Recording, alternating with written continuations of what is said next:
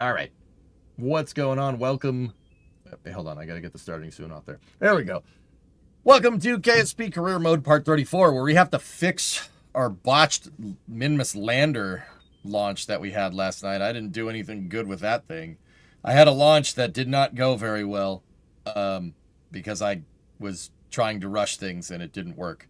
That happens. That's why I say, you know, real space agencies should not do that. It doesn't work in the game and it doesn't work in real life. So, let's get the tunage up and running and we'll play some KSP, dudes. All right.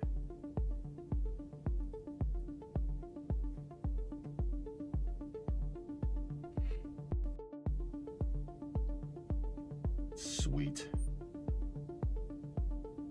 I was going to say, Nabag, you're leaving? It's time to play KSP, dude. Let's roll. Show these melon farmers how we roll, son.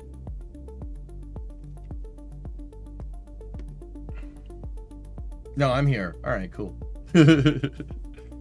Thanks for the confirmation hearing coverage. Yeah, no problem, dude. No problem. So what's the summary of the Isaacman hearing? I think he'll do just fine. Buthity, I think he's gonna get it. Absolutely.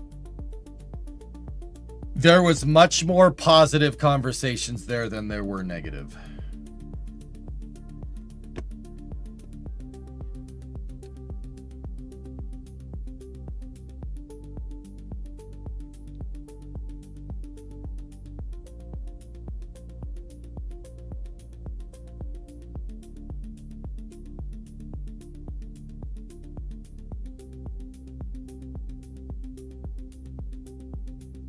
Come on, Kerbal. Load up. So, I have a Minmus lander that I went to launch for a crewed mission. Now, I don't have one big launch vehicle. I have to use smaller launch vehicles to put the lander up there and then the capsule with Kerbals up there. The lander launch did not go very well. I tried to boost back the stage and I screwed up on the trajectory for stage boost back because my small launch vehicle or my medium duty launch vehicle is reusable. Let's say recoverable at this point. So it ended up with the lander being put into a much lower orbit than anticipated, and it also does not have nearly enough fuel to get out there by itself to complete the mission. So let me give you guys a little bit of a rundown on what this mission is and what it's doing. So my lander is right there. It is in a nice stable orbit, 79 by 95. It's okay. Not the best. But it dipped into the atmosphere way too much on Ascent because of a botched trajectory. So it is in the right orbit, but it doesn't have enough fuel to really get it where I want it to. I want to get it out to Minmus, which needs a good amount of fuel. Now, could we get it out there with the fuel that it has right now? Yes. Absolutely. Could we land on Minmus with it? Yes, absolutely. We could do one landing, and therein lies the problem. The issue here is that this lander needs to land twice. The first landing I have to do is right here at unfinished buggy 2C1SS thing, banana. This part of this mission's goals is to repair a lander that's on Minmus and move it to a destination. Now, this is not that lander. This lander is from a previous repair mission. But if you notice, this lander has a lot of wheels. It has a lot of wheels on it. We have 10 wheels. Now, this lander is operable. It works just fine. You can drive it around. I did land and I did successfully repair this thing in the past. Now, with that being said, there is a lander on pretty much the exact opposite side of the planet over here called Unfinished Minmus Surveyor P5G5. It didn't land make. It had a hard start on the landing burn and crashed into the ground going pretty fast. Now, this lander here, if you notice, this has no wheels. The other lander has wheels. This one doesn't. My idea was to go part out the other rover, grab its wheels, and bring them here. That was the idea. Now, in order to do that, we need our lander to be able to do a couple of hops. Right? Could it do a couple of hops? I'm not 100% sure. I don't want to risk crew on that, but it is Minmus and it is very forgiving. What I really need to do is just figure out if we still have enough fuel to be able to do this whole mission. Because that lander needs to get out here, right? It needs to circularize in low orbit, in low Minmus orbit. We need to go get Billy Bob Rod and Eliblez. We need to rescue those two Kerbals. And then with the Kerbals that launch, right? With the Kerbals, can you make a kick stage, dock it, and refuel it? We can, Roxic, yes. Now, actually, I don't think I wanted Eliblez. Nah, we could get Eliblez. Maybe we have the Delta V to do it. I don't know. At the very least, we want to rescue Billy Bob Rod, right? And then with Billy Bob Rod and the crew that we send out there, we need to do a landing, get the parts from this, and then we need to do a hop over to this thing and repair it, and then add the wheels to it and drive it to its destination. From there, the lander needs to get back up here, right? And also we should lay down scientific equipment. There's scientific equipment to lay down on the lander. And then the lander needs to re-rendezvous with the capsule. The capsule goes home. Pretty straightforward stuff. We really just got to make sure that the lander, which is here, let's switch to it.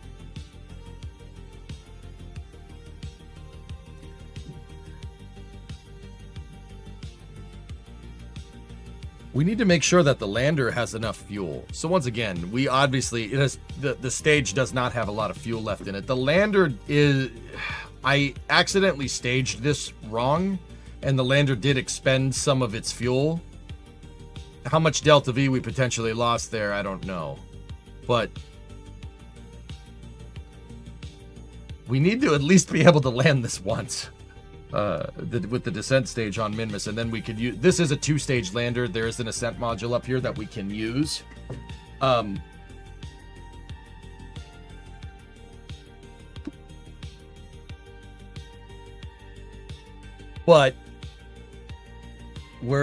I'm not sure if we have enough fuel to get all the way out to Minmus.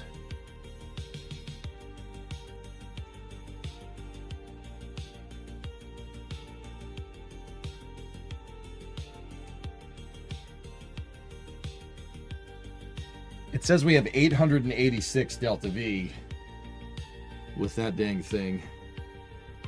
Hey, Benphil, what's up?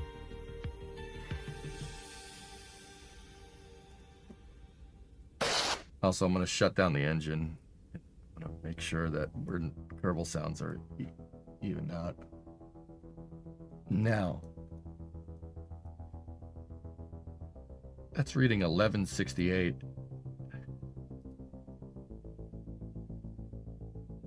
Make sure my throttle's all the way down.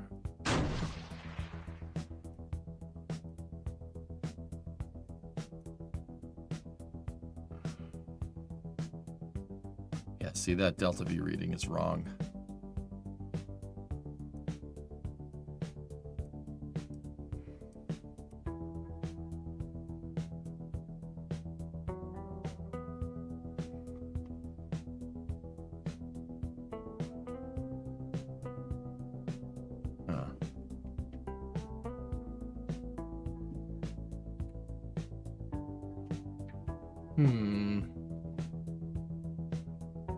We might not have to do this with a refueling mission, guys. What I'm thinking is we could launch the capsule with the upper stage, and we could dock the capsule to the lander, and then have the stage, capsule, and lander shoot all the way out. We could dump this stage and then we might have enough Delta V to get it all done. Also on this thing, the stage blew up its probe core because I didn't stage the engine right, and that's the reason why the lander doesn't have full fuel is because I fired this engine during staging and blew up the probe core. So we do have to dispose of this stage eventually. We survived civics, now onto EJ vehicles. Yeah, we did.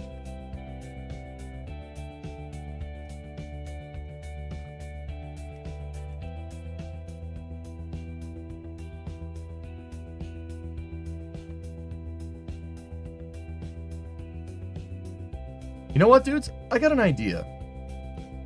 Let's look at our overall fuel levels here. Let's pin that, pin that, pin that, pin that, and pin that. We don't need the Ascent tanks.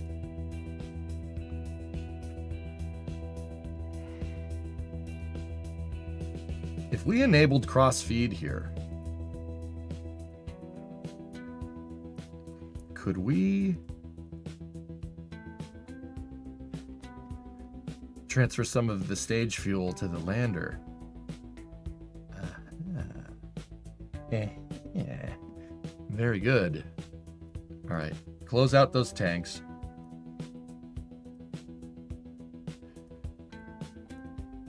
Okay, so first order of business is to get rid of this stage. So how are we going to do that? If we separated from the stage has no probe core on it. It would basically be space junk. We absolutely do not want a stage floating around here in parking orbit. That's not cool. Don't want that.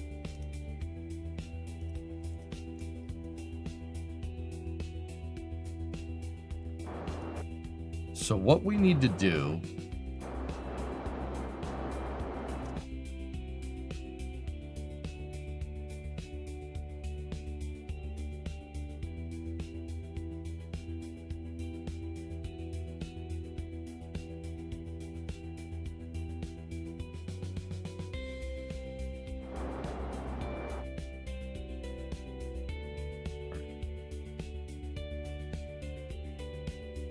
What we need to do is put ourselves on a suborbital trajectory here.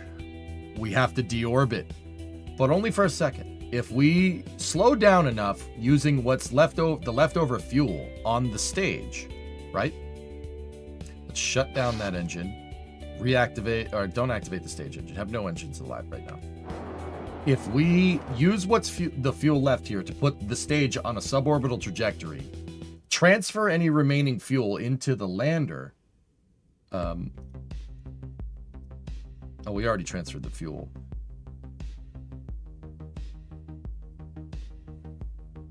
How would we do this? Yeah, we could use the lander to recircularize. That's basically what we're going to do. So make sure my staging is good. This operation doesn't require, like, incredible precision here. But let's just make sure we do this right. And we also got to make sure we do it at the most opportune time. The most efficient place to do a deorbit burn is slowing down at apogee when you're going the slowest. So let's dial in a trajectory that gets my perigee below 25, which should have this put the stage on a re-entry trajectory.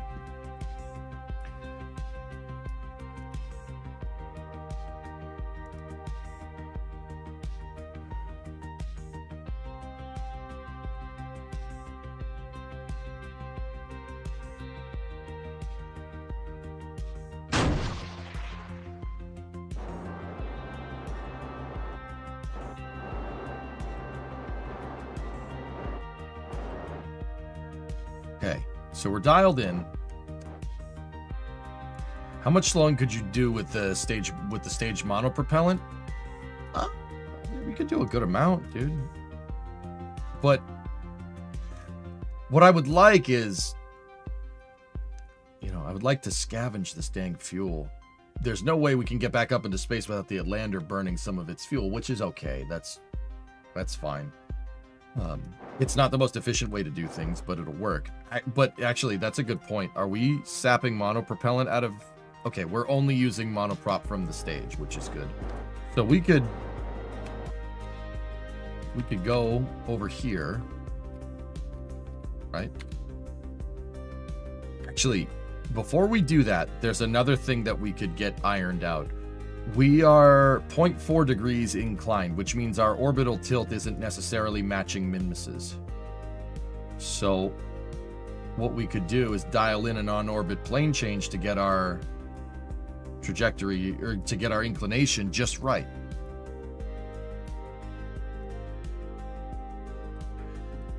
We definitely have the delta V in the stage to do it.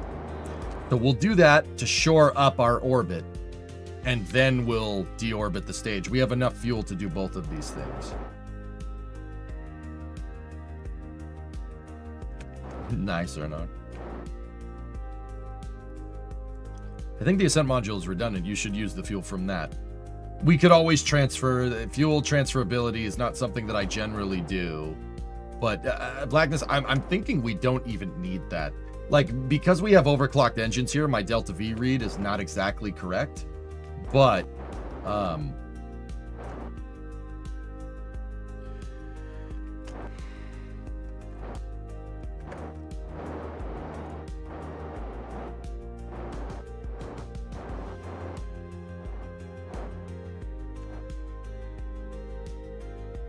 think we'll be okay.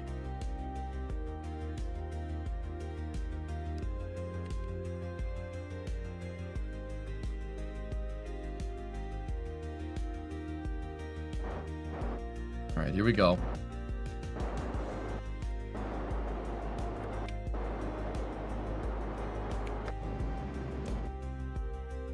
Good.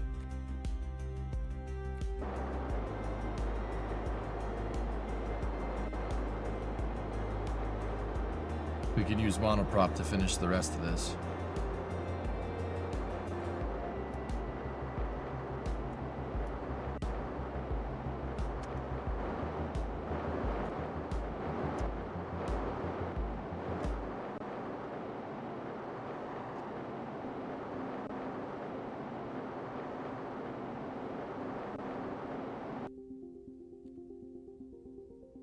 Okay, we'll shut that off for a second.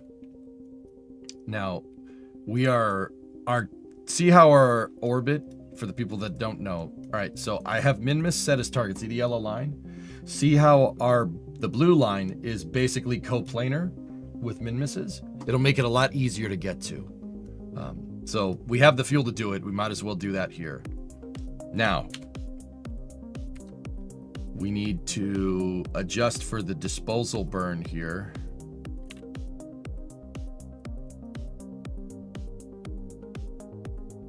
And dial in a deorbit with our perigee below 25.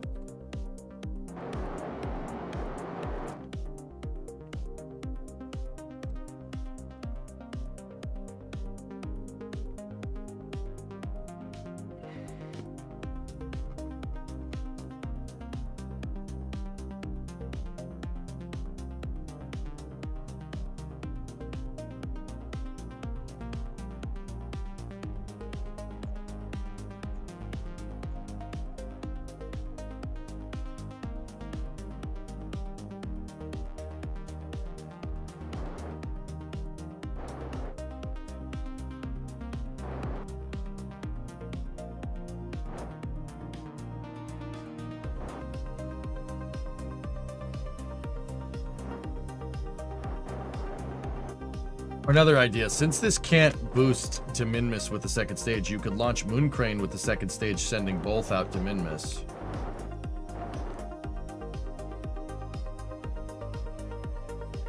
Wait, how does... I'm not following, dude.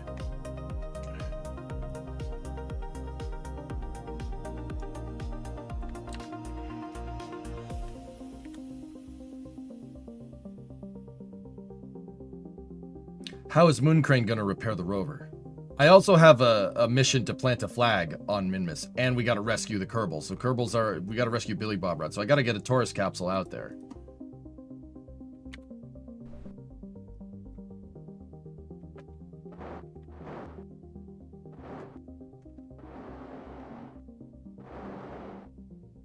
It won't, but it'll be useful later. Let's focus on profitability and scientific... we need to focus on profitability right now, dude. And I understand that the Mooncrane is doing that in, you know, for another mission, but yeah, I don't want to change the mission expectations too much. That is a good solution, but I would prefer a simpler solution here, especially if Kerbals are involved. Okay, here we go. Deorbit burn.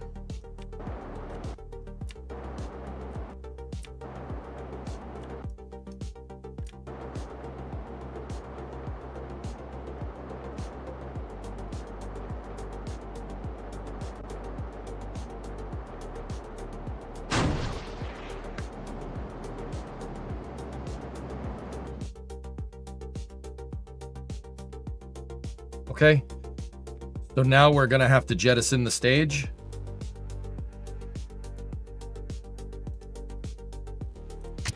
Okay, stage jettison is confirmed.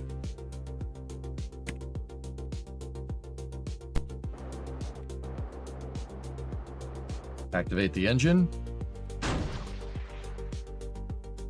And turn on our fuel tanks. Okay, all descent module fuel tanks are on.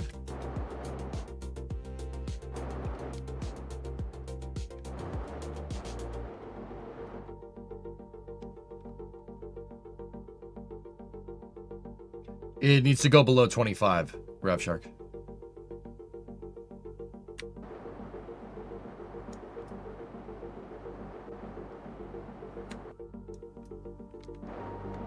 Now we need to reboost.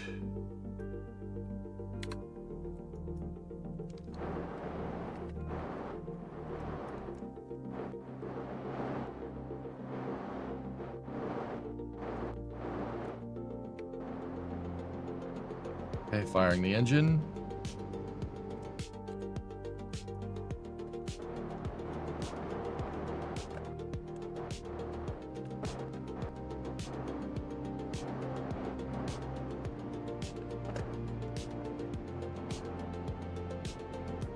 (94 by 86). Okay, we got it. Lander is stable.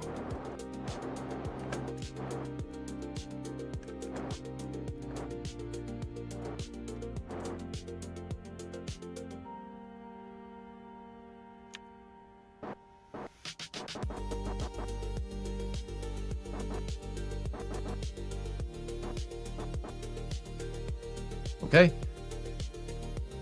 Rates are evened out. We have solar power generation. All right, so now we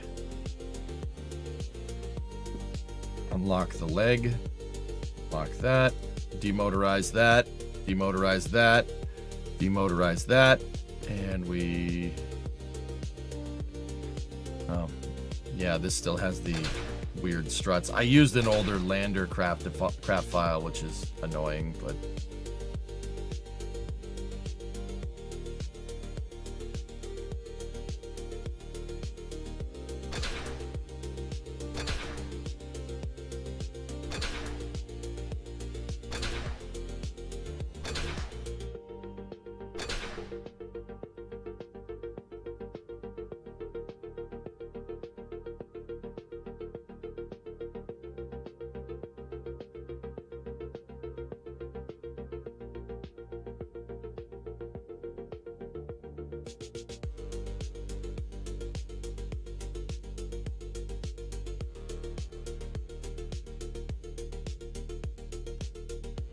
okay, landing legs are deployed.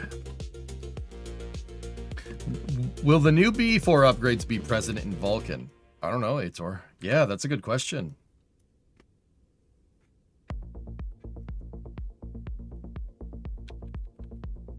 All right. So now, because we're going to do a rendezvous with the lander, I'm going to make sure that the lander is in a very precise circularized orbit. It's a lot easier to rendezvous with something when it has zero, what's called eccentricity, when it's in a perfectly circular orbit. Way easier.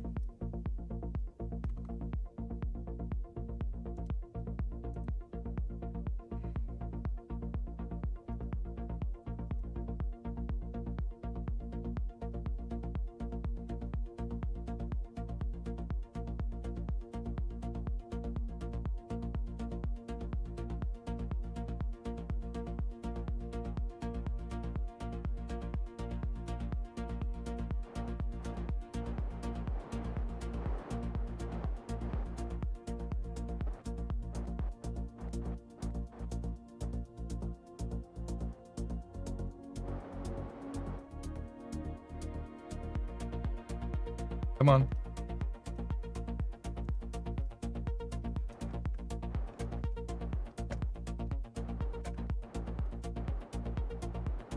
Okay. Iron out the rates. These rates up here, these numbers are making sure that we're not moving. Or not rotating. We don't want to be rotating.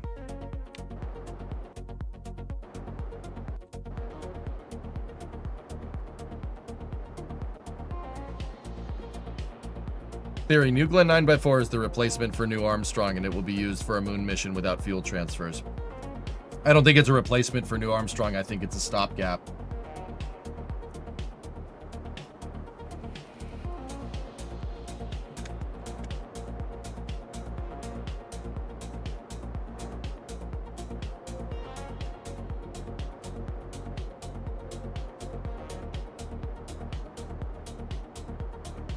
I think that is just a way, Aitor, I do agree that 9x4 is a way to launch Blue Moon Mark II without any fuel transfers.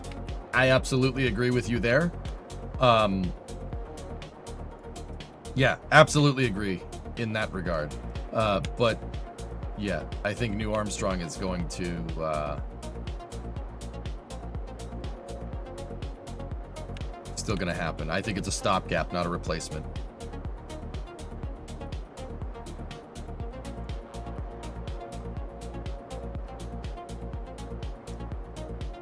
No, there are solar panels on the legs.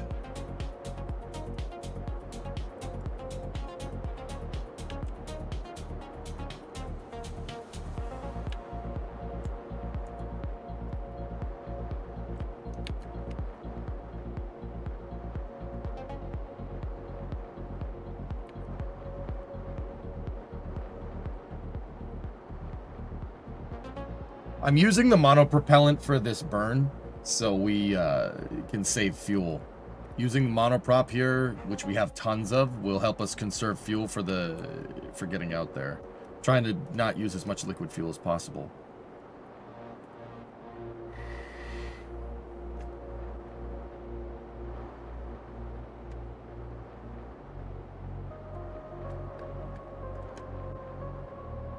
I'm trying to put myself into 100 by 100 circular.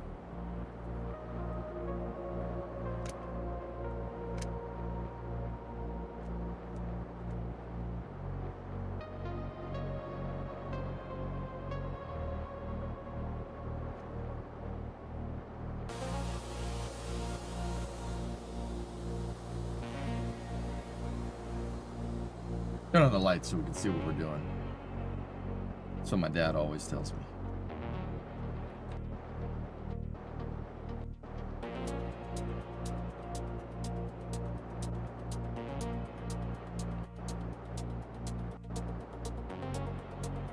It looks like the lander has jazz.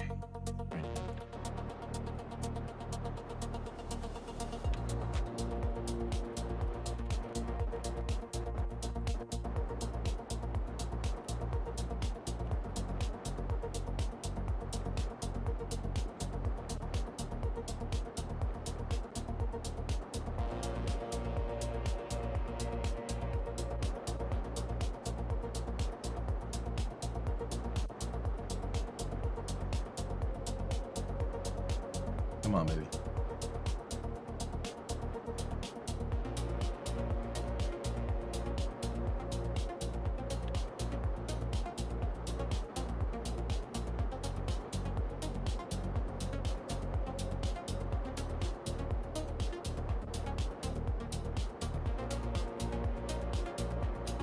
Yeah, I like these thrusters. They're very fuel efficient, but they don't make a lot of thrust.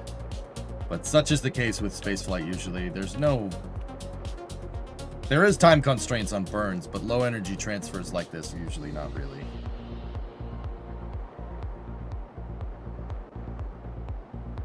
Okay, just gonna get that right up to 100. Perfect.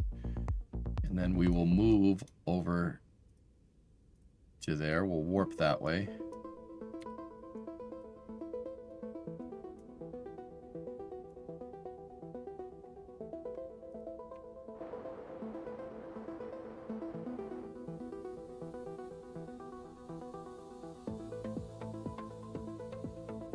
And now we got to take our perigee, which is at 86 kilometers, and we got to push it up a little ways.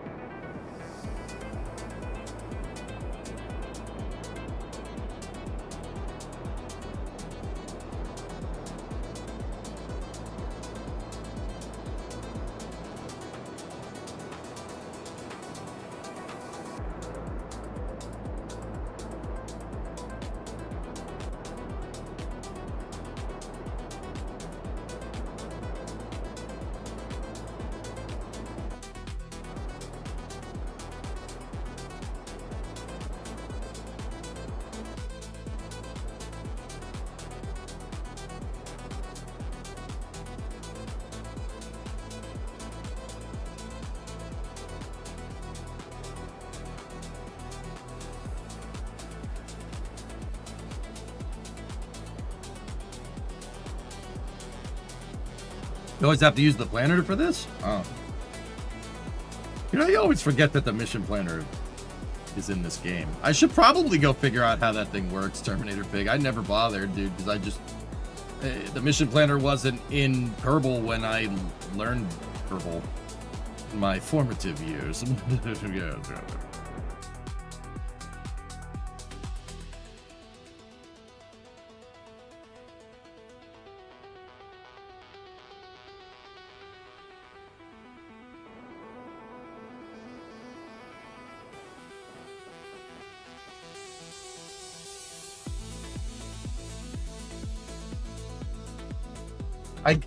Yeah, Wally, I think it does, but I don't know how it works. I'd have to go look.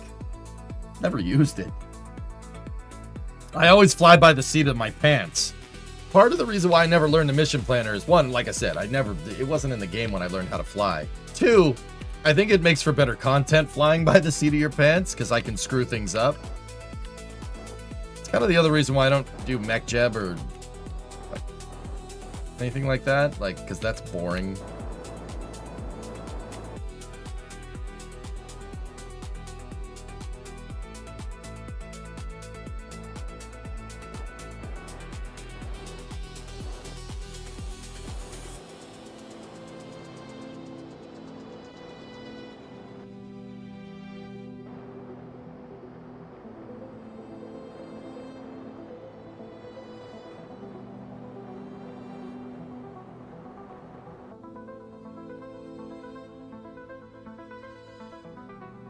Okay, 100.3 by 100.5 is just fine. All right, so now we have to reorient the lander into a position where the solar panels are in the sunlight. Yeah, dude. I never knew that. I don't even know where the mission planner is or how it works, to be honest with you. Is that my fault? Yeah. Yeah.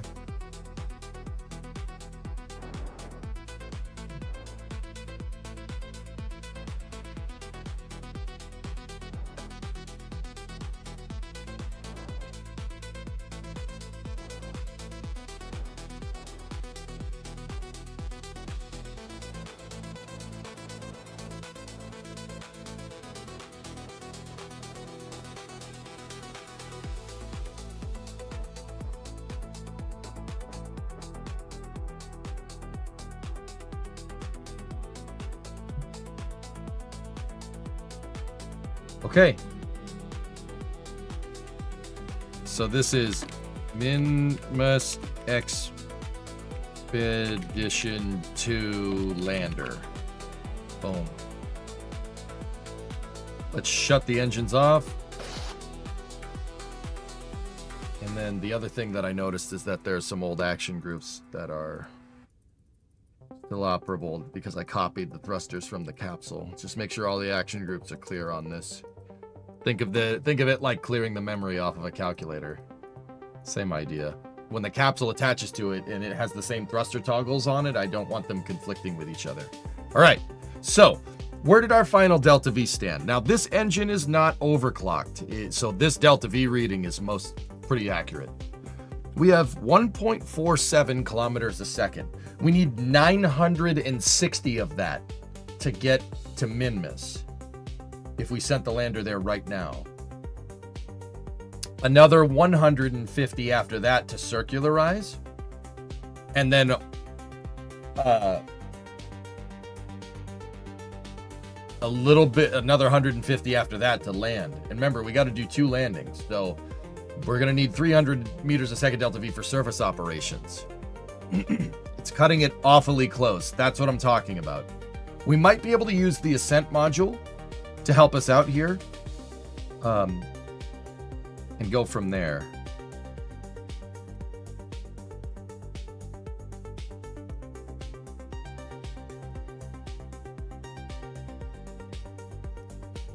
You mean planning by nodes. You could set up the entire trajectory for the mission with node planning. Oh, yeah. Cool. Yeah, you absolutely can do that, too. You'd rather see me struggle for hours attempting to catch a booster. Yep. Believe me, I know.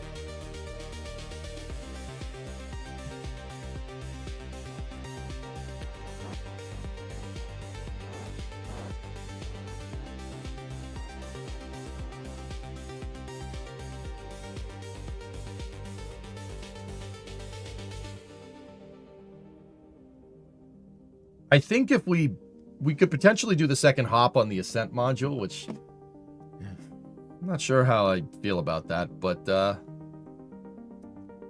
I think we have enough to make this work. Now, the real question is, do we send the lander right now?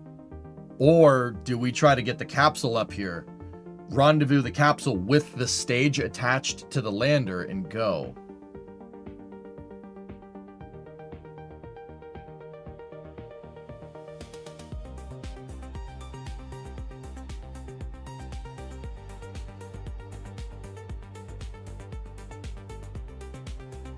You want the capsule up here. Okay.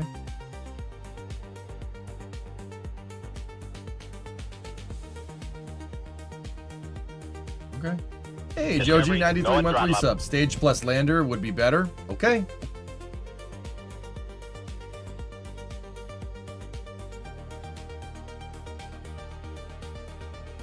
It would certainly make operations easier once we get to Minmus.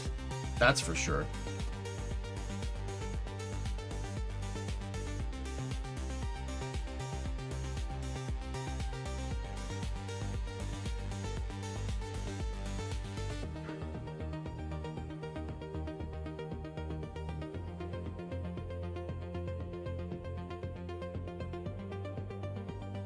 How much mass is this thing? 10 tons. Okay.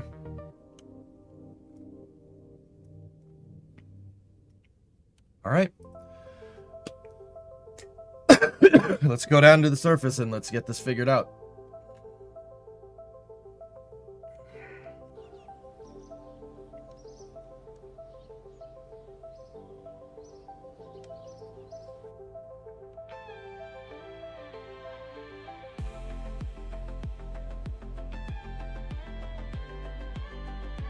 Is the craft light enough to launch from Minmus using monopropellant? Negative. No.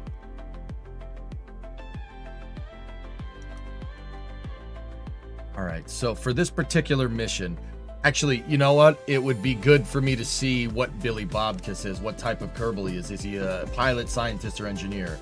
Shark Tales, mission payment. Thanks, man. Let's just go over here. Billy Bobrod is a scientist. Perfect. Excellent. So we need a pilot and an engineer. We need the engineer for doing the rover, for parting out one rover and building another. And then we need the scientist to do science on the surface, because that's another thing that I want to do with this. Excellent. Perfect. But that means we need to get Billy Bobrod before we get down to the surface. So that means we need to send the lander and the pod to the orbit that his capsule is in. That should not be too incredibly difficult. We're not rendezvousing with it, we just need to get near it, which is a lot easier to do. Docking two things together is a pain in the butt. Getting something near is, you don't need translation controls to do that. All right, cool. So we need an engineer for this mission, and we need a pilot. Who is next in line?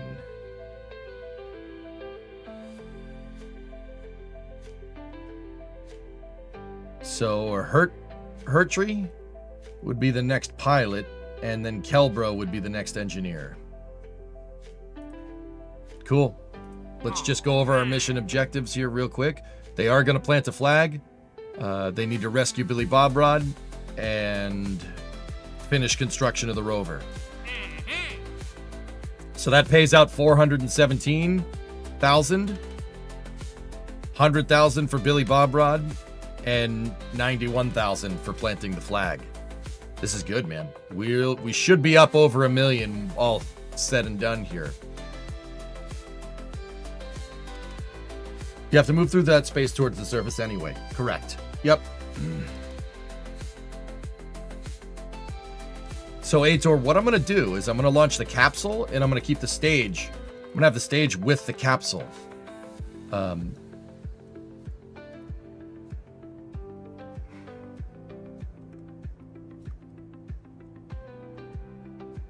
And then I'm gonna have the stage be my kick stage, and the stage will push the capsule and the lander. That is going to be that's going to be a little bit of a difficult thing to do, guys, because we really don't have... I don't really have the control systems fleshed out to do rendezvous operations with the stage attached, but I do have thrusters on the back of the stage, and we should be able to use them in conjunction with the capsule to get it to work. We should be able to make this work. I should be able to do it. I think well, I know I can do it. It's just not necessarily how you really should do things. You should test what the RCS balance looks like here, but... What's that, Vanta? Here, let me just move this over here. Move it into the VAB.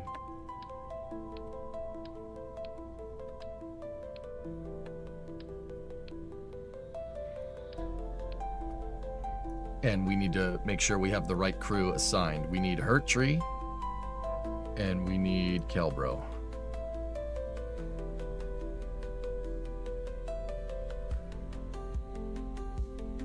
Bill has technically never been to Minmus. He's done 2 orbits around Kerbin and 5 plant a flag on the moon.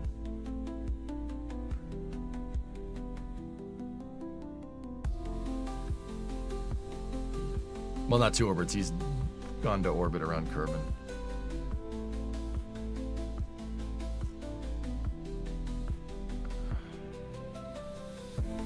All right, and then Billy Bob Rod will be coming back with them. Dave, and you said a shuttle mobile launcher is on the move, huh?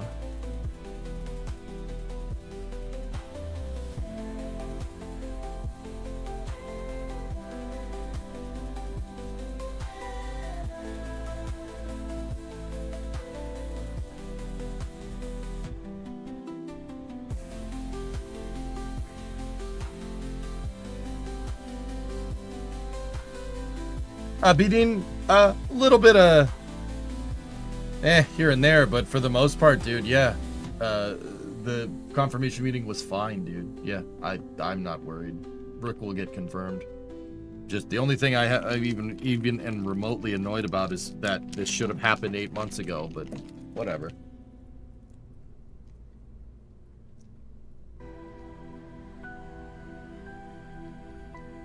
So Vanta, refresh my memory, is this thing...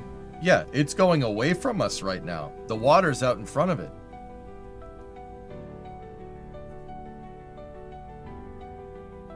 That's a shuttle. Yeah, Shuttle ML. It's really cool.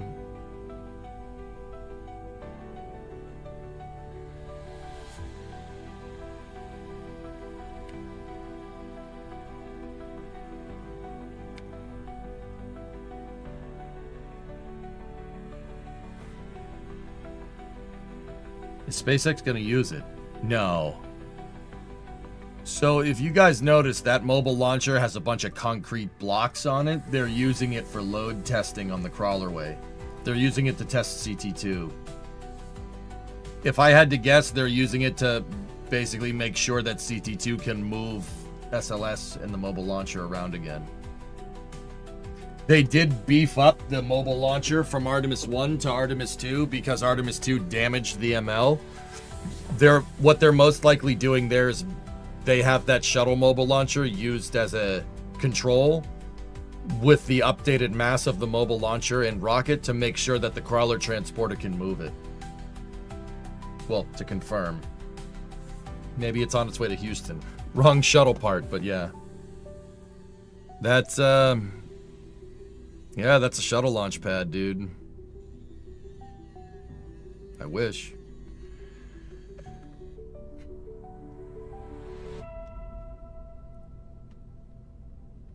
I freaking wish, dude. It was cool seeing shuttles on those things. Okay. So, we have our crew aboard. We understood the we understand the assignment as far as I can tell. Let me just make sure my staging is right here.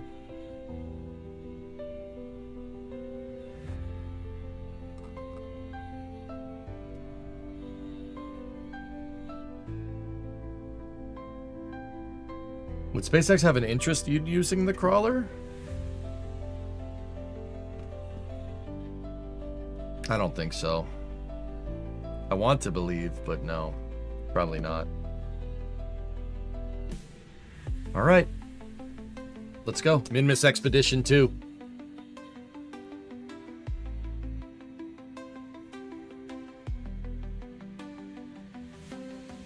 Nabak, this is AI background tracks that All Systems Go made for me. I can give you the link to them. It's on Suno if you want.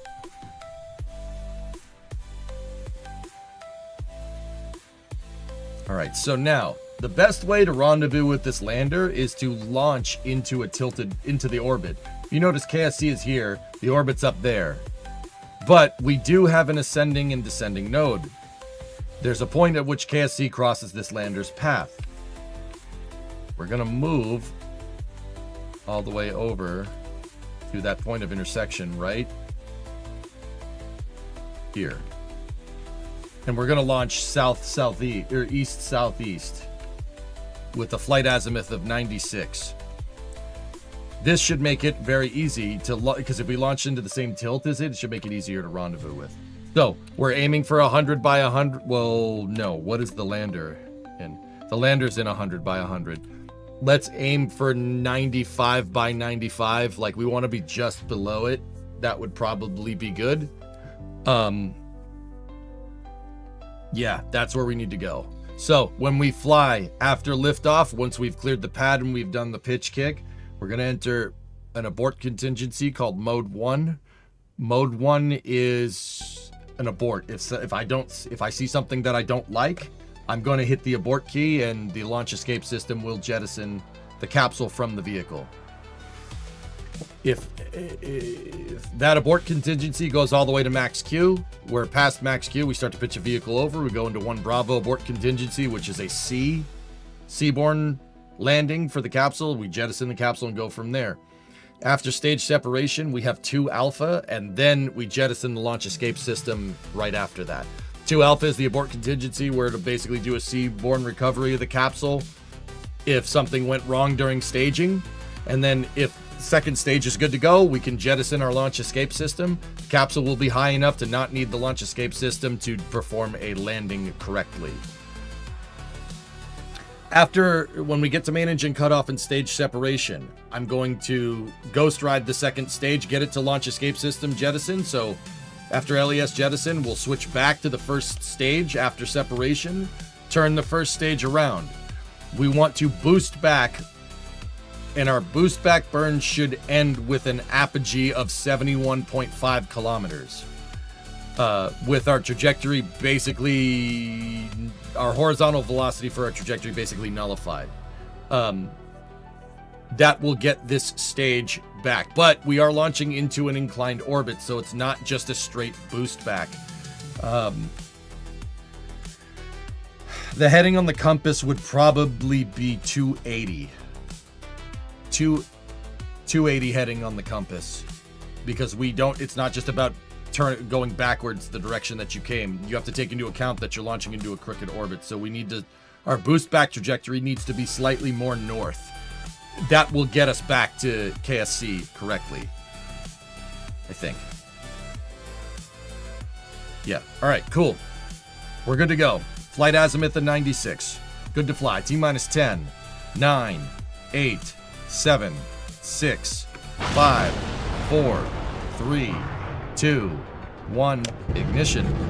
And we got a liftoff. Minmus Expedition 2. Repairing rovers and rescuing Kerbals out around Minmus. Cleared the pad. 1 Alpha. Go for roll program.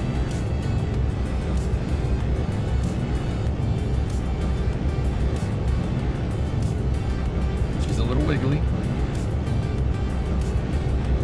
Azimuth is dialed in. Rates look good.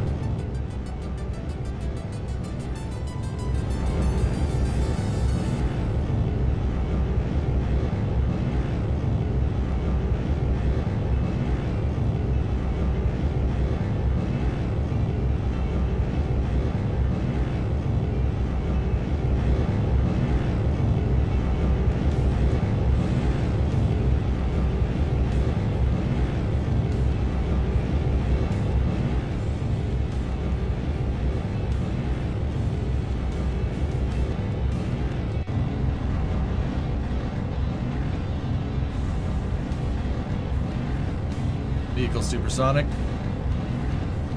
Max Q. 1 Bravo.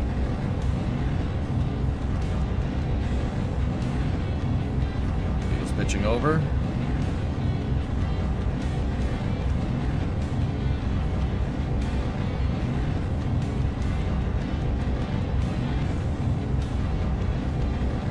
Stand by for main engine cutoff.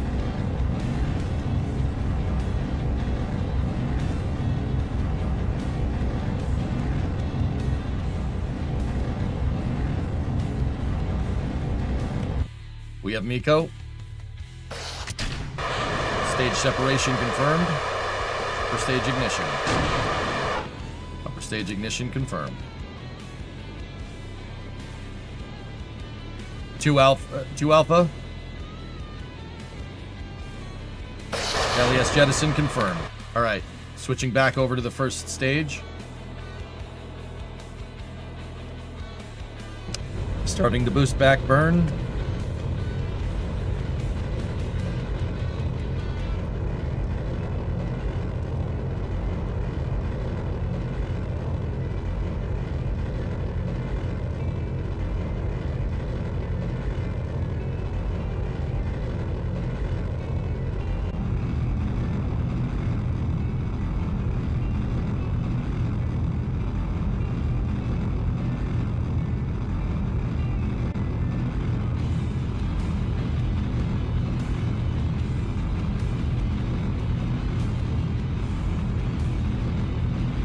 Boost back burn confirmed. 71.5, baby. Right on the dot.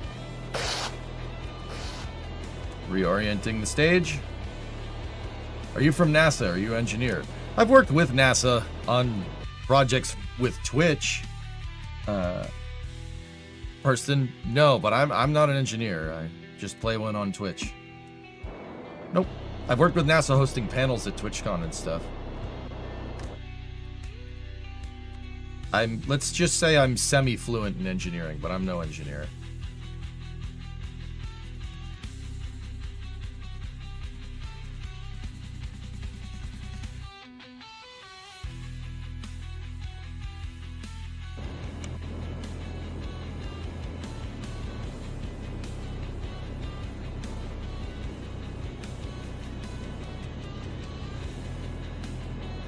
Okay, everything's looking good. Trajectory is looking good. First stage trajectory is good. Second stage trajectory is good. We need to establish an apogee of 95 and circularize.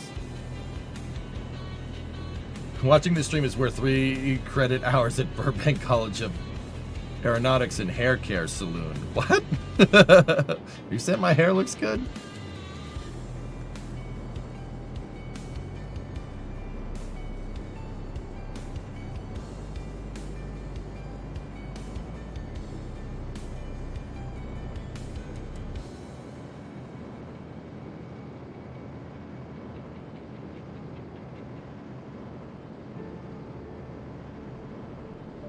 Stand by for Seco.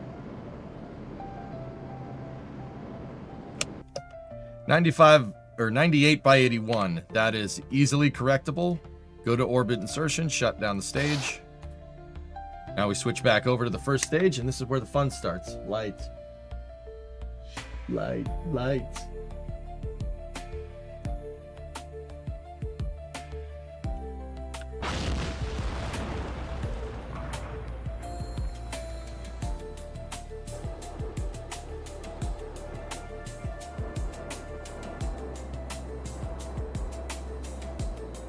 Ground altimeter is on.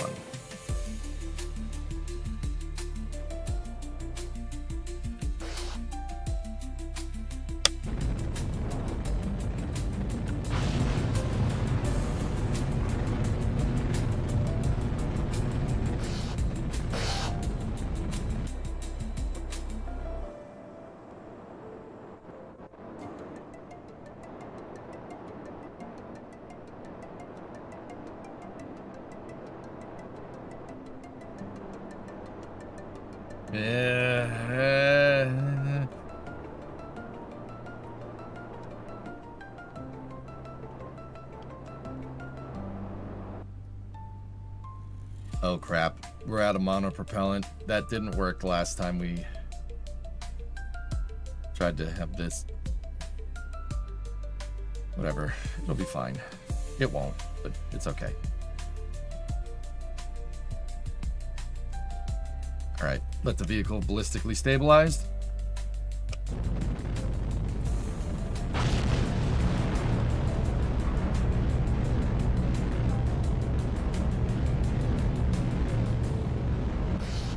Landing leg deploy.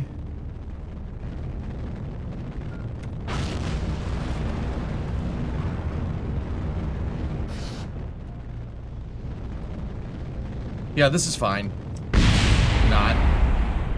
Yeah, without the monopropellant, that really did not do very well. That didn't do what I wanted. But we got our engine section back, so we could save some money there, which is good.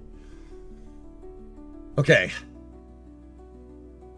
You gotta unlock those damn verniers, dude. That's really hard to do with the monopropellant. The reason why is that when the vehicle starts hovering, or at least when you get to the last point of your landing, there's no way to stabilize it because your aerodynamic control surfaces aren't doing anything because you're going too slow. Falcon 9, the real Falcon 9 has the same problem.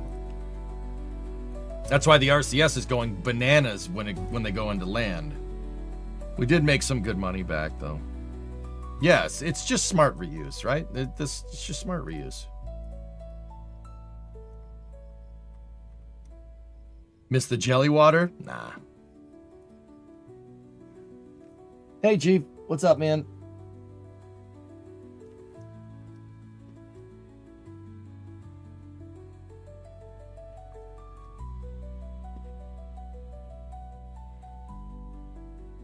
I'm fine. Everything's good. The Jared Isaacman Senate confirmation was pretty productive, believe it or not. Yes, pretty good. I think he'll get it, which is great. It was this morning, or, well, this afternoon for you.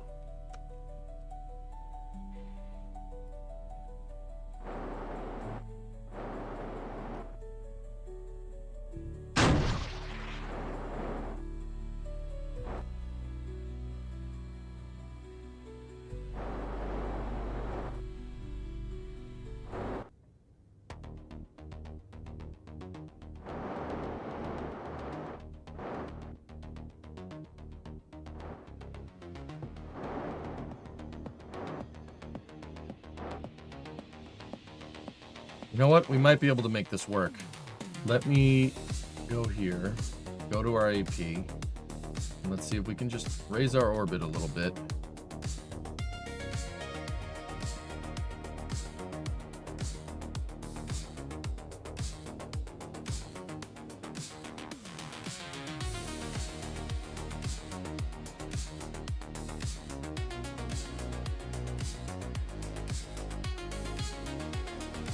See, the problem is that we're in a...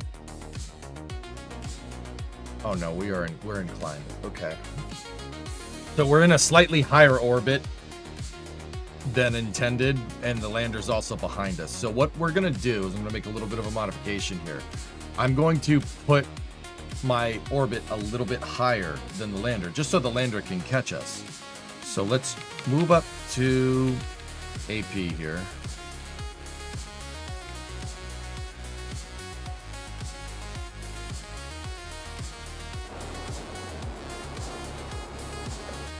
I'm just going to give the engine a quick what's there.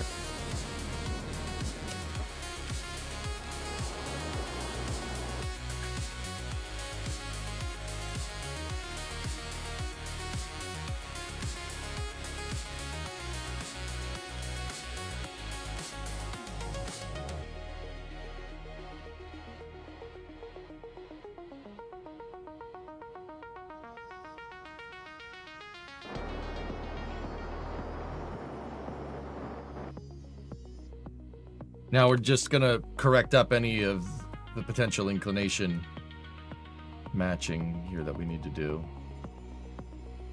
Cool shirt. Thanks, man. I wanted to make sure we look good for the Senate confirmation meeting. Gotta look good, man.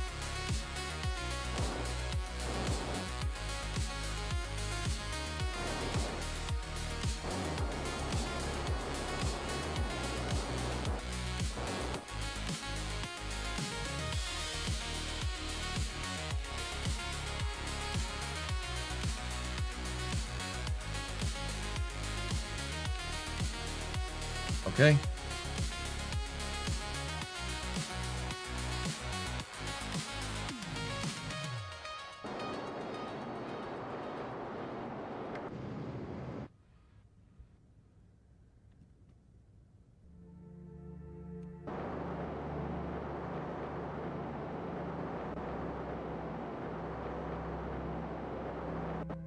Good. All right. Now we got to go over here.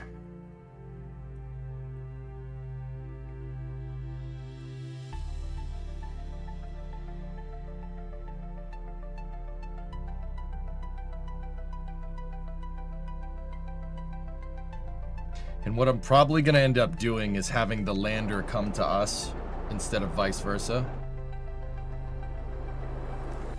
The designer responsible for Jaguar's rebrand has been fired. Didn't see that one coming. Should have put a tie on for the Senate. Dude. I didn't feel like getting the suit out. But you're right. I didn't feel like getting my suit out. I have a nice suit, dude.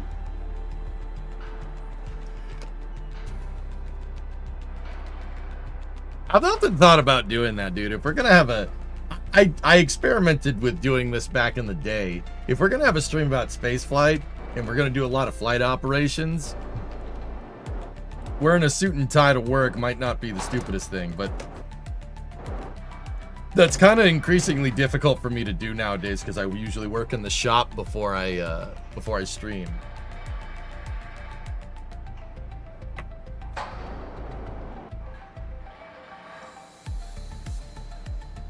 Can we get a suit for the Artemis launch? Yes. Sure. Gotta go find a black tie.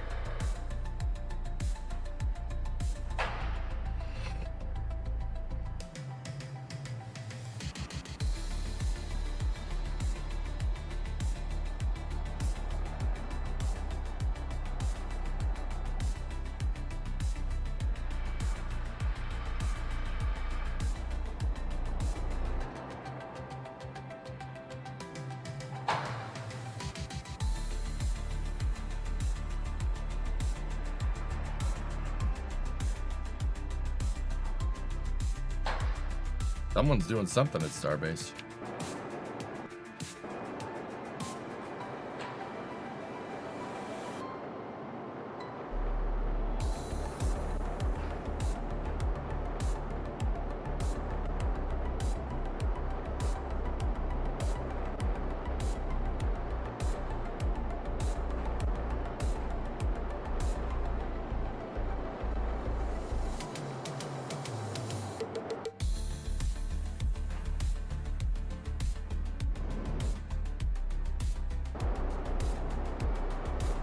Okay.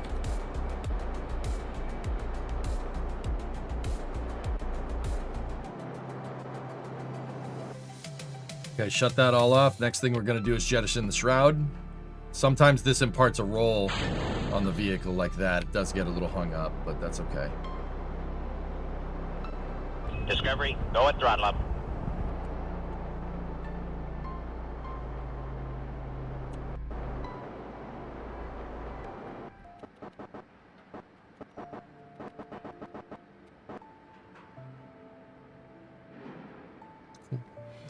The reason why I'm doing that is so we can get the solar panels extended.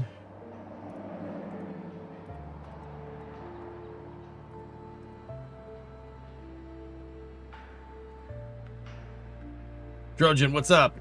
81-month resub. Thanks, dude. Okay, we're just gonna shut this off here, shut down the engine.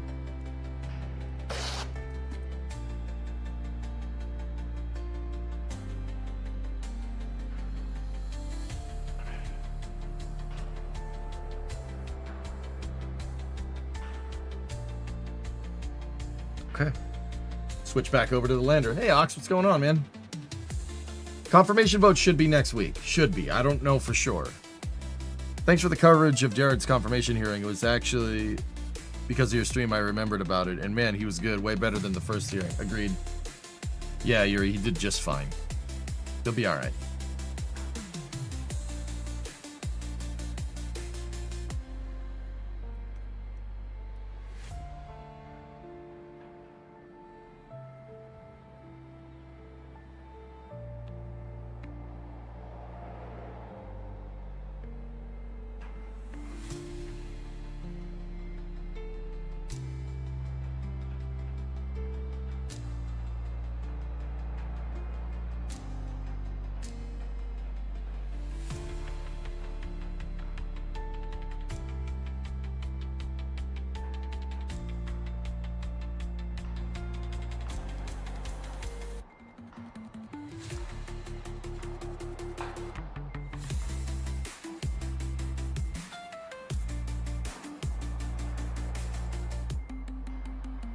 Trying to keep these maneuvers as efficient as possible.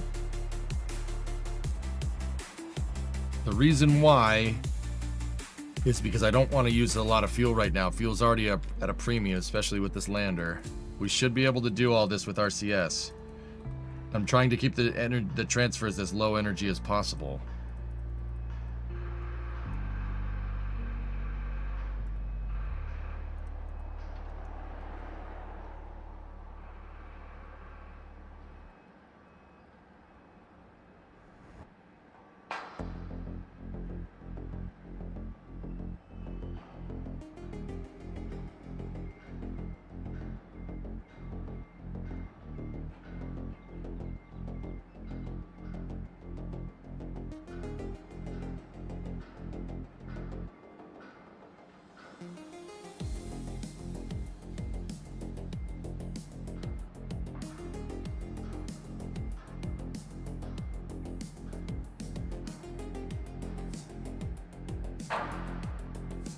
Damn, somebody at Starbase is really going to town. You hear that?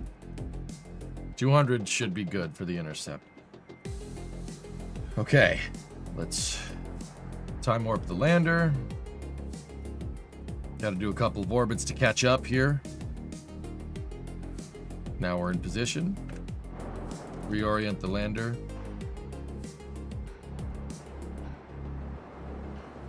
Hey Jacobs, what's going on? Happy Wednesday. Hope your holiday was good. Yeah, Ox, I was just fine, dude. I needed a break. November was not a good month for me, dude. Hopefully December is better. He was definitely way more prepared. I mean, that shows improvisation and adaptation. But your weakness is not in your speed. Come on, stop trying to hit me and hit me. Ted Cruz, probably. No, that was a joke. Anyway. Mentally streaming, life, all of them? Oh, not streaming. No, streaming is great. If anything, I was taking out my frustrations in real life out on you guys, and that's probably not wise for somebody in my line of work. Yeah, been a real knucklehead lately. No. Yeah, I had Jacobs. I had a bad couple of months, dude. September, October, and November were not fun for me, dude. It's okay. Everything should be good now, hopefully.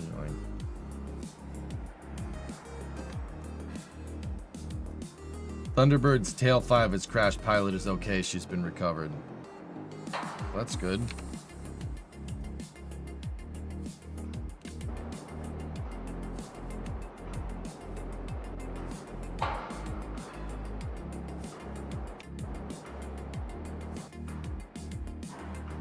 Okay.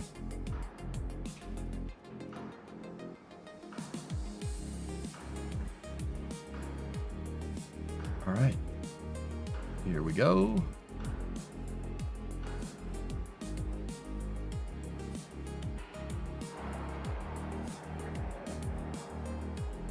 Okay, we have a 5.4 meters a second intercept here.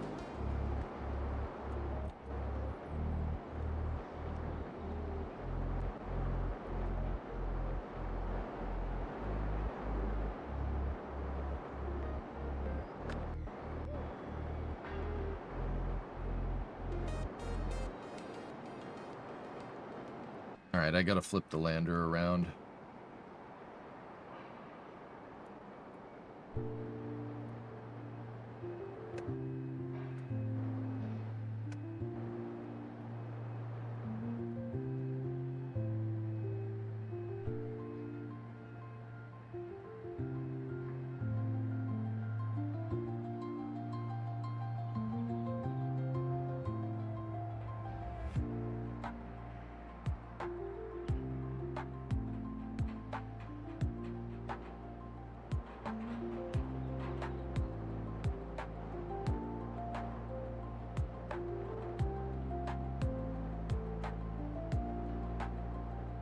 I think a nuclear thermal rocket with nuclear electric RCS, Yuri, is a really good idea.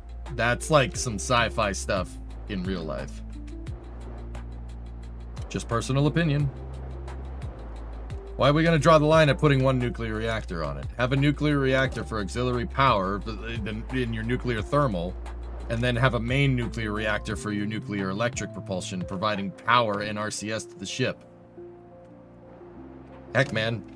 My understanding of nuclear fission is not the best, but if I'm understanding this correctly, you could even scavenge some of the radioactive isotopes that are created from the fission from your nuclear thermal engine, and you could use that to make, like, if you get a radioactive isotope that is like xenon or something, you can use that to resupply your RCS.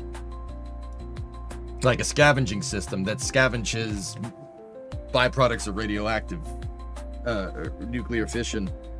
And some of the byproducts of nuclear fission are products that you would use in an electric propulsion thruster. It wouldn't be much, but it would be cool.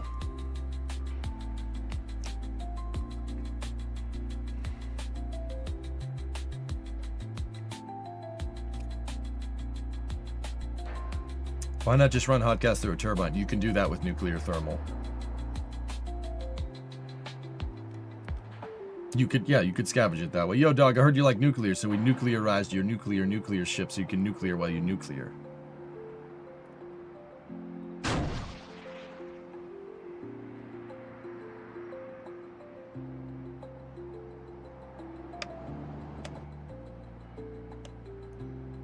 Okay, just a little quick pulse right there. Now, getting these two things to rendezvous with each other is going to be a little bit of a thing.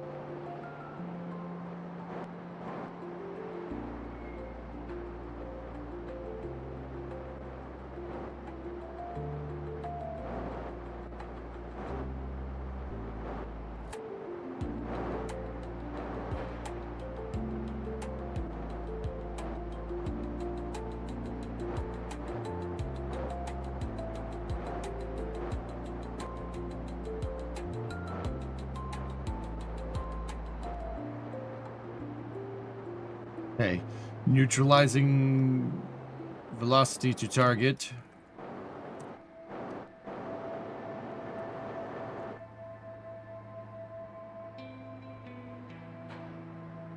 I mean, Blackness, I'm not saying don't do that.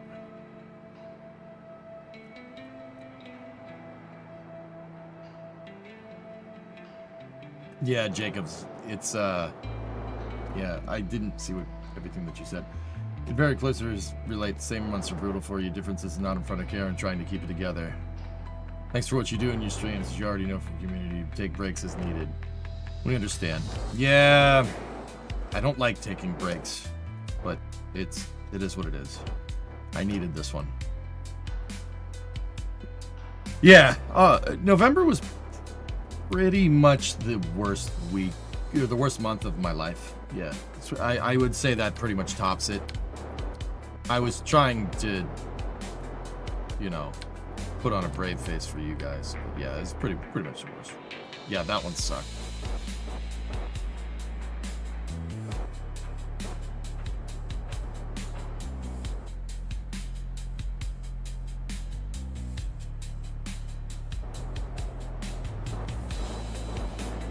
By enabling the thrusters on the Ascent module, I should actually be able to...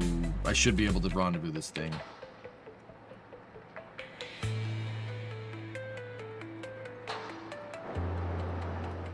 Is everything better now?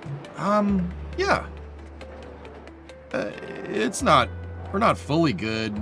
One of the things that went wrong was my accountant screwing up my taxes. Don't get me wrong, I no longer have this accountant, but he wrote off. So I get 1099s from Twitch, I get 1099s from YouTube, I get 1099s from PayPal. Buddy wrote off my 1099 from Twitch. He wrote off the entire 1099. He thought it was expensive. The guy screwed up royally. Yes, it's a colossal screw up. The guy got fired. I don't know why he did that, but, you know, whatever. Not my problem. Well, it kind of is, but, yeah. So, he was telling me, the guy was telling me for the longest time, oh, your tax return is going to be awesome. You don't have to worry about filing quarterly taxes. I'll just rope your tax return, which is amazing. I'll just rope that in and we'll pay it.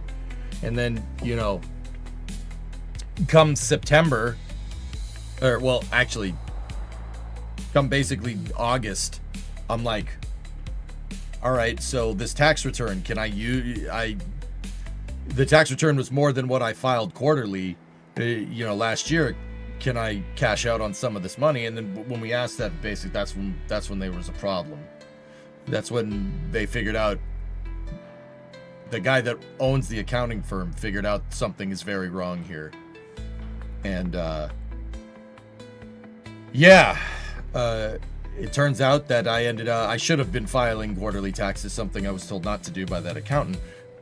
So now I basically for the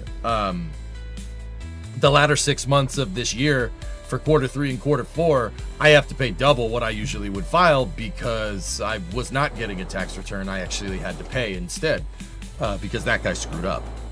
So, yeah, I'm basically, Bree and I are basically house poor. Yeah, for the foreseeable. Like, this is why progress on the Coronet hasn't gotten much further than just getting the trunk welded in. That is the big reason why I'm behind. Like, we're starting to fix things, but yeah, quite frankly, if losing 15 G's because your accountant screwed up is not a good feeling. You know? That's a made-up number, dudes. It's not exactly that, but yeah, that's basically... That was only the start, dude. It got worse from there. Some things got so bad, I don't even want to talk to you guys about it, to be 100% honest.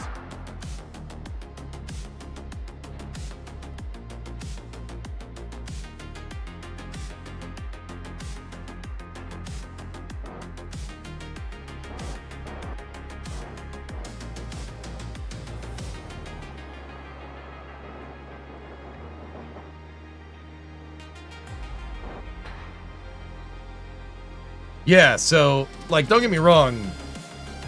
I talked to the owner of the accounting firm that I use, who I've known for a long time, and he was able to help me fix this, basically, and I didn't have to pay for services, so that's good. Got that going for me, which is nice.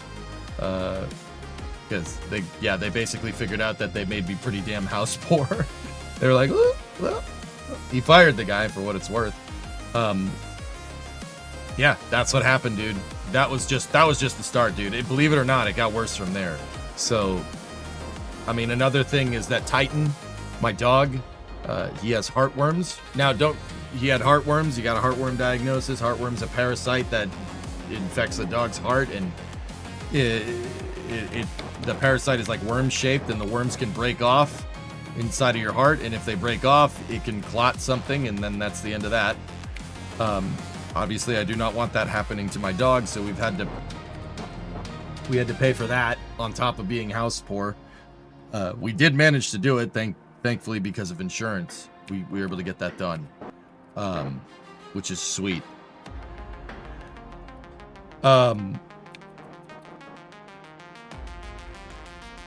Music is a bit high. All right. So it's what it's. That's right. So yeah, Titan actually had his last heartworm shot yesterday, and in a month we'll see if he's heartworm free with a blood test. So yeah, that's what I mean, Denny, about shaping up. Doing better.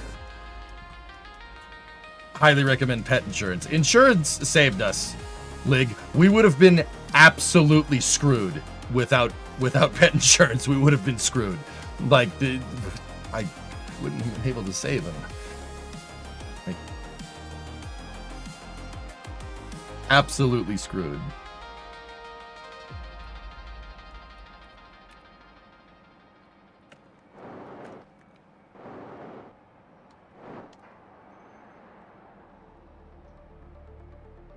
All right, let's try to get these two suckers to dock.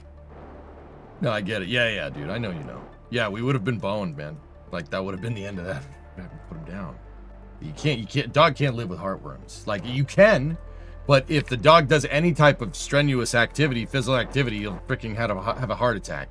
Like, and Titan's a worker dog. He's like boxer, lab, cattle dog, mutt.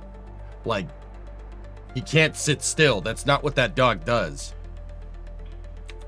So that wouldn't, yeah, that would have sucked a lot.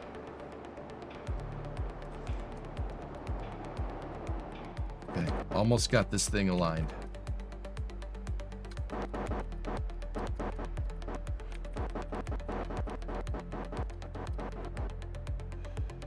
Come on, baby.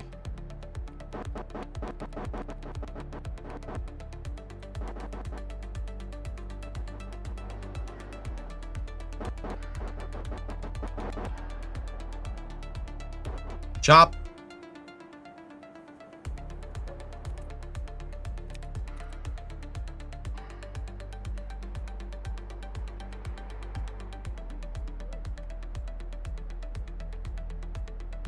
Oh.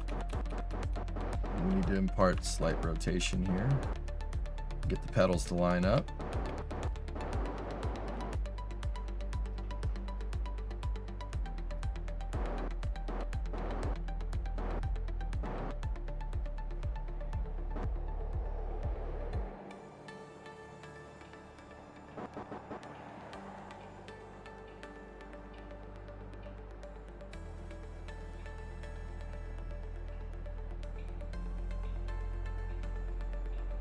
Okay, I gotta reconfigure the RCS because this is not really generally part of mission operations, but we got this working. I'm shutting down the landers, reaction control systems, and we don't need translate thrusters or anything from here on out, just for now.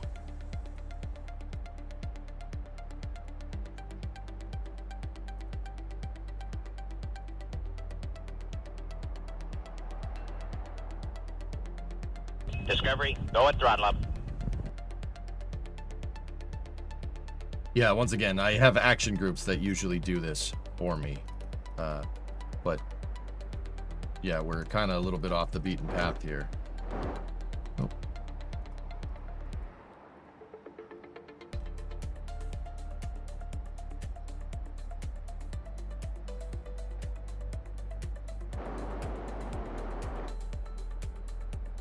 You're a good man. Thanks, Mill. Tier 1 3 months in advance. Thanks, man. I'm trying, dudes. And I tried, guys, I tried as best as I can to not make this any of your problems.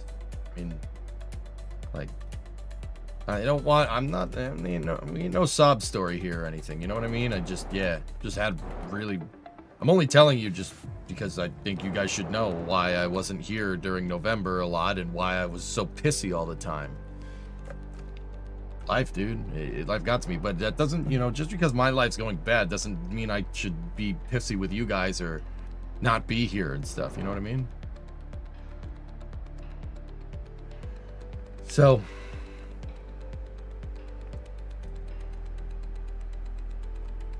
yeah, that's what happened. We should be out of the woods now, as far as I can tell. We got stuff figured out. We're still. It's still, progress on the coronet is still going to be a little bit slower, but I did buy new metal for it for the first time in like 4 or 5 months. We got wheelhouses coming, which is pretty cool, which is basically the next thing that we need to start repairing before we move forward with the car. So, yeah. The only reason why I even thought about buying that stuff is because there was a sale for Black Friday. Yeah, that was a good idea. Yeah, Fluffy, we're doing just fine now. Everything's good. Thank you for asking. Yeah, we're good, guys. We're good. Let's play Kerbal.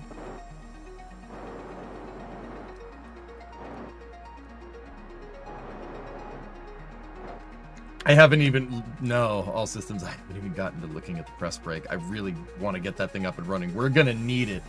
We're gonna need it for doing the rockers and the door jams. Yeah, I'm gonna need that thing. I gotta set it up next to the brake. But yeah, it's sitting in the garage next to my welder. All right, guys. So I'm gonna make sure that we're controlling from the right point here.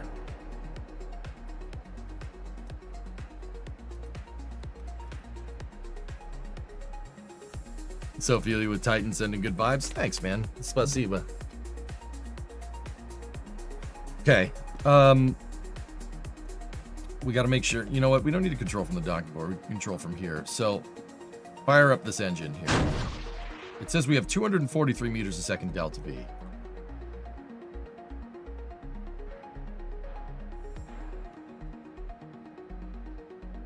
We're pushing the car. No.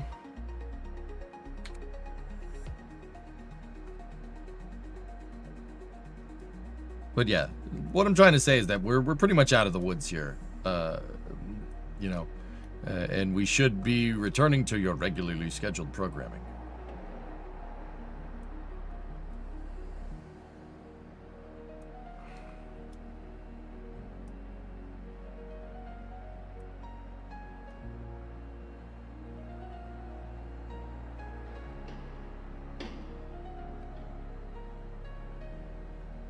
Okay.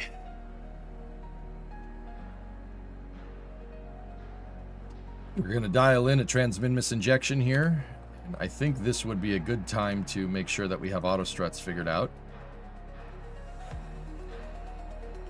And this is also a really good time to make sure that we mechanically see how this docking port works under load.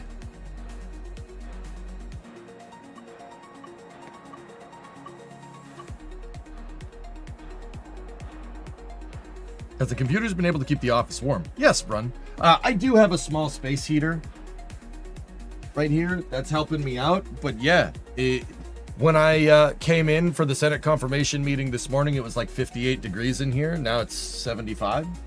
So between the space heater and the computers, yeah, we're good, man. For people that use Celsius. Oh, it's nice in here. Very nice, actually.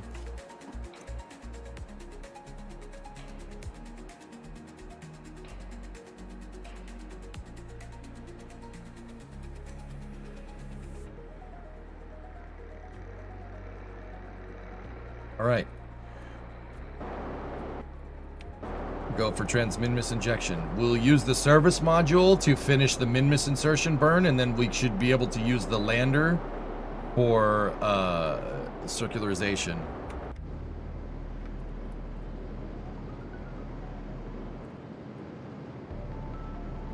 Docking ports holding together nicely.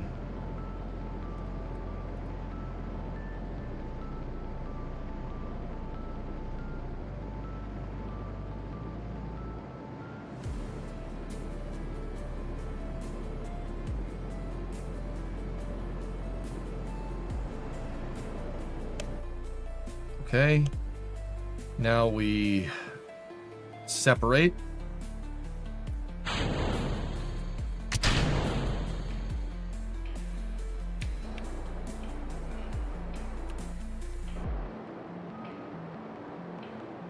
Staging is all screwed up because it's a combination of the lander, so...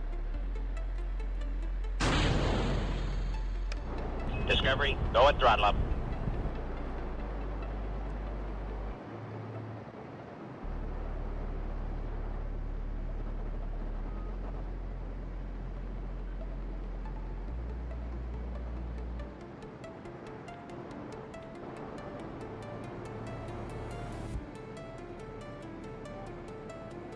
On to Buffalo, Hibbit, 70-month resub. Thank you. This is going to be a little bit taxing on the service module, that's for sure.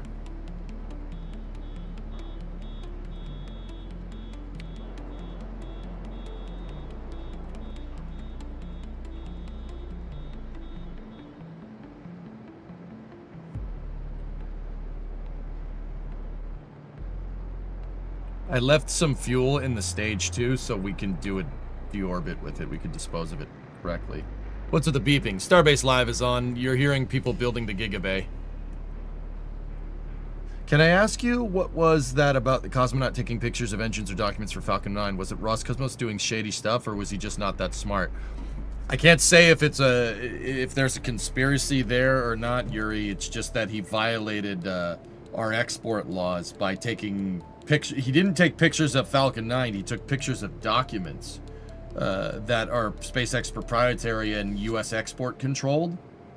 Oleg Artemyev, and it was enough for them to take him off Crew 12. So dude, NASA, look, there's no bullcrap with political partners, like with politics, with your international partners to the ISS, dude. We know that because the ISS is still operational, even post-February 2022, right? Like, we know that. So, I think he screwed up. He did something that SpaceX and NASA really didn't like.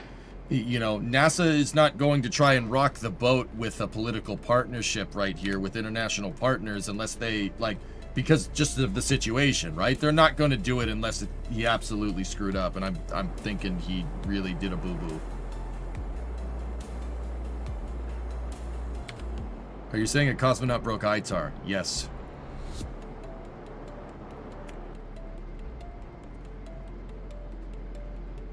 Like, dude, he really, really, really did a bad.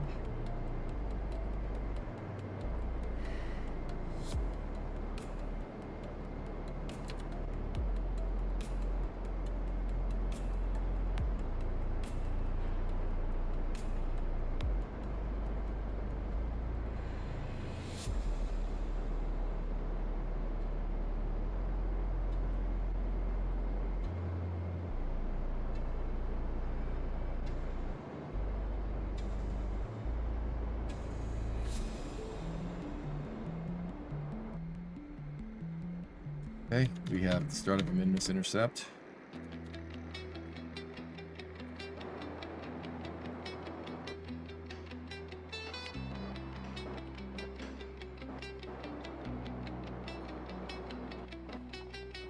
Right there is just fine.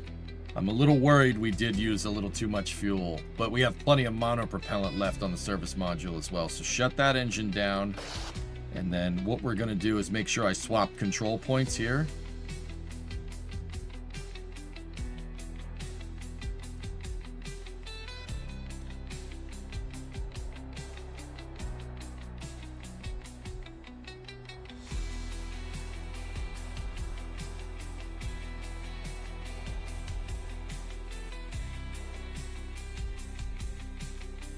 Okay, and now we take the ride out to Minmus. Let's warp to over here. Should take about 10 days.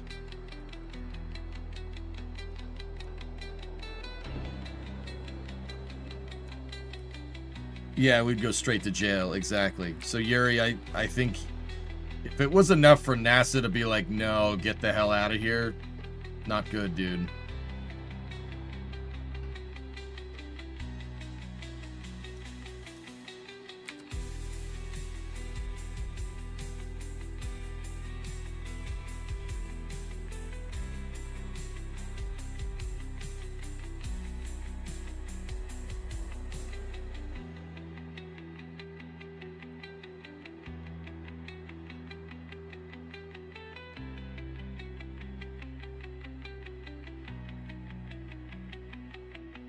Okay, so we're going to use the lander for our circularization here.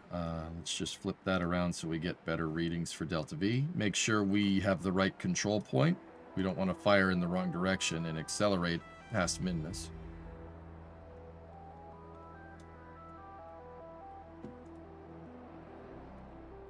We do.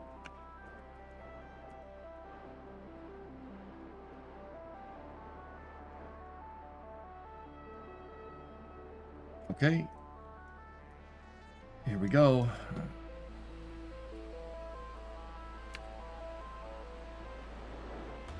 Coming up on our Minmus circularization burn. We came in a little bit inclined to Billy Bob Rod's capsule, but that should be easily correctable. It is Minmus.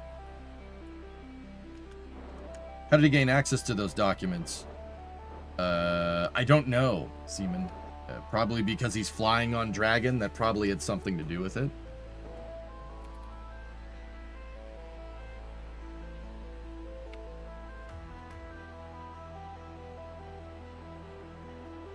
Okay, we're go for Minmus circularization.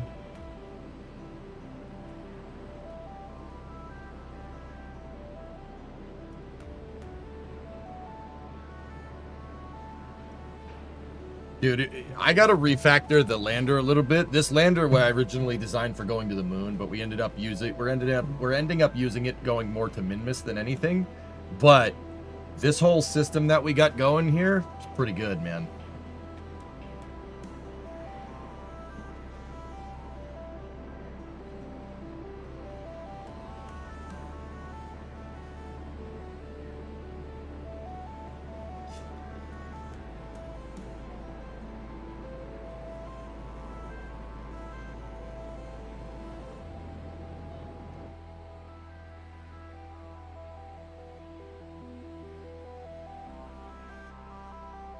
Denny, I don't know.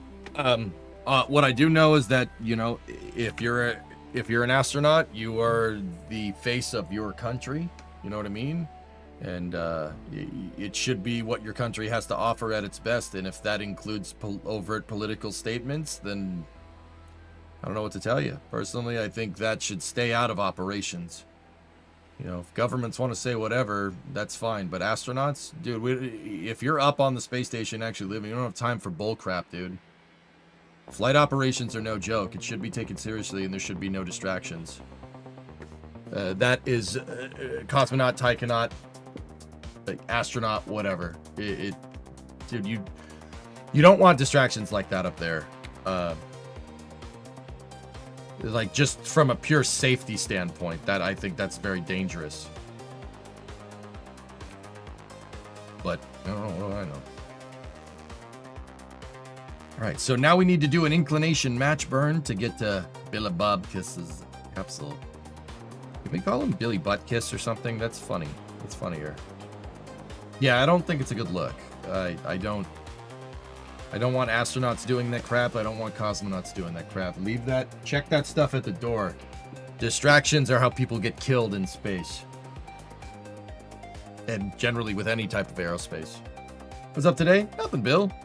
We're doing a Minmus mission. Mission is going good considering I botched the insertion on the lander orbit. But we pioneered a little bit of a different mission architecture getting to Minmus. And I actually don't hate it. I rendezvoused the capsule and the lander in Kerbin orbit instead of rendezvousing them around the moon. And we sent them out here. Now that did end up losing us a lot of Delta V with the service module, but I designed the service module to be able to do stuff like this.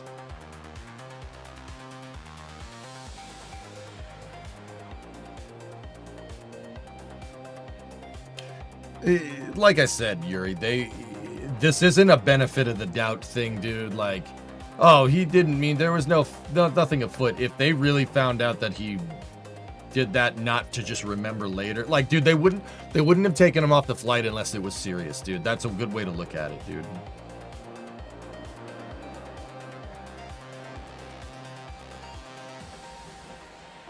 It's important to have a few good distractions during the downtime. Yeah, maybe you should do this thing, like talk to your family or something, or talk about sports or the weather or something. Anything but that.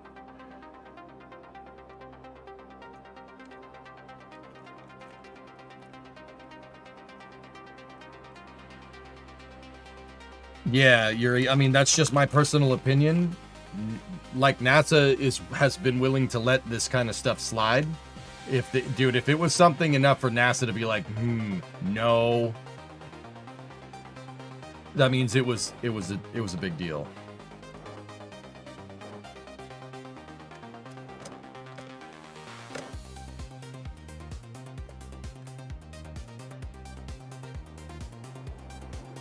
Okay, we're gonna match our orbital tilt here to Billy Bob Rod's capsule, and then we're gonna go in for a rendezvous. Lander's got plenty of fuel left.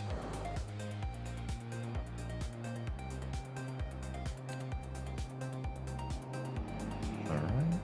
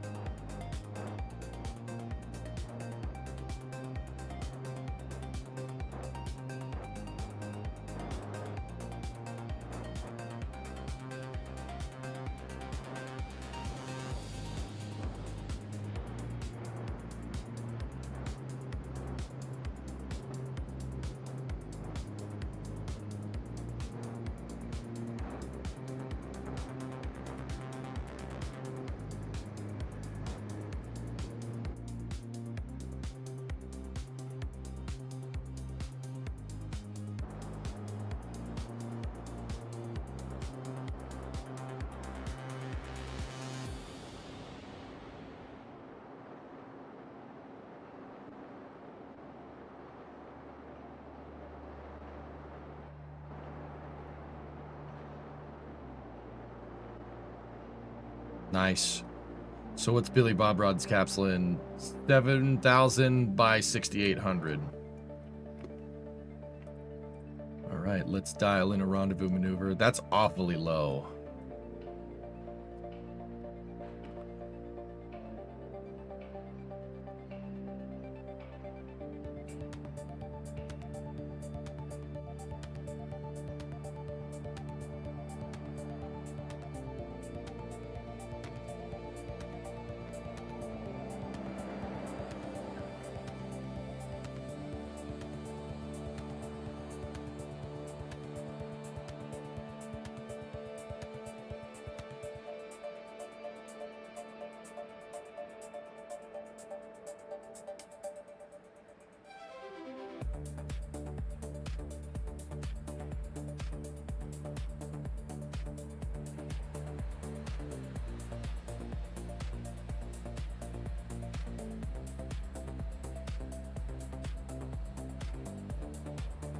$7,000 by 6,800 for a Minmus orbit is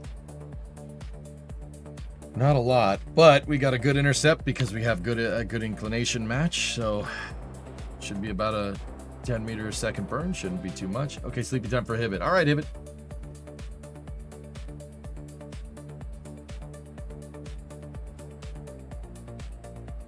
Yeah, Jojo, maybe.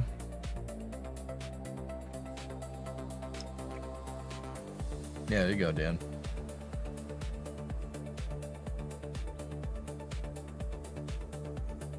Yeah, Yuri, you say it's very important to work with an international crew together respectfully as an aspect of safety. Yeah, exactly, dude. I think NASA is not going to do something like this unless you really screwed up. Like, that's it, man. Like, whatever he was doing, it was enough for NASA to be a jerk about it. NASA doesn't do that, dude.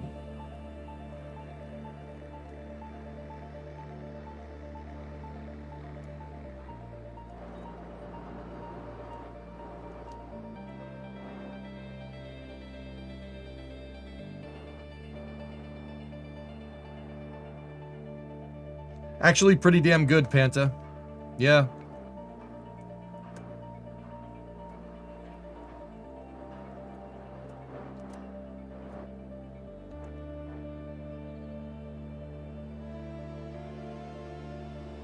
Yeah, like better than last time, dude. He's gonna get it. I'm pretty damn sure.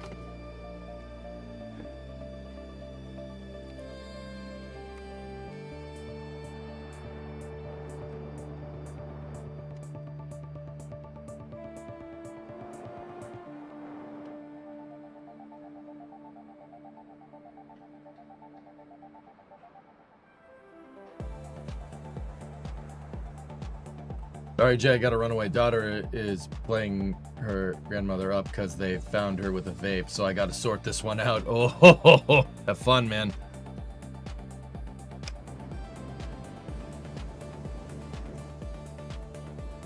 Okay, rendezvous burn is complete. Let's just make sure we dial it in.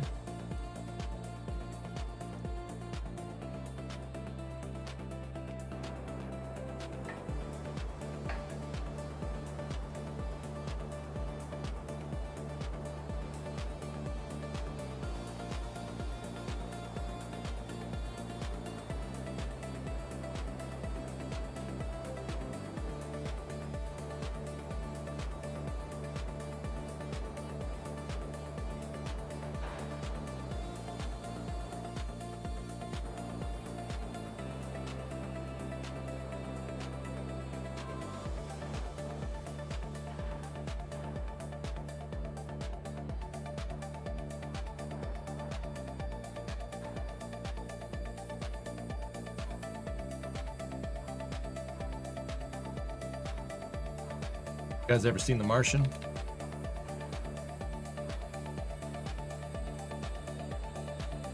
Watch this.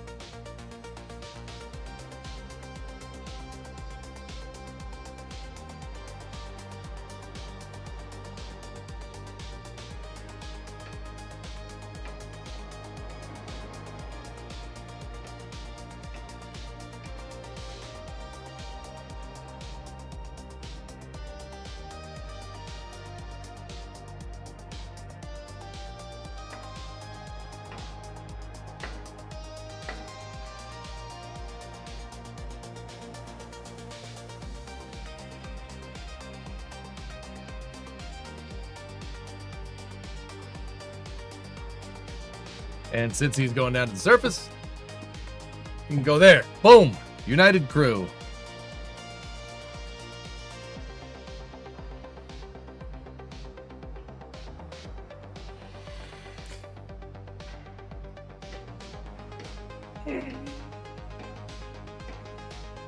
All right.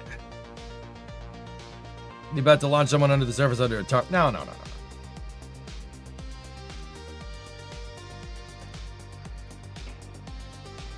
So Kelbro is now going to go down here. He's going to get in the lander. And what we're going to do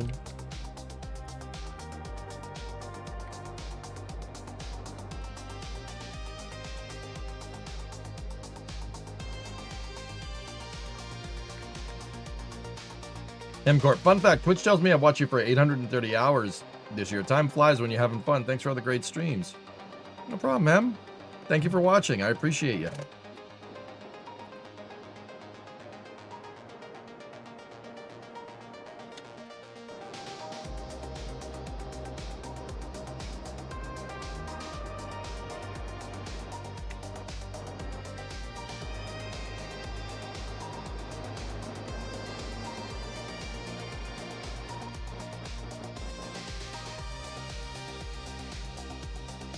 Okay, I boosted my orbit back up to 10,000, and we're going to circularize here.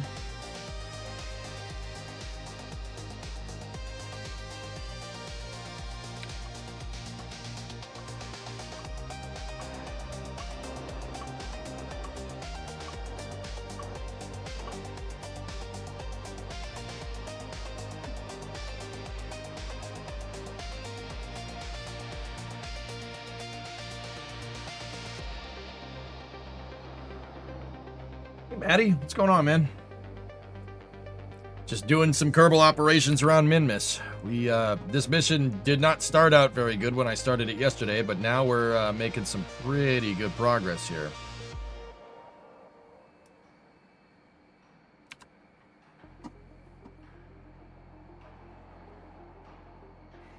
Billy Bob Rod is saved. That's right.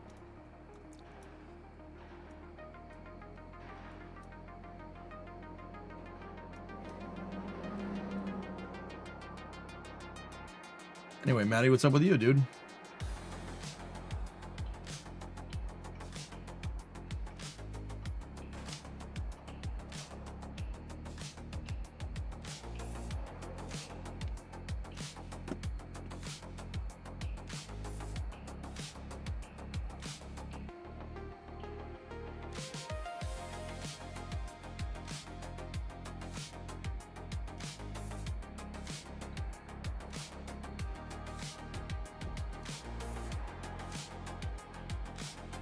Hard as well. I had to drop off your car for an alternator replacement. Yeah, they break. It happens. It's just, yeah, Maddie, it's very easy to misdiagnose an alternator. An alternator being bad. Sometimes it's the voltage regulator. But then again, most modern alternators have the voltage regulator and built in. It's an integral part.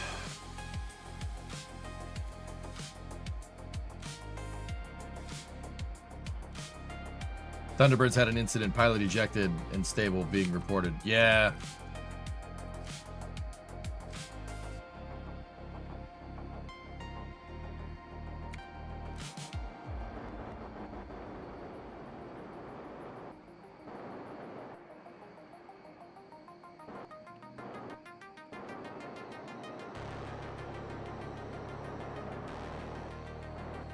Okay.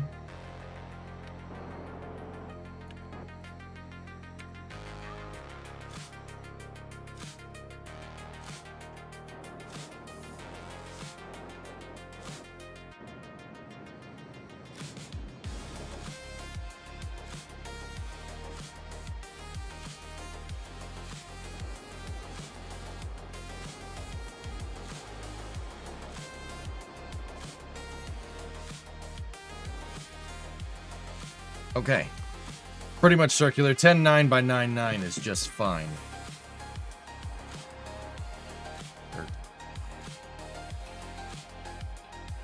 Yeah.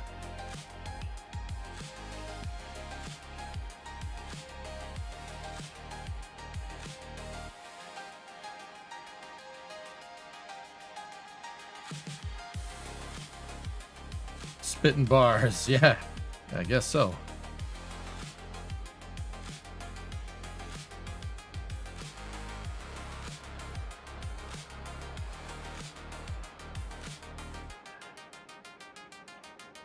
All right, so the next thing we got to do here is separate the lander crew.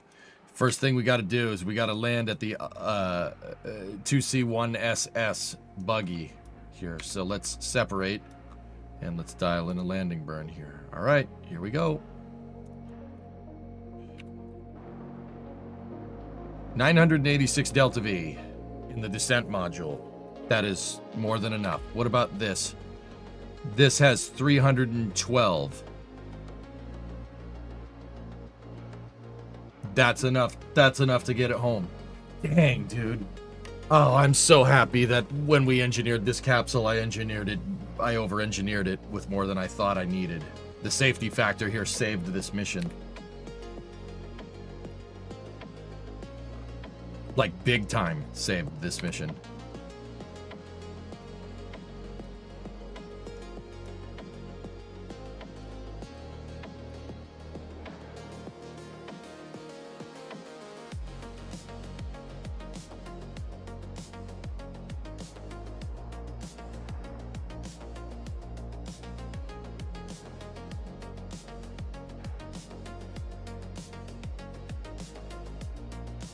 Okay.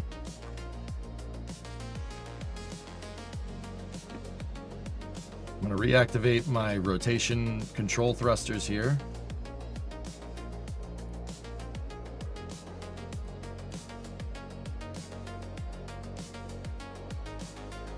Discovery, go at throttle up.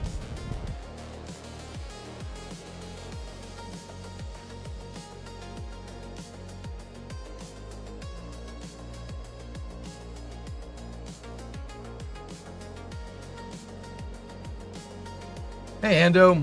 Guess who was my most watched streamer this year? 58-month resub. I'm guessing by that it's probably Ninja.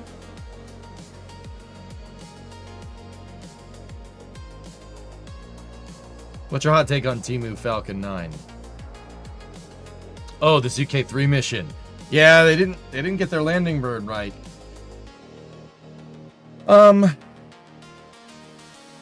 Yeah, that's cool that, I mean, the more reusable rockets, the better.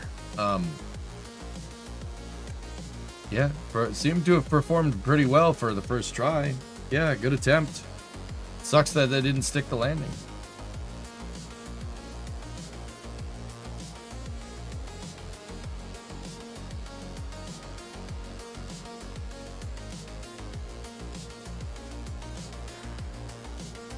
It almost makes me wonder if, like, you know, there's like China's National Space Agency, so CNSA, like contractors over there, like, so like there's the Long March 2 and Long March 3, right?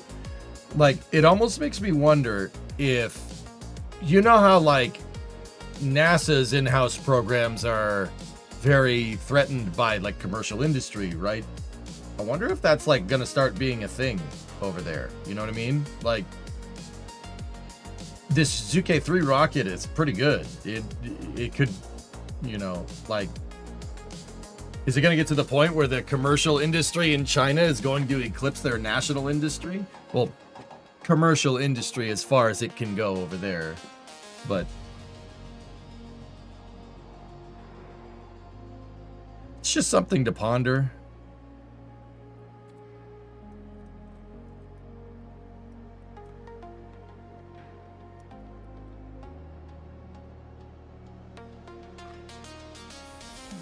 Yeah, I know that, Hellfish. That's but you know, point still stands. That's instead of 100% stakeholder or 100% shareholder, it's still a 50% shareholder. You know what I mean? That's still different.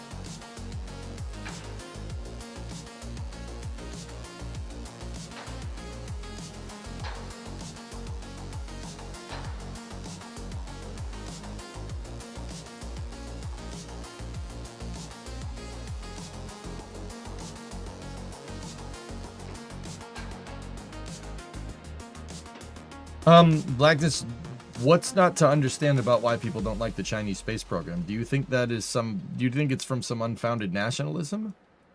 There's some really big human rights issues that I have with their space program and how they're laissez-faire about humans in the applications of spaceflight, dude. I don't stages dropping on villages, not okay. That needs to stop. Then I will be a little bit nicer. But I have pretty damn good reasons for not liking what they do over there. Oh no, with just design. Oh, okay, cool. Yeah.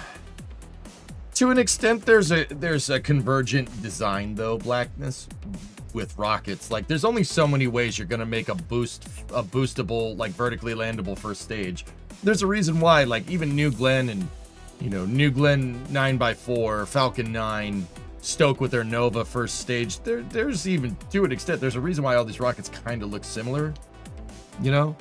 With ZK3 though, the interesting thing is methane with stainless steel in an application for a rocket like Falcon 9. That's a very interesting design choice to me. I don't really particularly get it. The reason why SpaceX went with stainless for Starship is because stainless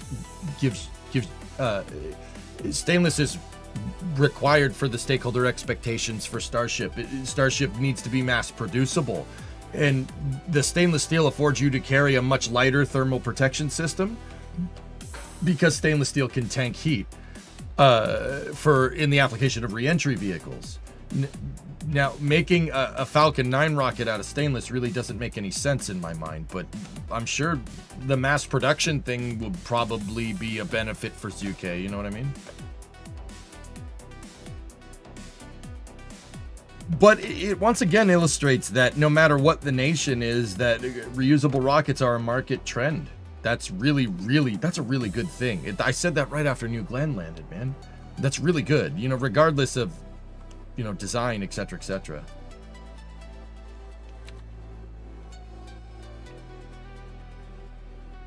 Okay, here we go. Start the descent burn for the first target.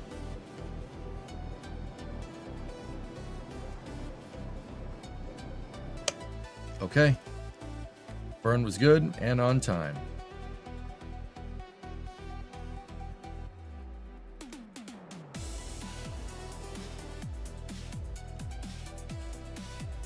Camera switch to free view.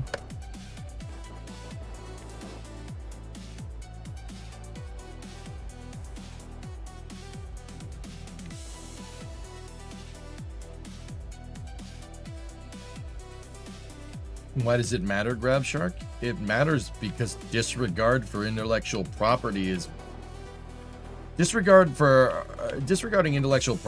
inherently disregarding our system of governance. It's not respecting our rule of law, which I think is a little screwed up, to be honest with you.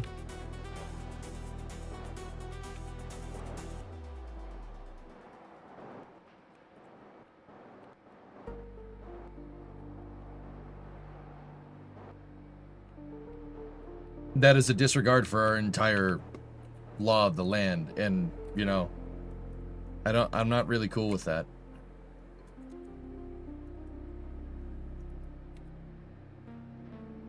Okay.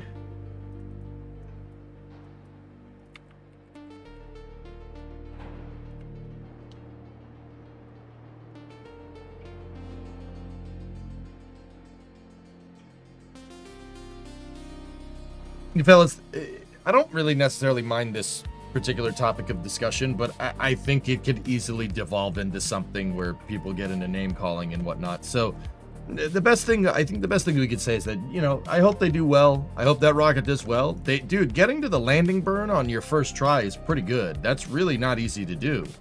And it shows that reusability is a market trend, man. That's something that people aren't just working on it in the United States. I think that's great. And I think that's where we really should end it. You know what I mean?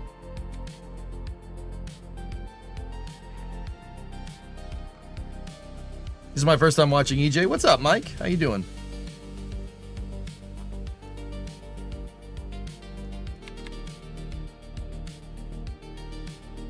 Yeah, I understand that, Grab Shark, but you look me in the face and say that they've thought of that ZK3 exists because of the Aether, like that because of convergent design. I really don't think that is what's going on here, man.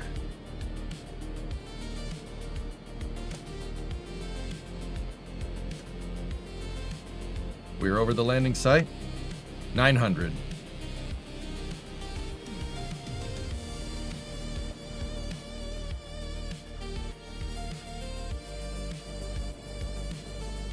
Anyway, fellas, let's land this thing, huh?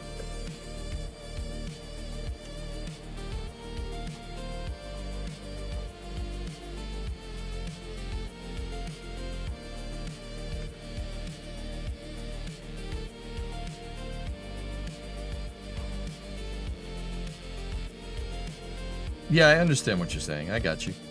I got you, man. Okay, we decelerated a little bit high here, but that's okay.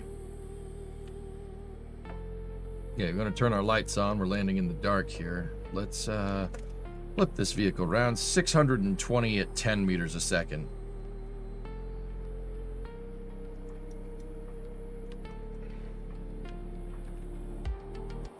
$500 at 14.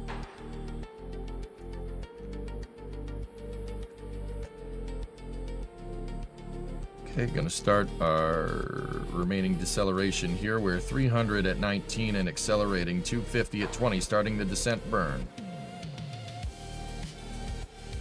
Okay, 180 at 7.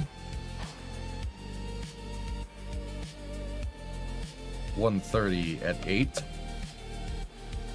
Pulsing the engines.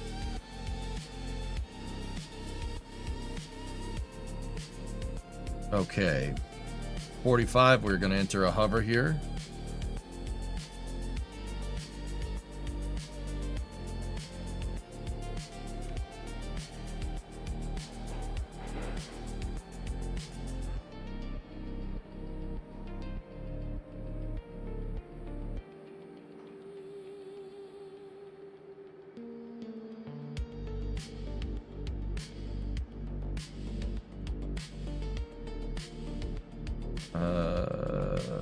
All right, we're still coming down, but we're a little ways away.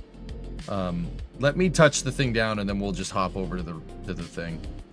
All right, 5, 4, 3, touchdown. All right, Minmus Expedition 2 is on the surface, completing the first hop. We do have the Delta V to do the second one here. And yeah, that's what I'm going to do. Let's just...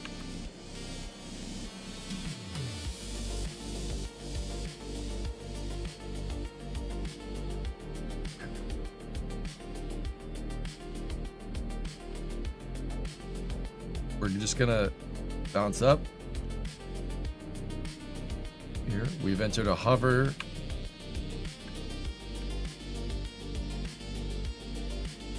Entered a hover about 10 meters off the deck. We're just going to null out that roll rate. Start a little bit of a pitch maneuver here. Fire the engine.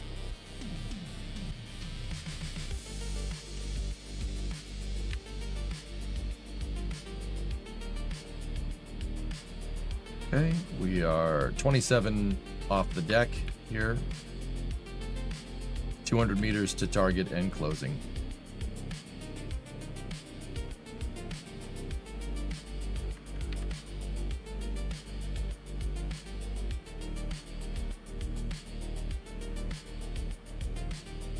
$100.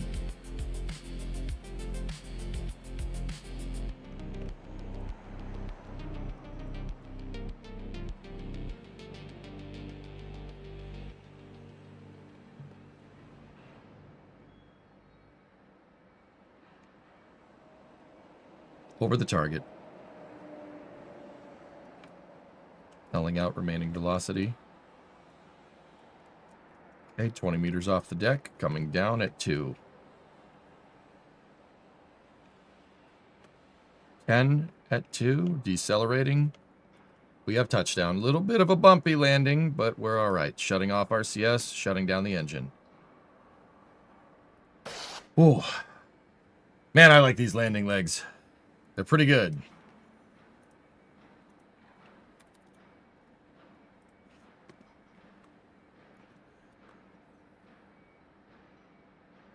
That was a little bit of a sloppy landing. Note for just VOD continuity and future EJ. I need to redo the RCS blocks for the lander. The reason why we don't have a lot of thrusters down here is because I kept the part count low on the lander when we had part count restrictions on the VAB, which we no longer have. I need to redo the RCS to be a much better application here. This sucks. It's pretty bad. It's pretty bad. We should probably fix that. Okay, so first thing we're going to do is I did bring a slew of scientific equipment here. Log the temperature. that shouldn't do anything. Hey. Oh, all right. Got some mystery goo. Get 1.6 science from that. That's pretty good. Observe the mystery goo from the highlands. All right. Excellent. Okay. Billy Bob is our scientist, recently rescued. He's going to go make his way down the ladder here.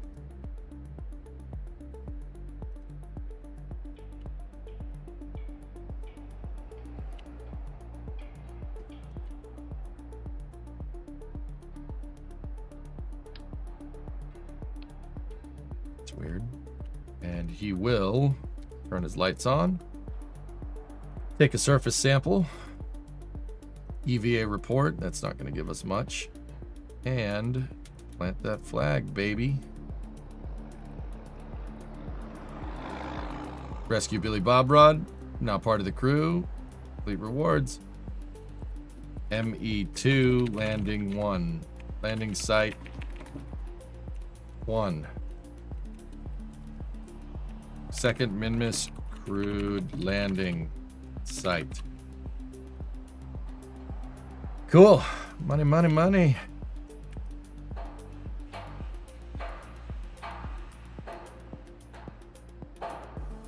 So what I'm going to have him do now, or what I'm going to have them do now, is we got to go get Kelbro out. Kelbro is our engineer on the mission.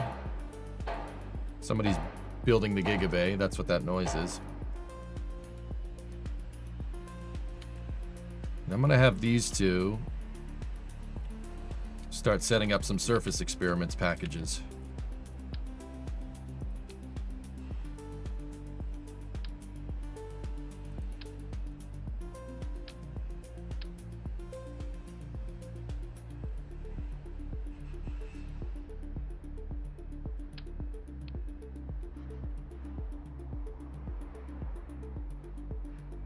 That's a science experiment. We need the engineer to place down the solar,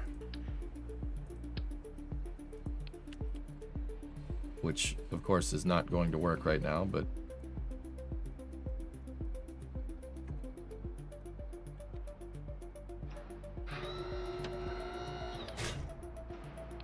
these are, yeah, once again, surface experiments packages.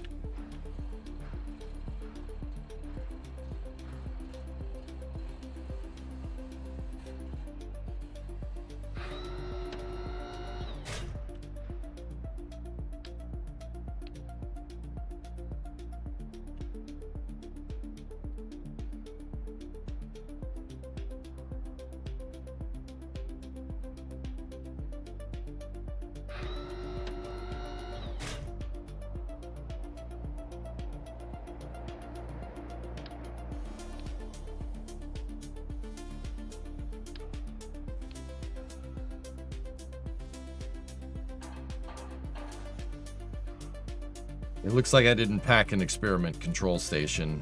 That,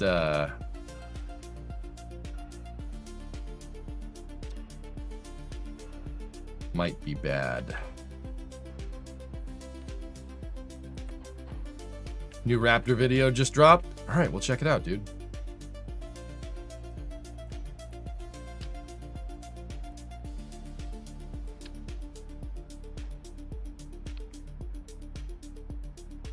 Now, that means, unfortunately, yeah, that these experiments aren't going to work.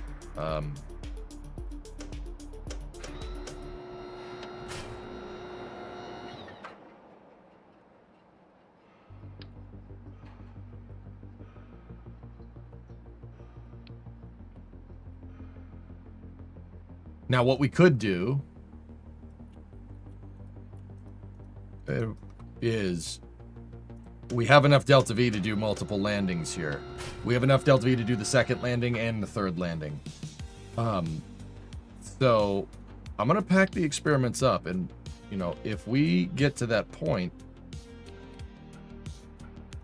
what we could do is there is an experiment control station that I have at my redundant, at the original test prototype lander over there. We could hop back that way if we have the Delta V to do it.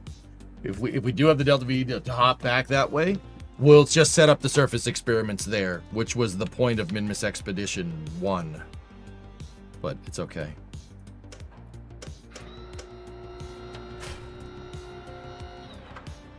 But that is a tertiary objective at this point. Meaning that it's not really high on my priorities list.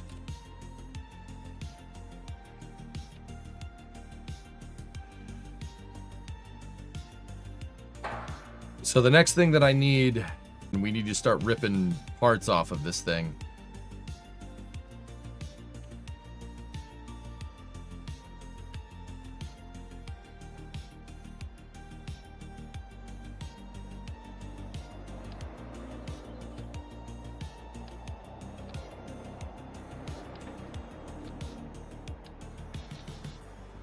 For the other lander to work, I'm gonna need 4 wheels.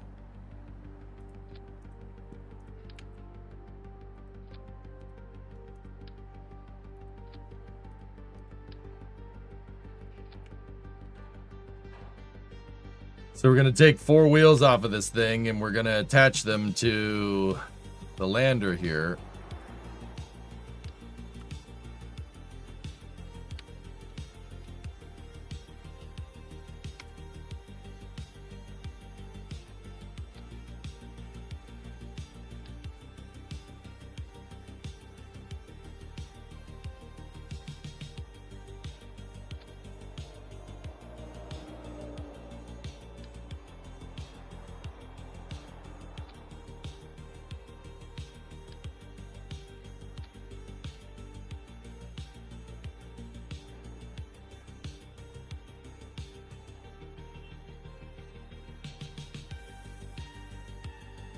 Let me just get these wheels figured out, and then we'll get the,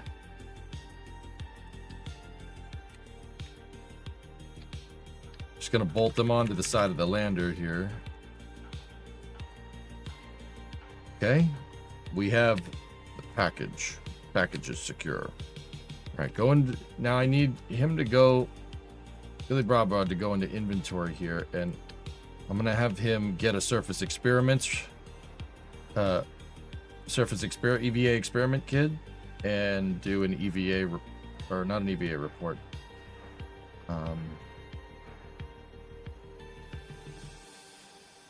Perform EVA science. There we go. 4.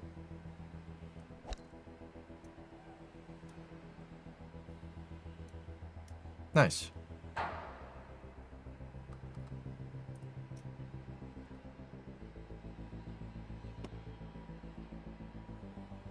Didn't seem to give us much, but it was still funny to do.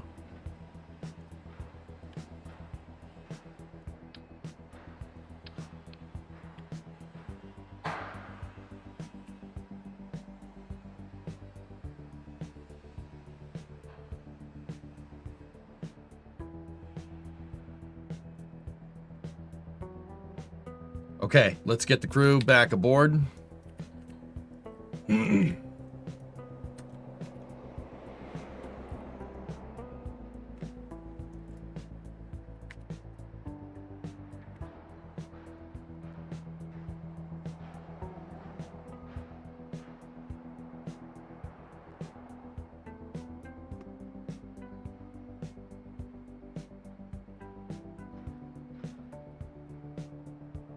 Discovery, go We at still throttle gotta up. redo the ladder to the Ascent module. It can't climb up in.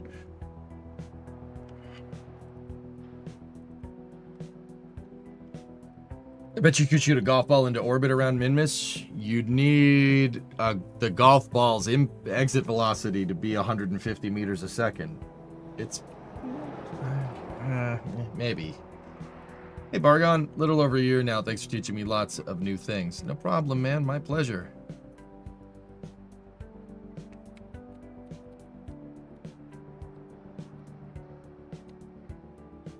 All right.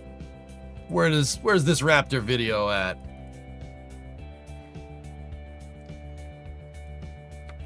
SpaceX.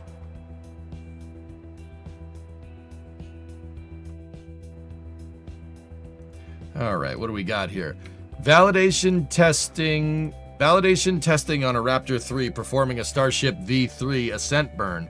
Multiple versions of this test will cover the different conditions seen by Starship's 3 inner engines during its initial climb to space. Okay, fellas, this might get loud, so headphone users, just in case. I don't know if this video has audio, but we'll find out.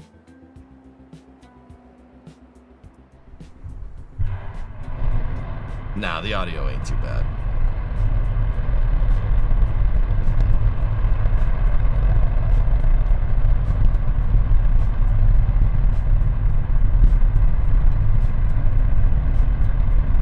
Dude, that looks real healthy.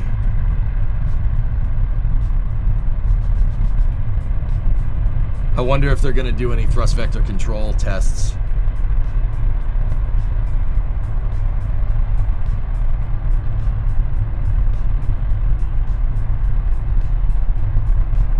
Yeah, very little. Dude, look at that dang thing. You've got to be kidding me.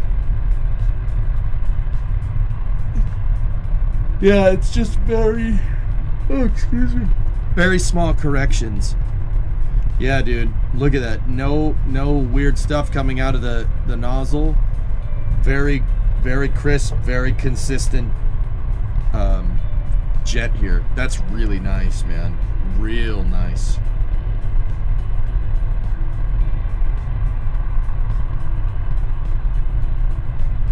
So, look at how consistent this is. You see how the jet looks very uniform coming out of the rocket. It's very uniform. There's a little bit of weird stuff going on, probably from some combustion instability, but you see like how the shock's going in, and then you have the diamond right there, and it's all very consistent. It's all super clean, non-disruptive. That's perfect, man. Dude, that's so nice. That right there is really hard to get right. That's really difficult. It doesn't matter if it's Raptor, high-powered rocketry, and Estes rocket. That's tough to get that done correctly. I mean, it is beautiful. That's real good.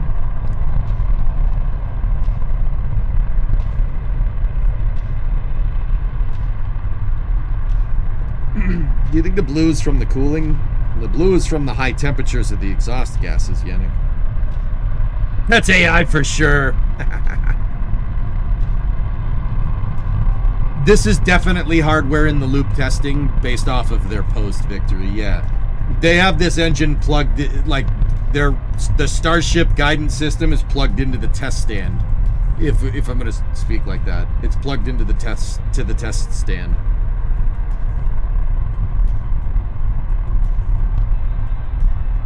Like, you can tell that it's making minute corrections, mimicking a Starship Ascent, which is what they said in the post. All right, Antares, good night.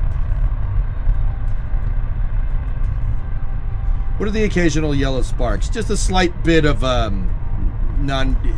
Cherokee, it's, slight combustion inefficiency, dude. It's not a big deal.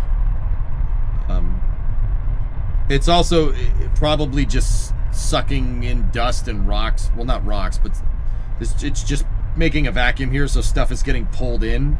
Could be bugs. Could be a bunch of stuff, dude. Yeah, but these little flashes here, nothing. That's nothing of notice, really.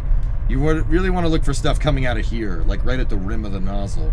The stuff that's happening down here, yeah, that's just dust and debris and stuff from the test stand. It's a negligible amount of debris. It's nothing, dude. I wouldn't pay it no mind.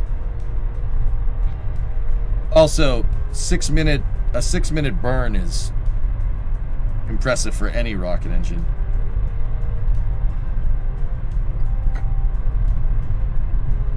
Good up, notice the service gantry hasn't gone under the plume. Is that normal? Yeah, that's normal.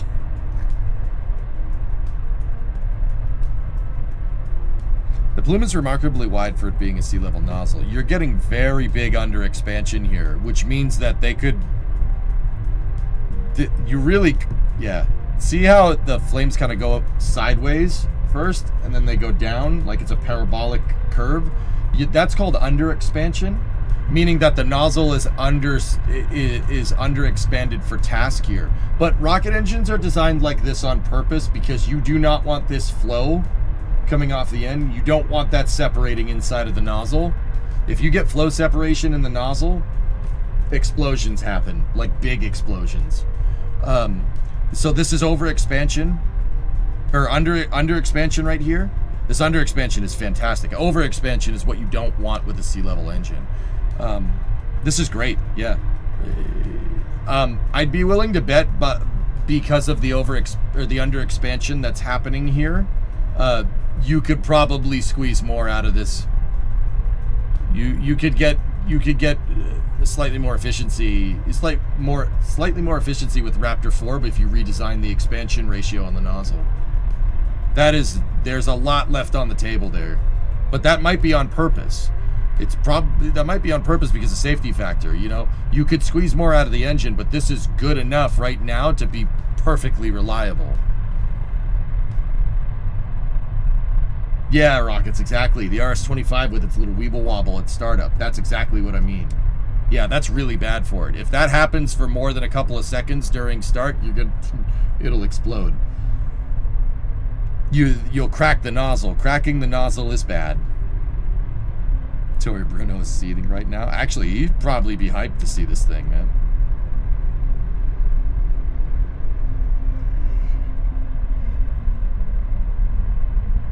I wonder if you could cook an egg on the nozzle?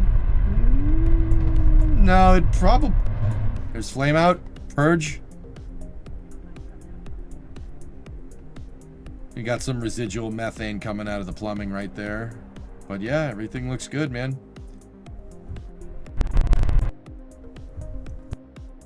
I want to see the startup in slow-mo, if you guys don't mind.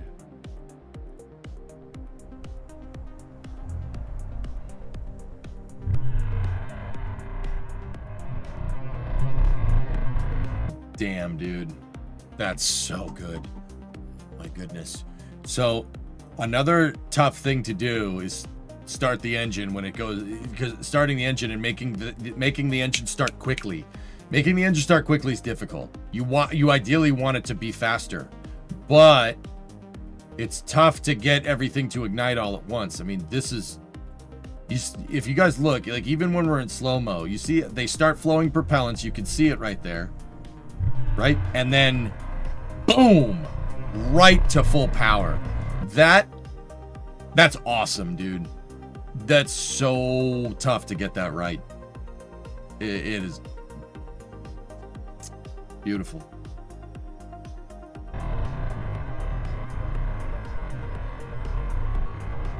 Like, the shuttle engine took a second to get up to this point, and because of that, they had that flow separation in the nozzle. When the shuttle engine started, they wobbled around. This thing does not care. It'll just...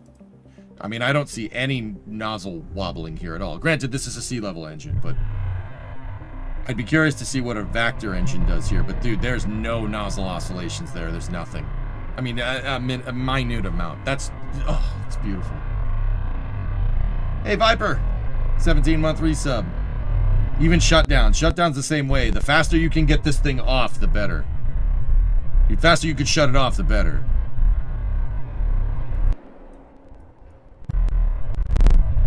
Watch. The Mach disc will collapse. Oh, that's cool. And right here, what you're seeing here is residual propellants in the engine that is downstream of your main valves. And it's basically evacuating this. And then what they'll do is probably purge this thing out. If I guess, they'll probably purge the engine out with non-reactive gas. They're probably using nitrogen just because that's what we've seen with Starship. Falcon 9 uses helium to do it, and most other rockets use helium as well.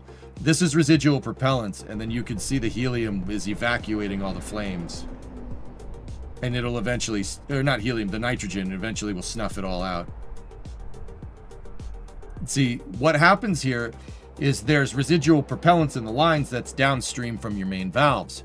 When you shut that off, there's still propellants here, and the vacuum, basically the engine is putting a vacuum, so those propellants do end up evacuating themselves, but you can get some residual combustion here during shutdown. That residual combustion can cause problems. It can cause detonation inside of the nozzle. No good. That's bad. You don't want that. Is there an extra rim inside of the nozzle? No.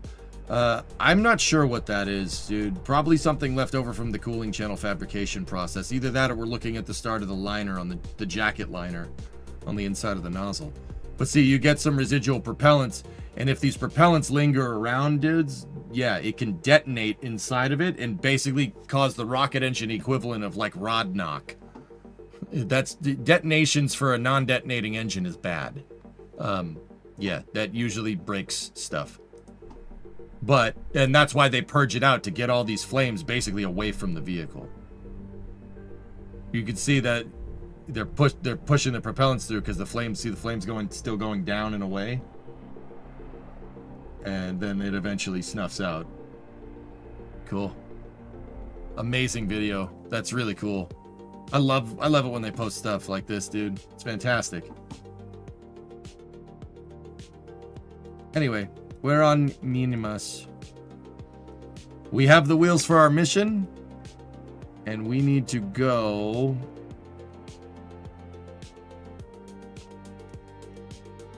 over there.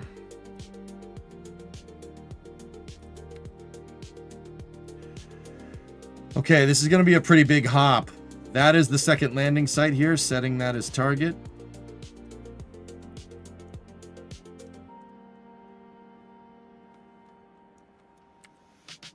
So, our flight azimuth can be basically 90.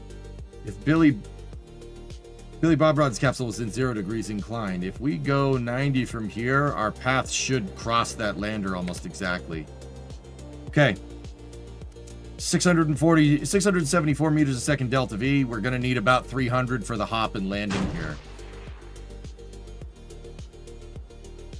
Okay, here we go. T-minus 10, 9, 8, 7, 6, 5, 4, 3, 2. We got ignition and a liftoff.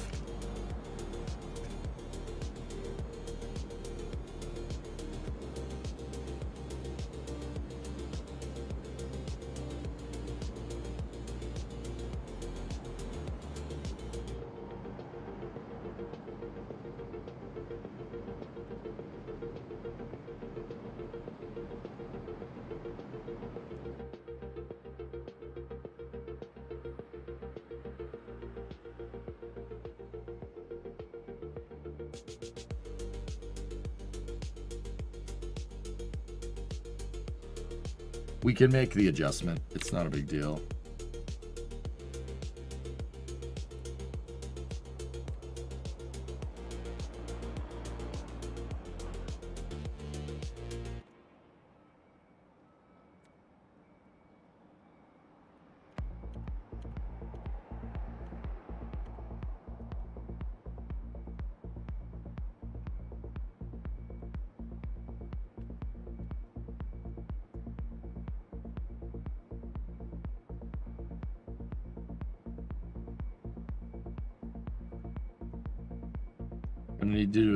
Gonna need to do a slight on-orbit plane change here. 90-degree flight azimuth didn't seem to be good. Yeah, Uncle Rodney Rodnock, that's right. Yeah, dude, you think Rodnock's bad in a Barra engine, Paul? In a rocket engine, the whole thing grenades itself. You'd be lucky to find a bolt. You know? You know, with Rodney, you just get a nice hole in the side of the motor. With rockets, the whole rocket engine becomes the hole. Okay, slight on orbit plane change happening here for us.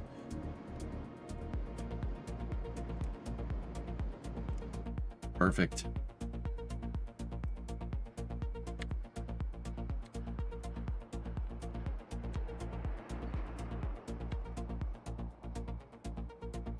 that's right. It goes in the rod hole.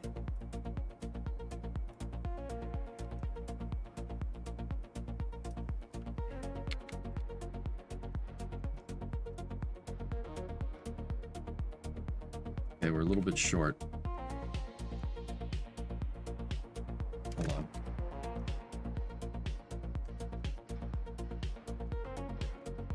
Jared Cressing his confirmation hearing in that Raptor video. What a day. Yeah, man.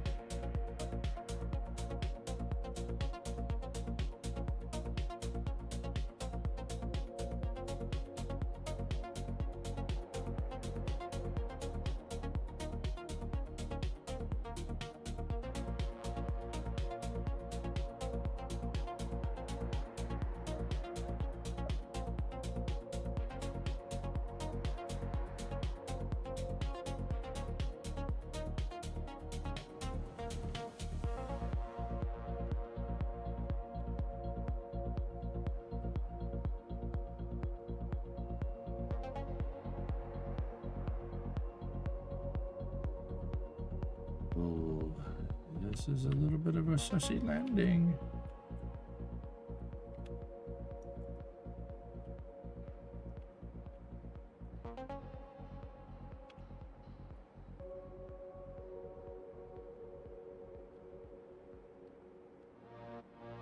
We're going to be a little bit shallow because we're going into the highlands here. So I'm going to dial in a little bit of a positive angle of attack here. There we go. Should get this right.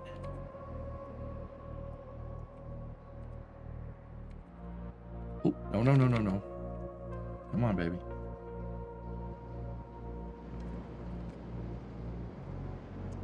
There we go. Yeah, that gets us the right altitude that we need here.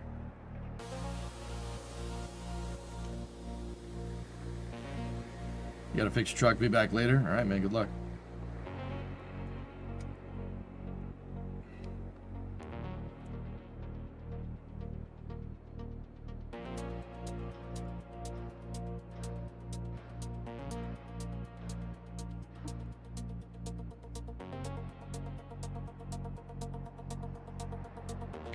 Eight kilometers to target and closing.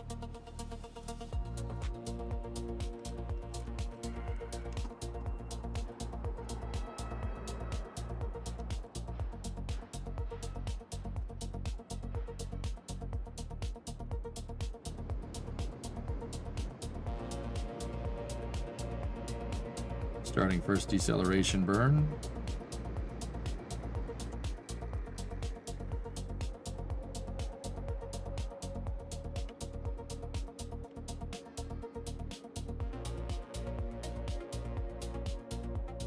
$750 off the deck.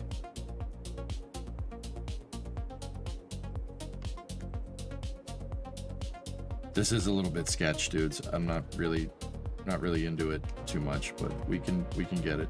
It's just the RCS is tough to control with this thing. We have to be pretty careful.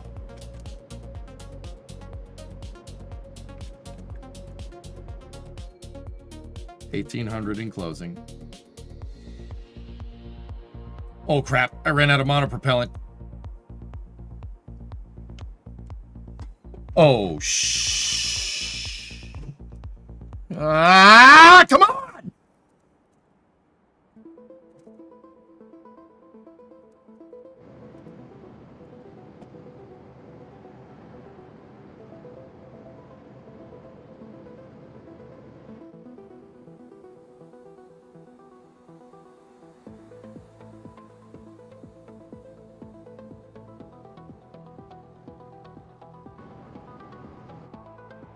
I got this, I swear.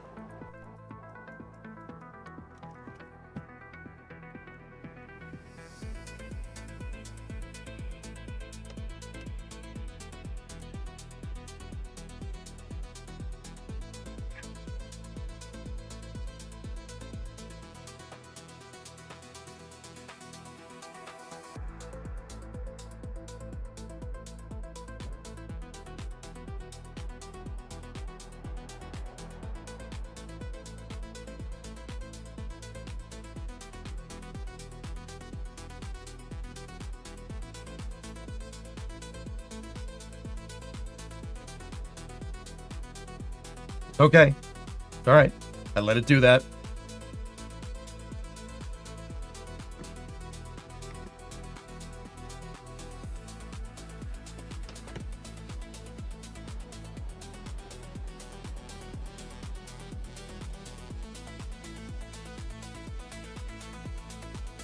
Where are we?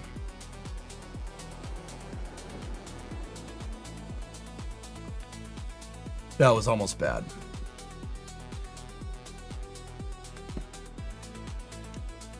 See what I mean about the thrusters with this thing? I'm gonna ground the lander after this. We need to redo the thruster systems, guys. I'm not happy with them at all. That's not doing what I want, and that's, yeah. I almost lost them. That was close. There was no other way to get out of that, dude. The lander was pointed in the complete wrong direction. I'm lucky that I got a quick draw and I freaking fixed it fast, but.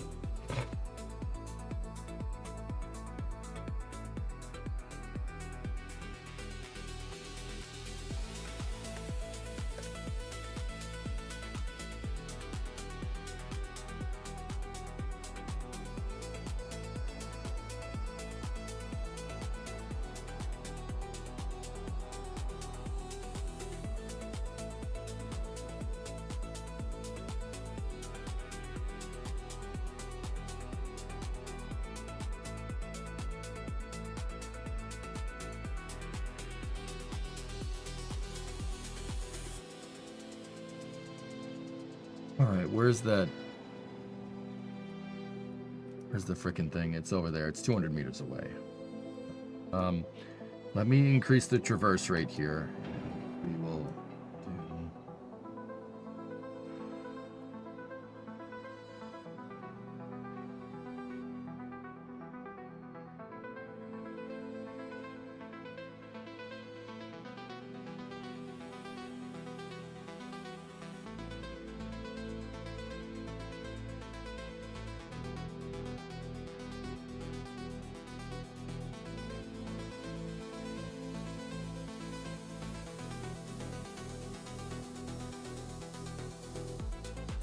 We're just gonna flop around like a fish here for a little bit.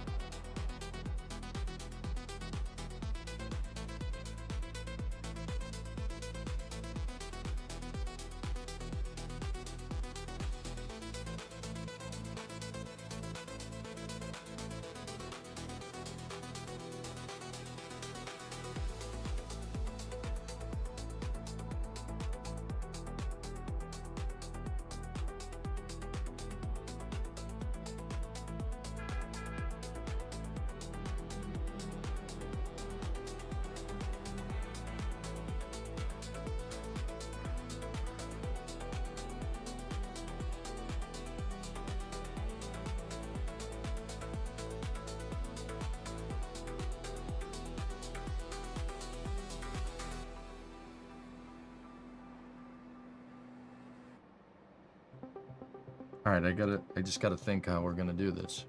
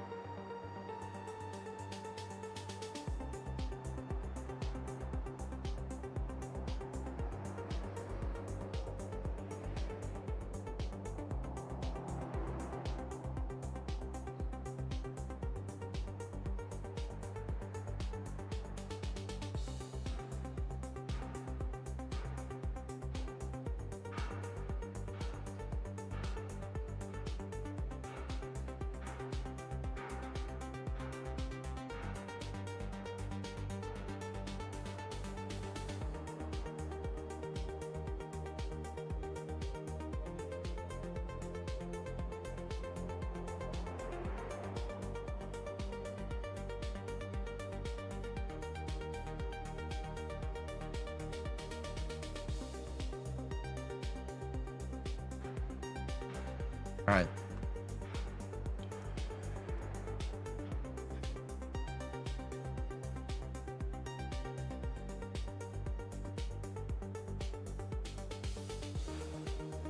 Um,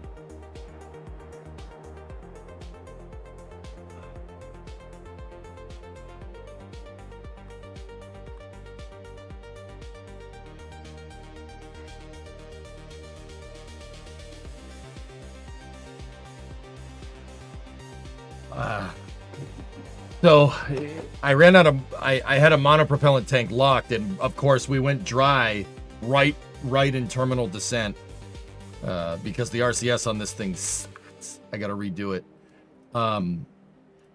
Let's try doing this.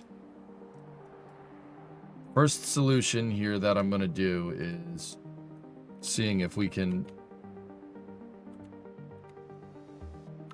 All right, let's sprung the legs out.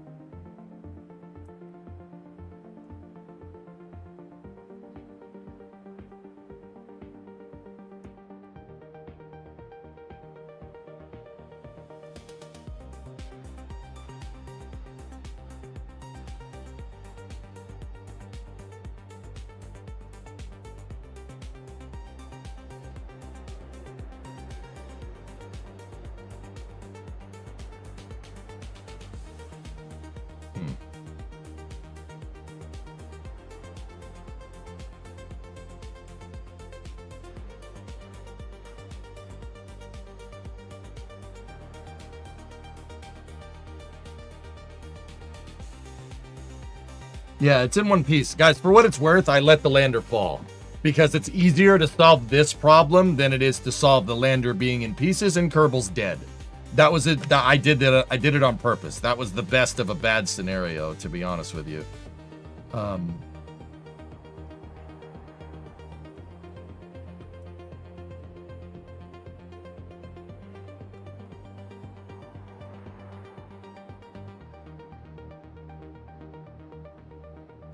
Can we suddenly find a reaction wheel? I don't think we have enough wheel authority there. No.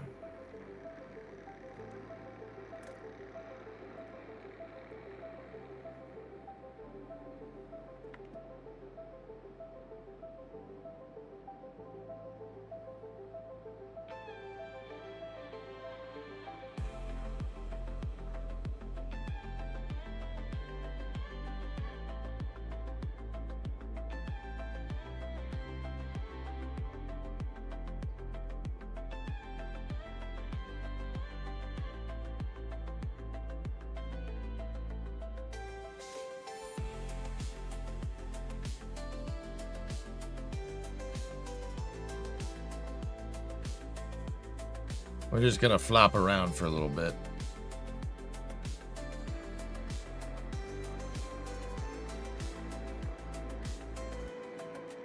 You know what? Leave it like this. A Kerbal jetpack might be able to flip this thing. We'll see.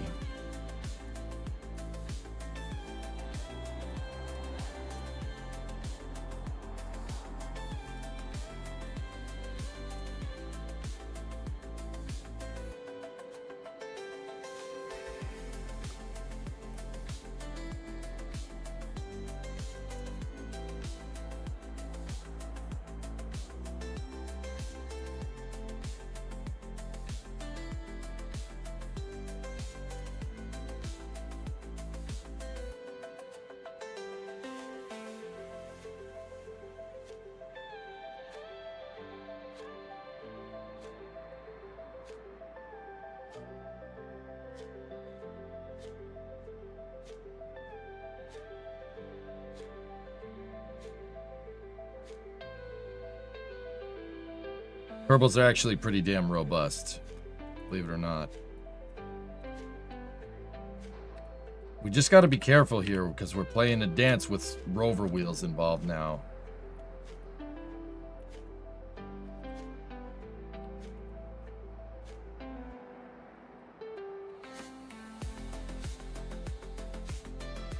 That was almost enough. Neil Headstrong. Yep.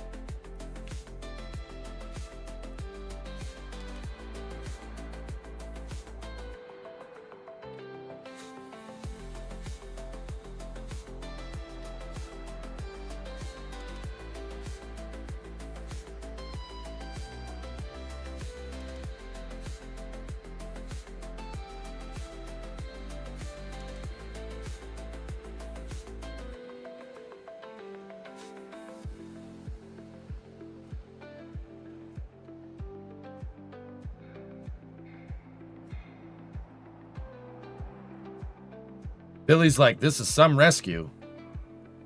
What did you do? Don't worry about it. Do a flip.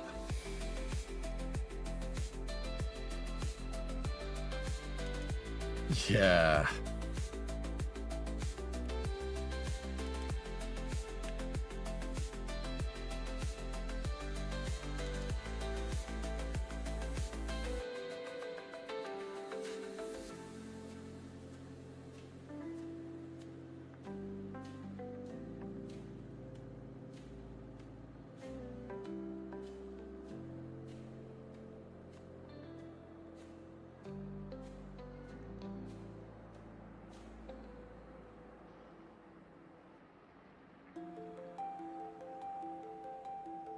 Discovery, go Maverick throttle. Mike. 11-month resub. Thanks, man.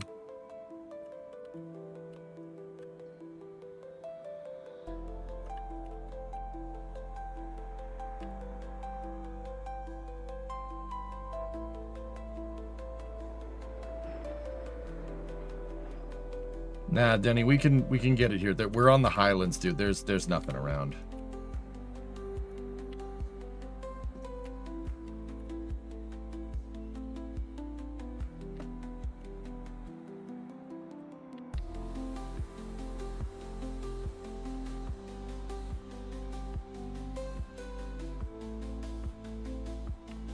I feel like we're playing My Summer Car right now.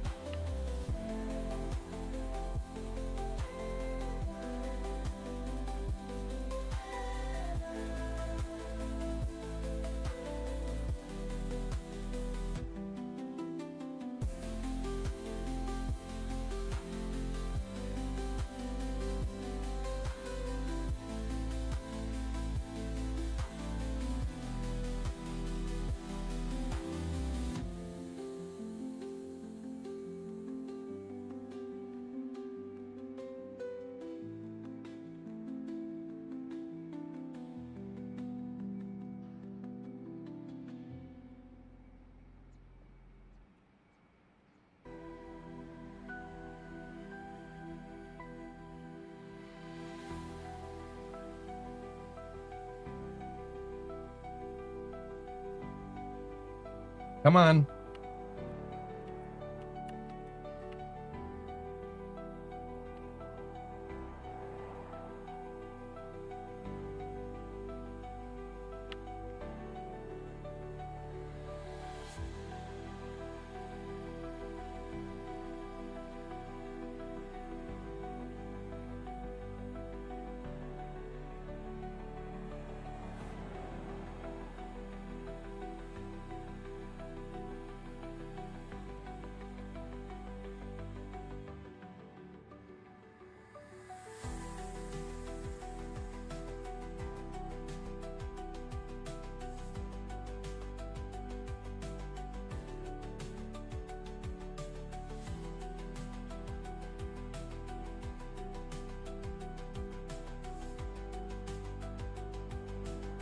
Nah, I don't want a time warp, dude.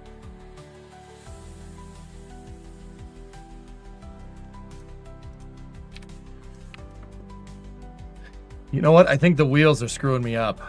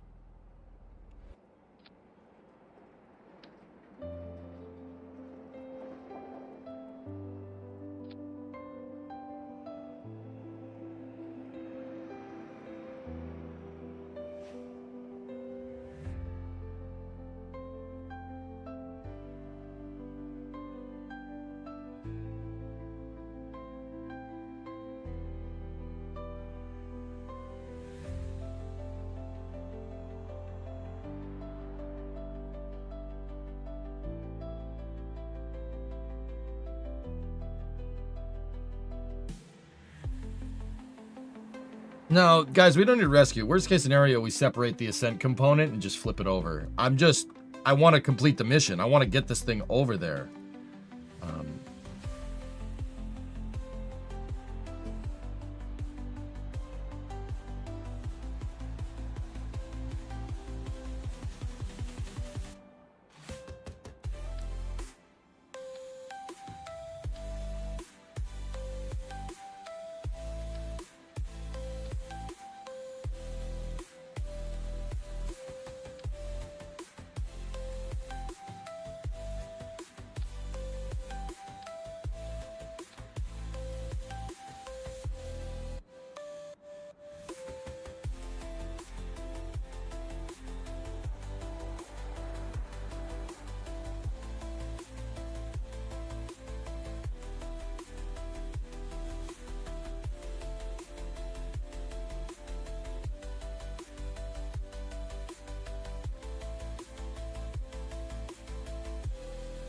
If we can just keep bouncing the legs, we could impart enough of a roll rate on this thing that I could get it to flip.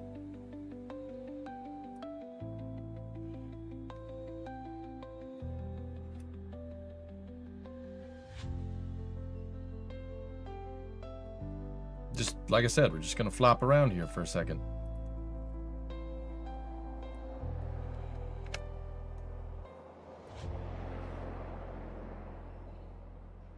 Could you position the wheels near the center of mass? Yeah.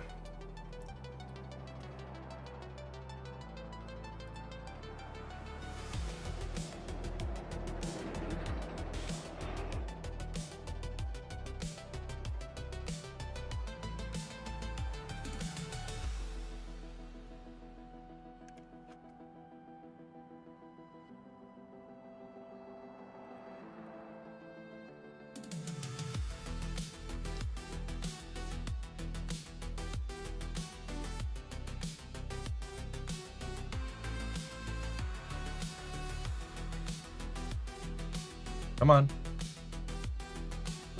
What is the mission? Minmus. I'm trying to land these guys here. I gotta get this lander uprighted, and I'll talk more about it in a moment.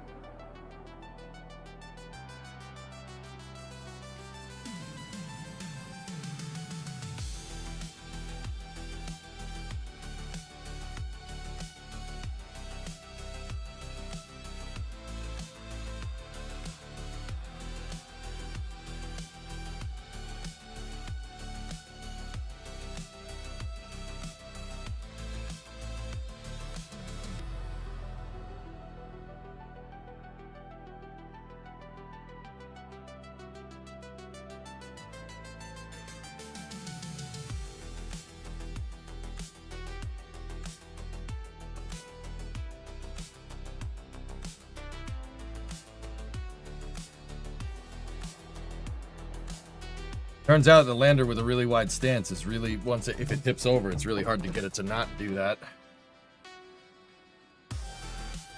Yeah, we can't use the rocks. None of the rocks are collidable either.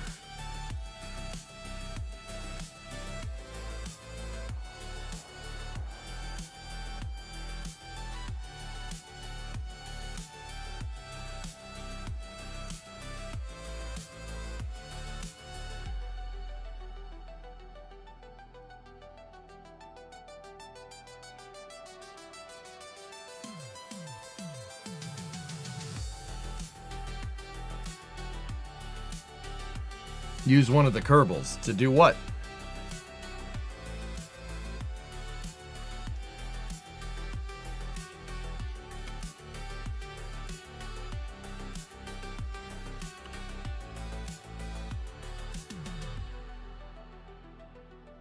On what mode are you playing? This is career mode?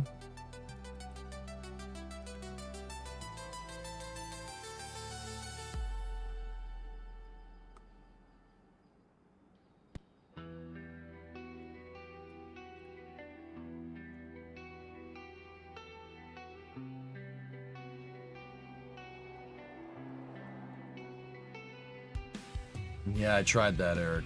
Doesn't really want to do it. Here, we could try it.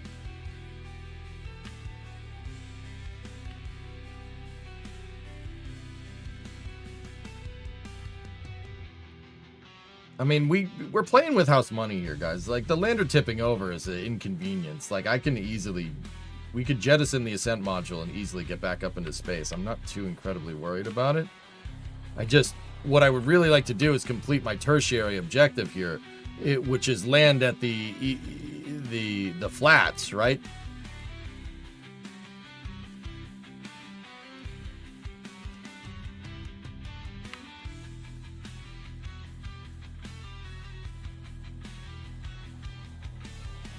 Land at the flats and put down the scientific experiments.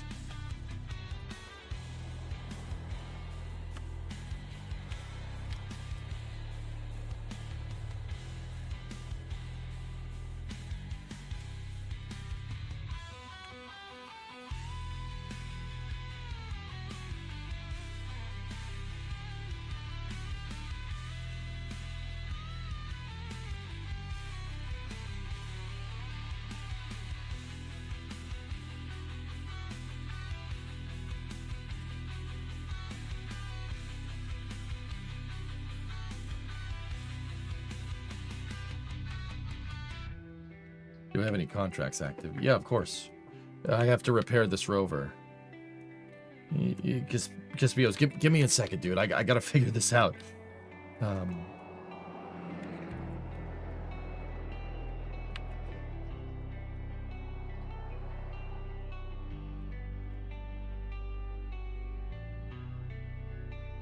I don't think so, Mutter. No.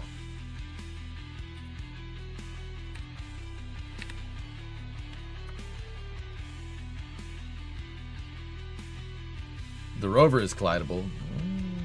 I want to get everything together. I'm just going to roll my lander over there and...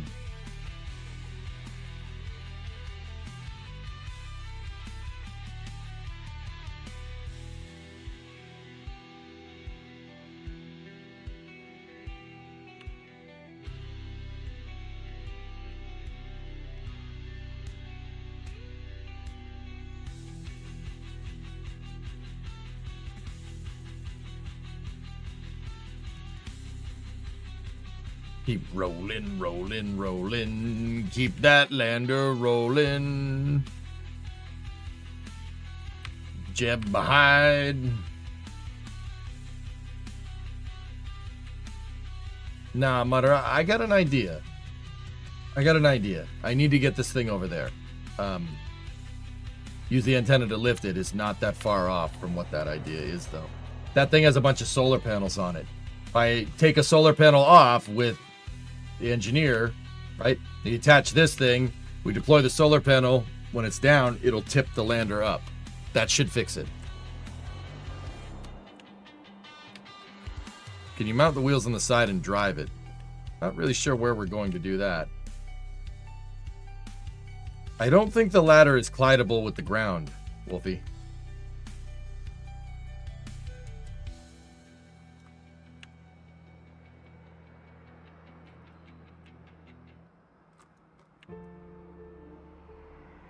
The solar panels are, though.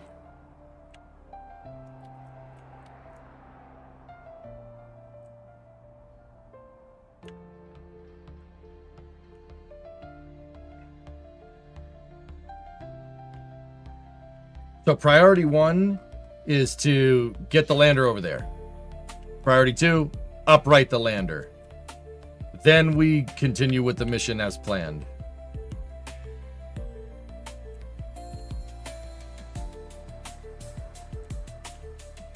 Like I said, between surface EVA and Kerbal construction, we should be able to get this done. Also, take a surface sample from the Midlands while we're here. EVA report from the Midlands. Yeah, baby.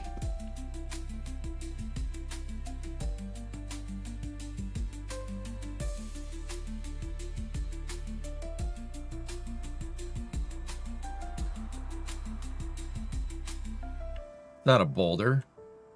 The non-collidable rock.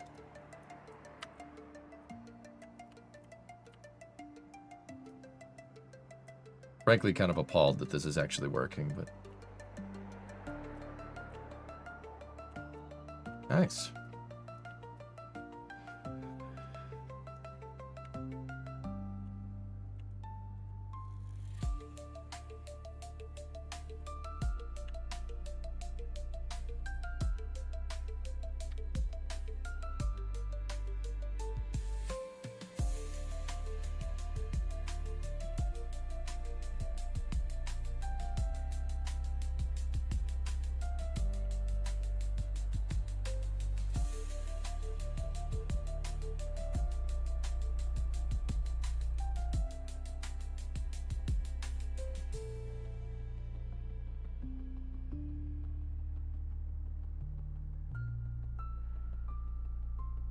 Who knew making a cylindrical lander? You couldn't see them do this with the LEM, could you?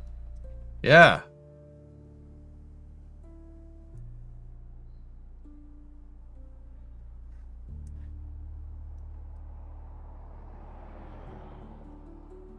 Hang on.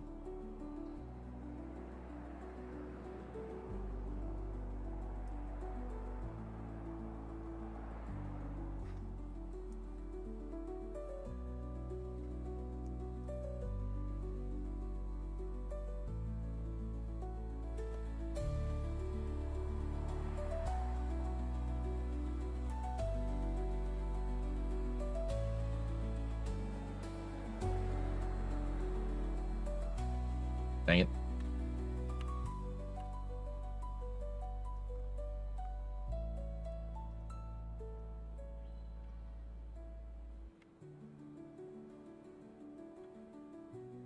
No, I don't want to go. I almost had it, dude. Lander gymnastics was not on your bingo card today. Actually, could Billy Bob Rod? Oh, no. Yeah, okay, cool. Never mind.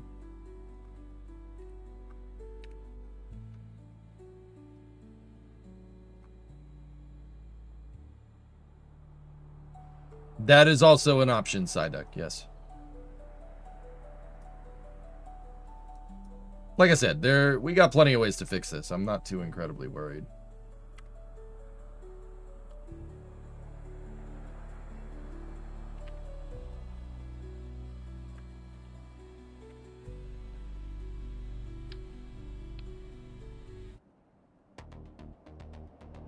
In fact, let's go get that solar panel.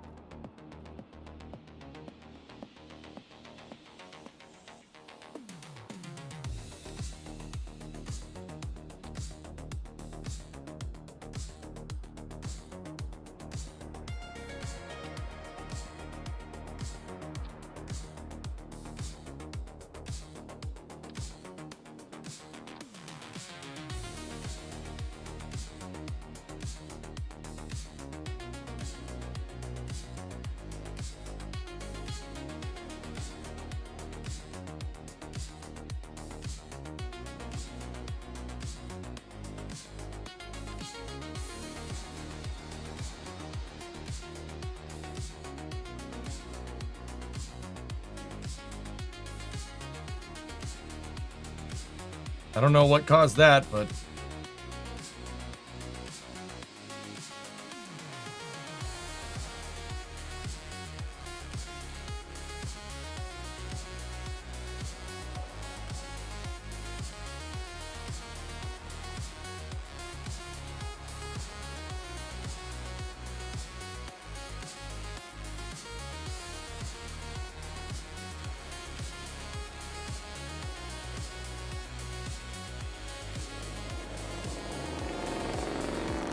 Mustang.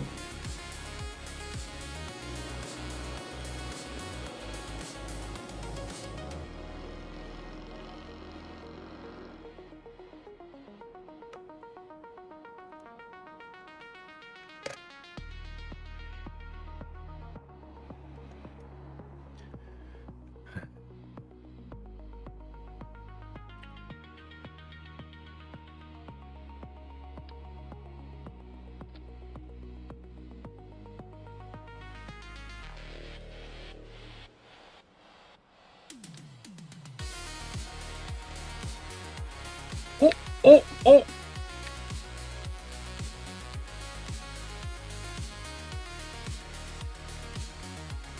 That's actually bad because that thing flew, and I'm not sure why. This is not great. It could damage it.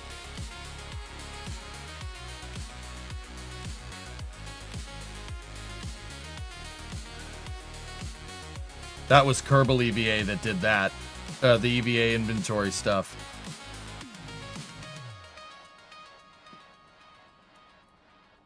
Because it bounced that thing too.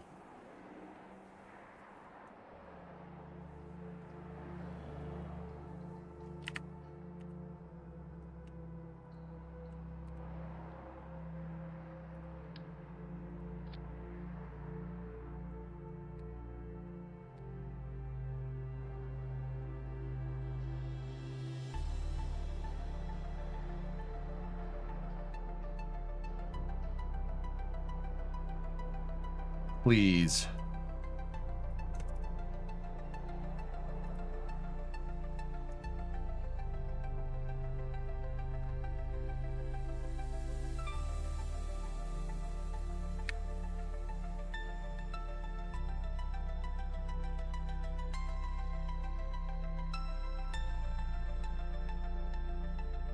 Yes, history, we've seen it.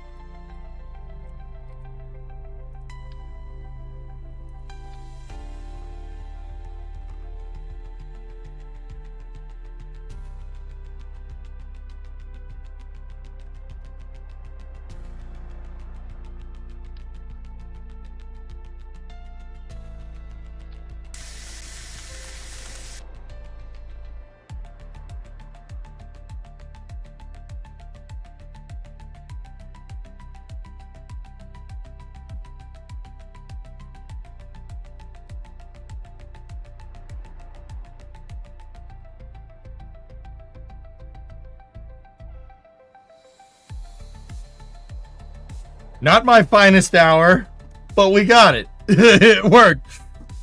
I didn't think it was going to work like that, but it worked. Okay. Whatever.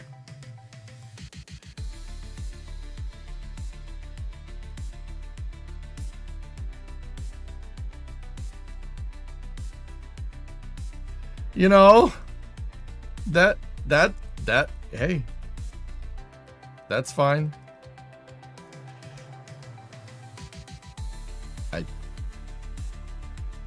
Yeah, no, it's good. It's fine.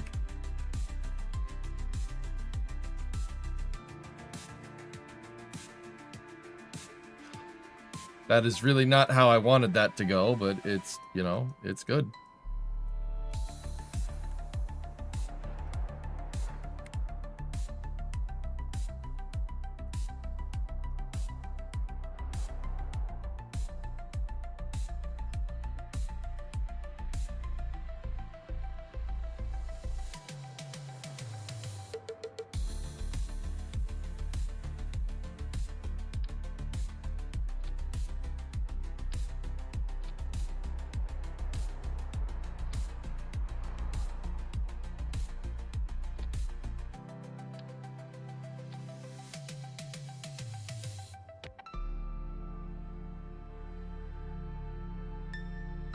Okay, so the moral of the story here, and this is, I did want to get more experience with EVA stuff. The EVA stuff, the secret here, I think, is don't have the Kerbal move when you're handling parts. So, like, if you have a part in your hand, don't move it with the Kerbal. That is super dangerous.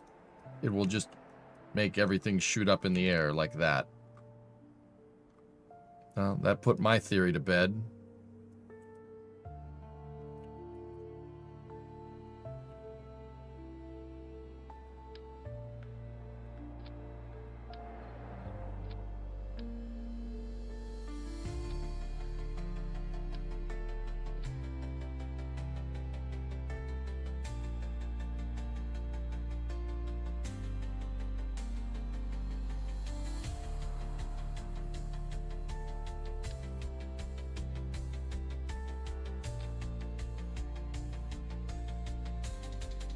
Consistent all systems. You see this?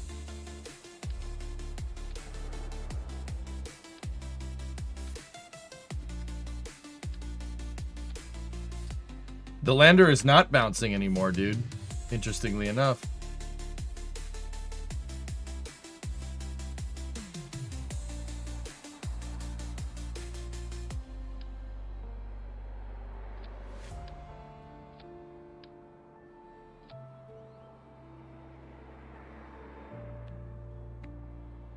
KSP hates parts touching the ground that aren't supposed to be touching the ground.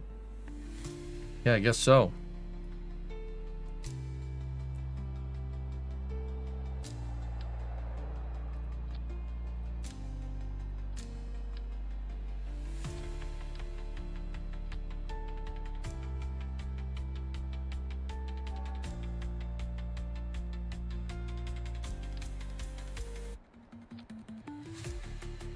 Yeah, that's parts clipping into the ground.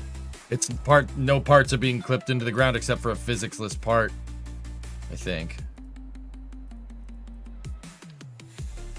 Oh, dude, did you see it?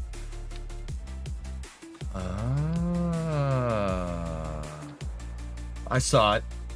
Whenever I go into EVA, parts start clipping into the ground.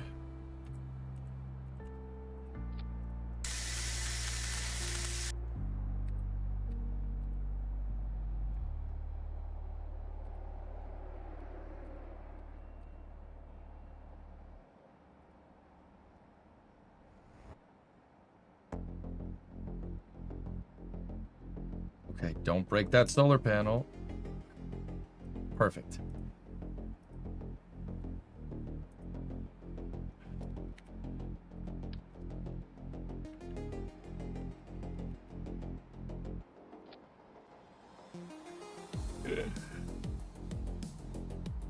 Using the solar panel as a jack? Yeah, sure, of course. Why not? That's what we do here, right?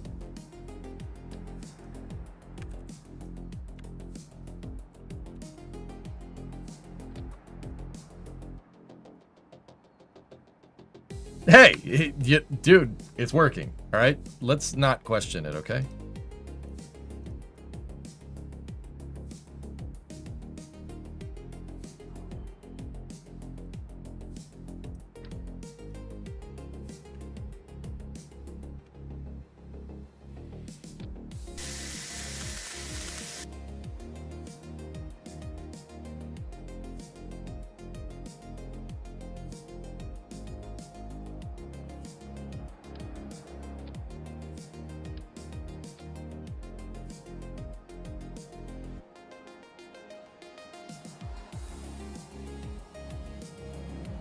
Yeah, see, the solar panel was clipped into the ground and it hopped, but it's not hopping as much as it was anymore.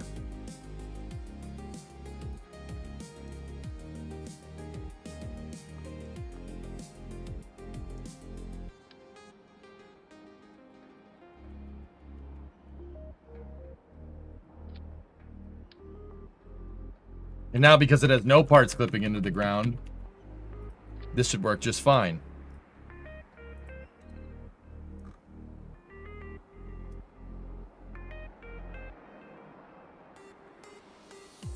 Minmus refinery missions. Don't remind me.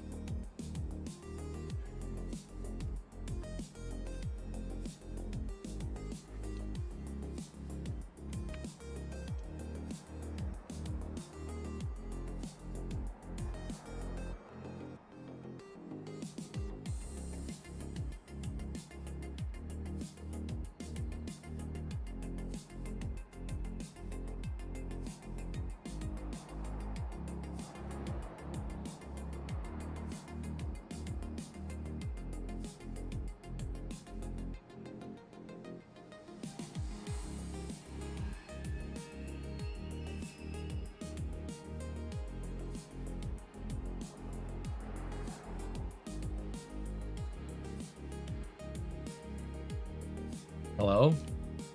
Yeah, you need the jetpack to get in there.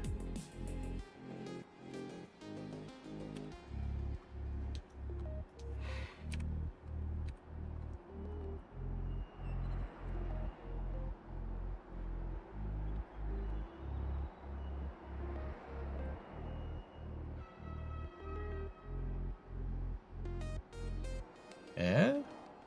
Ooh. Oh.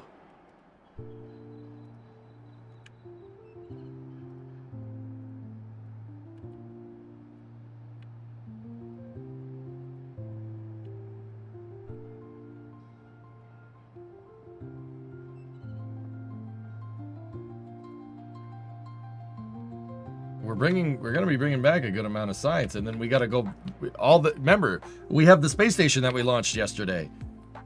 The science capsule, the Liberty module.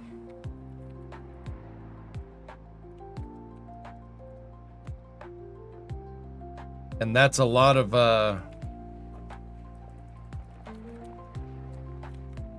it's a lot of stuff. It's grinding out science this entire time. It's probably ground out about 50, 60 science. Okay, Kerbals is safe inside of my stupid lander. How much Delta V does my stupid lander have? It has a 178.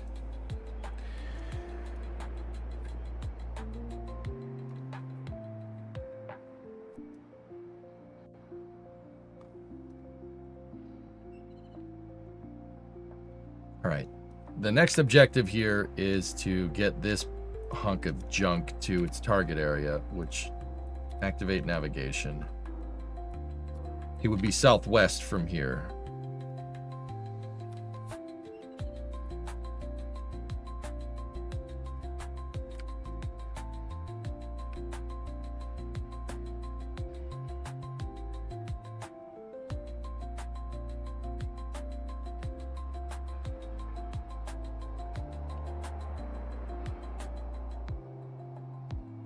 Is your monoprop all wonky, not centered now? I'll refactor that when we get to that point.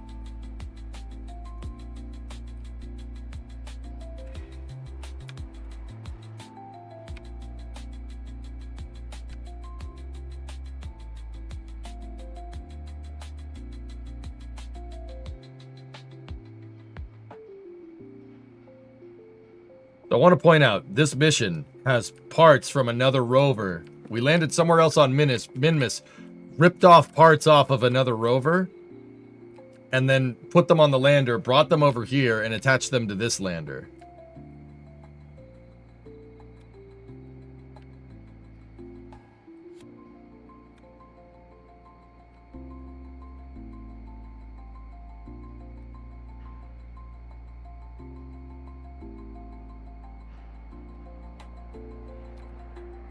We probably got about a 15-minute drive here.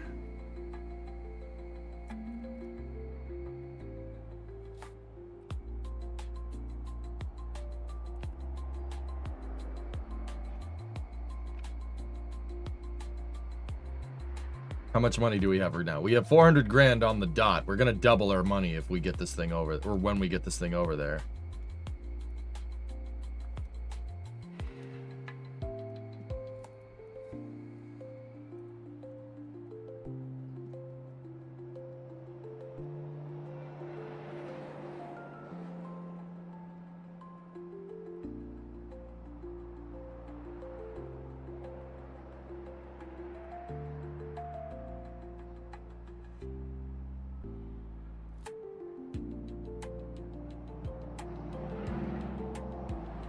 Some rocks do have collision, guys.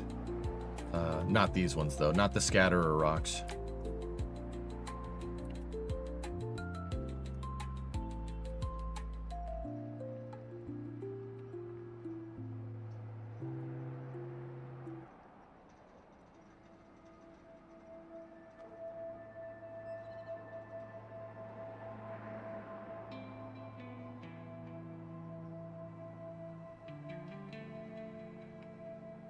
It'll make it up the hill, actually. Yeah, no problem. This is all relatively flat area, dude.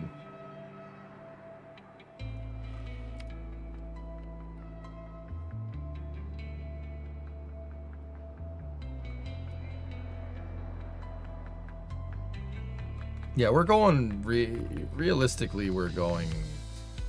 like over here somewhere. It's not too far. Probably about 20 kilometers or something like that.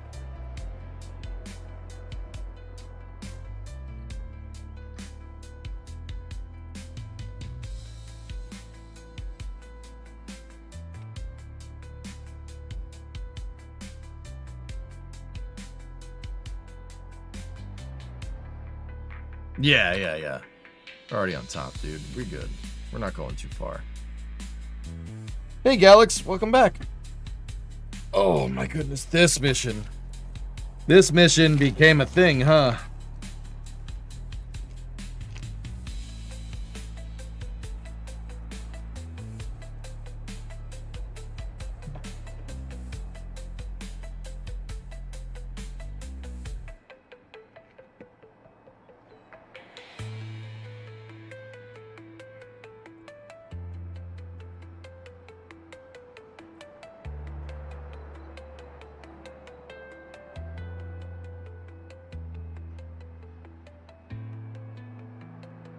This was part of a contract, Grab Shark, for construction.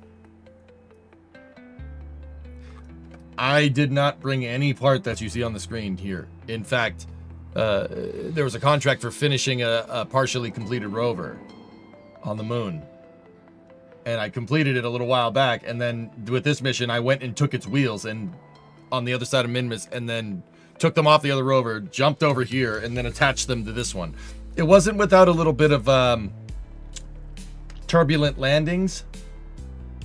Turbulent landings, yeah.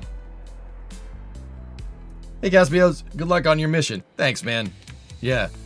Sorry, I just wanted to get that thing flipped over. But yeah, I am playing on career for what it's worth. This is career with permadeath enabled, no revert, no quick save. Yep. So whatever happens, happens.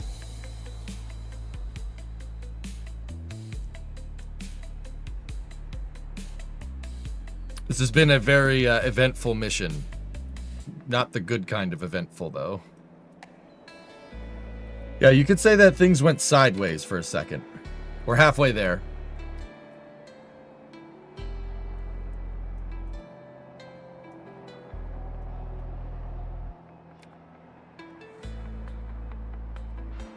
Also, yeah, what you guys are saying, we could use this for a relay. Come down here for another mission. Use this to make a relay satellite.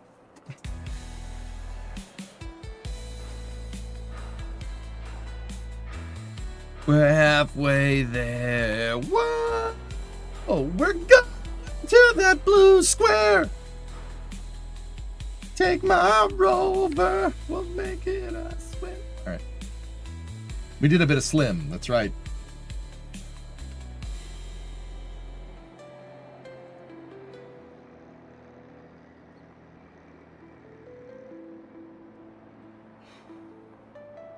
Reuse parts. NASA would never. Don't remind me, praise.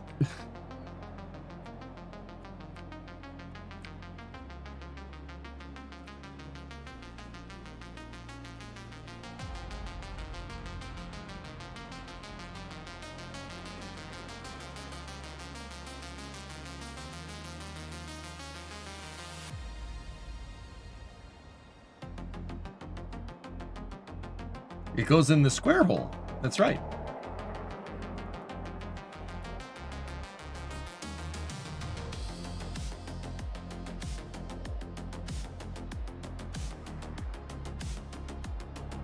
Imagine if the rocks weren't collidable. That would, if the rocks were collidable, that would really suck.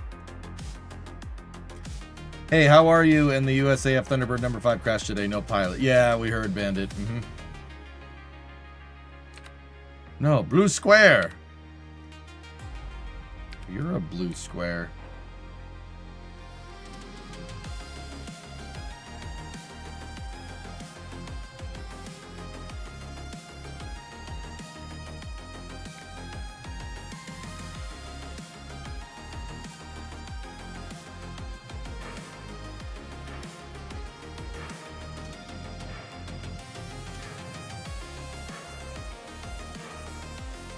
Two-thirds of the way there. Watching the new Raptor 3 video, I kind of think they tweaked the propellant mixture. Maybe. Could be running a little fuel rich. Little fuel rich on the mixture to keep the engine cool.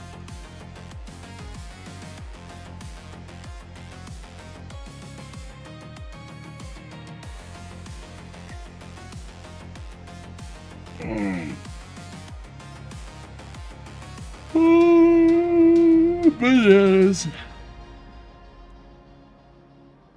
We should be entering the sphere of influence. Watch up here if a contract thing ticks up there.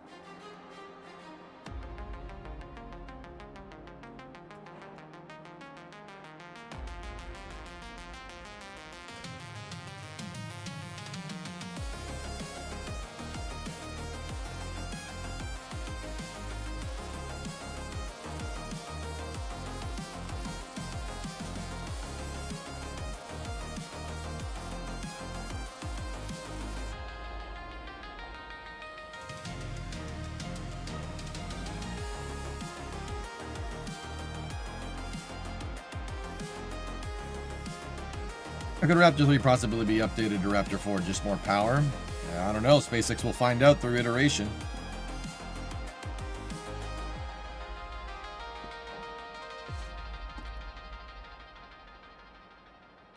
We should be getting to it. How far are we away? 2,500 meters.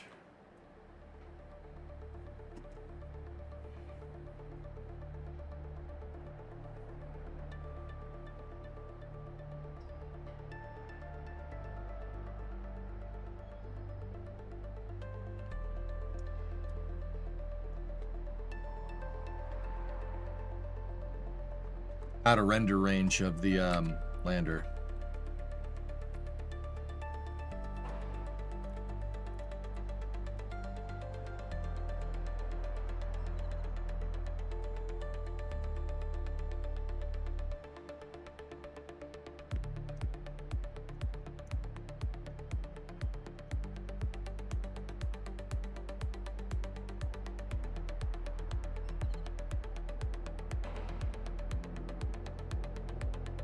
Come on.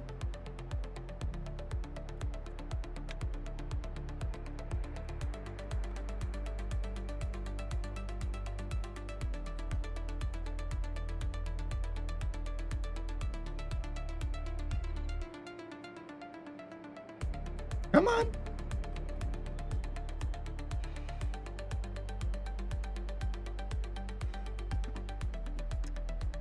Huh.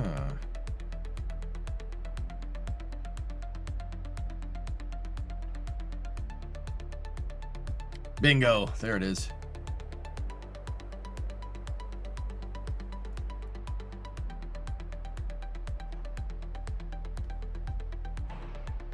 Ah, yeah. 417 Gs, 11 rep. Excellent.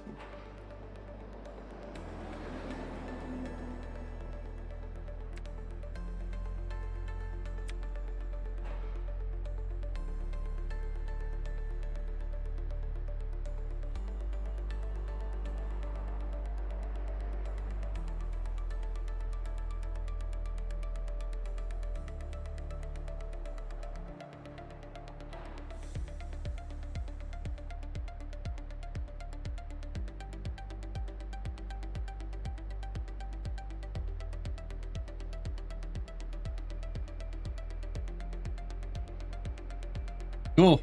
That thing can stay there. I don't feel like driving that back. Money! Money! Money!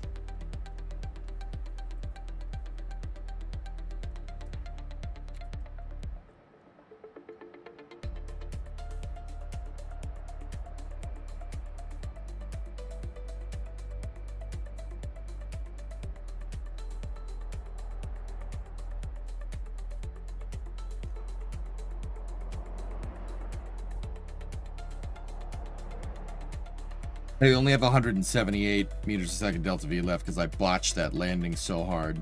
I would really like to get that science, man. But in order to do that, we'd need all this stuff, right? And we need to bring all of this stuff to the far side of Minmus. Over here, where it says Eagle Lander. We'd need to go there. Do we have enough? Yeah, sure. But we don't have enough with the descent module. So, hold on. You know what? Kelbro. Come here. Let's drop you down like this. And inventory. Can we get part attachments?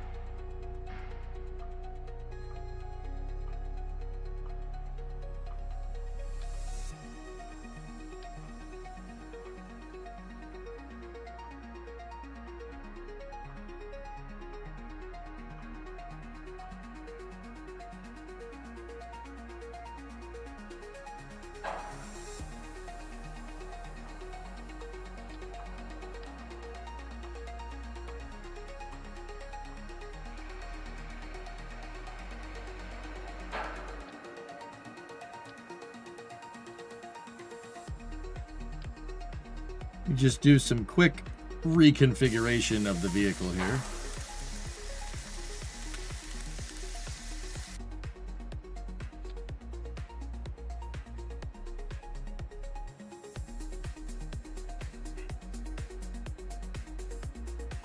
All right. Cool, that actually worked. So here's what we're gonna do.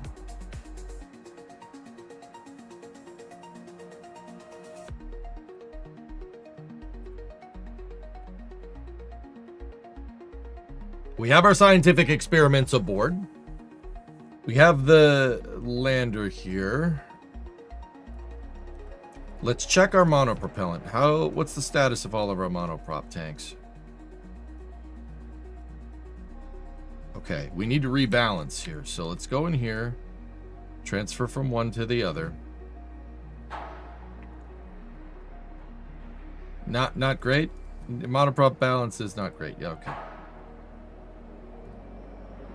All right, so now we can distribute all the monopropellant into those two tanks equally from that tank. Then do the same thing here. And that should give us a nice balance. I'm going to leave the descent module here. The Ascent module should have enough delta V.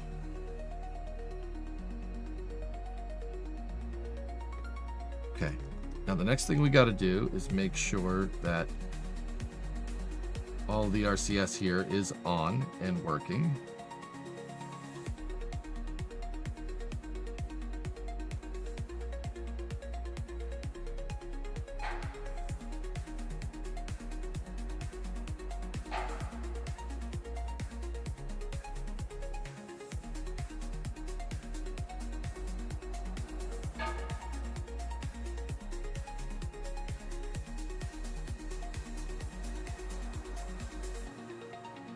Okay, 4.39, 4.39. We have 40 monoprop in the center.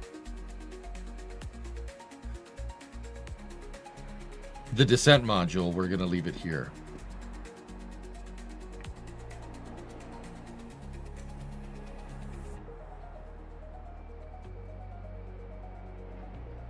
Last thing we'll do is I'll just take my scientific equipment with me.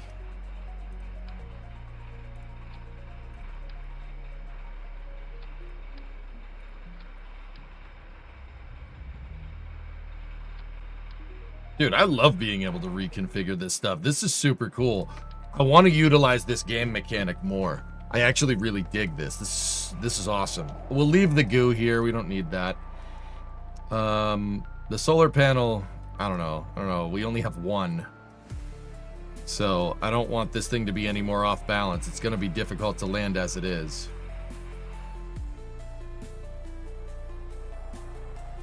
Cool.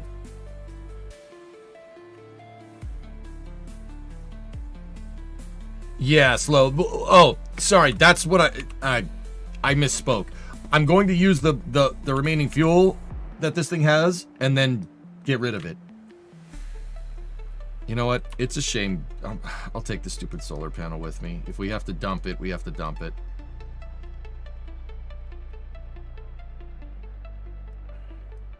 I should have the other one. It'd be nice to have the other one because then I could put it on the other side.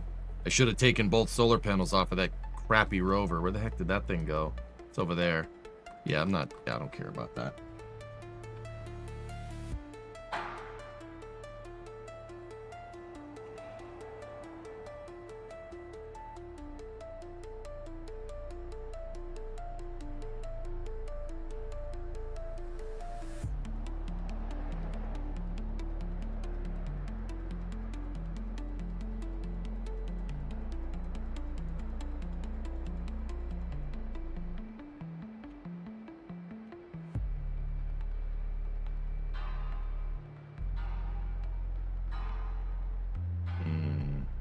Okay.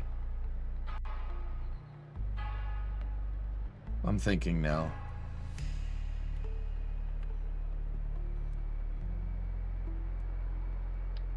Take that thing off. Put that up there. Make it nice and symmetrical. Since we're running lean, are there any parts you can remove and leave behind to save on mass? Nah, not much. The Ascent module's not very many parts, dude. That's the thing. Nice lander. Thanks, Davinsky.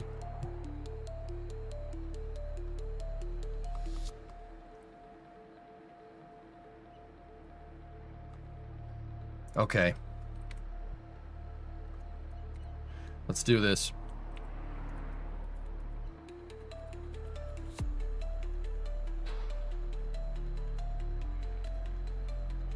All right, let me enable the fuel tanks here. 622. That with the 178, we're good to go. All right. Let's do this. So, how are we going to get to the far side of the planet? It would be closer if we basically went due east. All right, cool. Flight azimuth of 90. Let's get this done. All right, we're leaving this godforsaken area. T-minus 10, 9, 8, 7, 6, 5, 4, 3, 2, descent module ignition. We're out of here.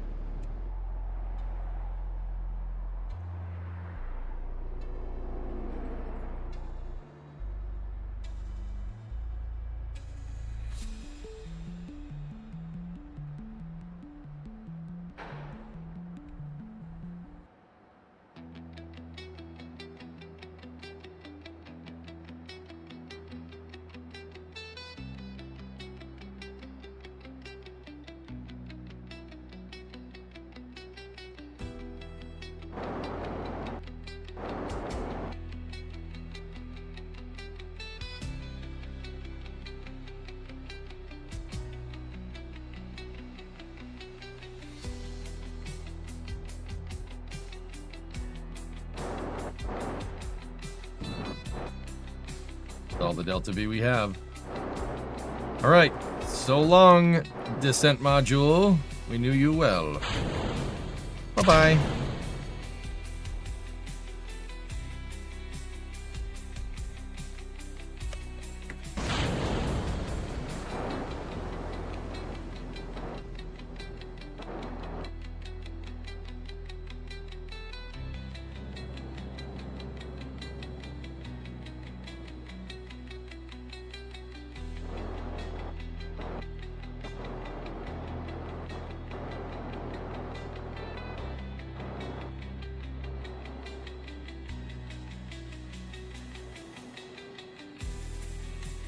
Cool.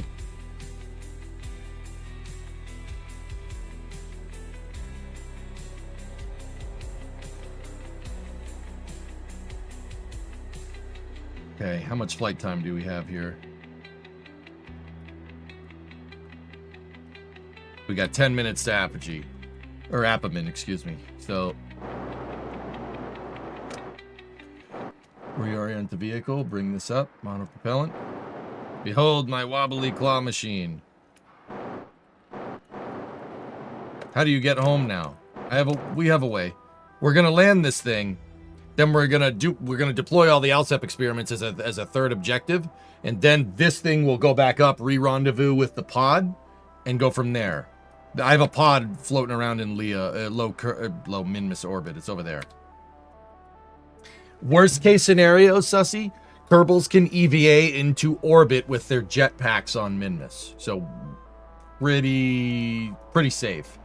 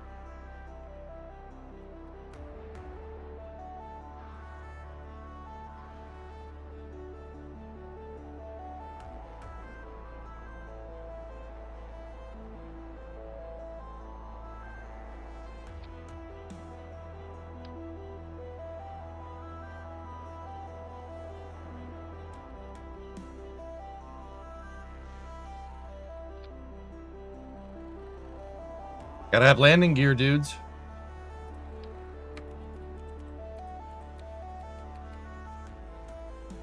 We are merely reconfiguring the spacecraft, okay?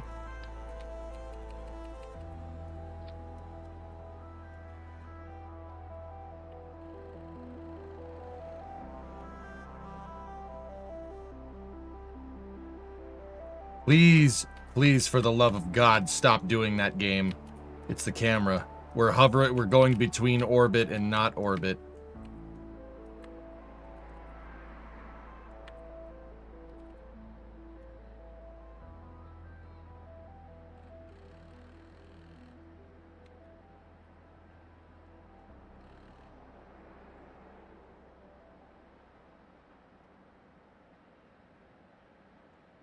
I agree, J-Speed.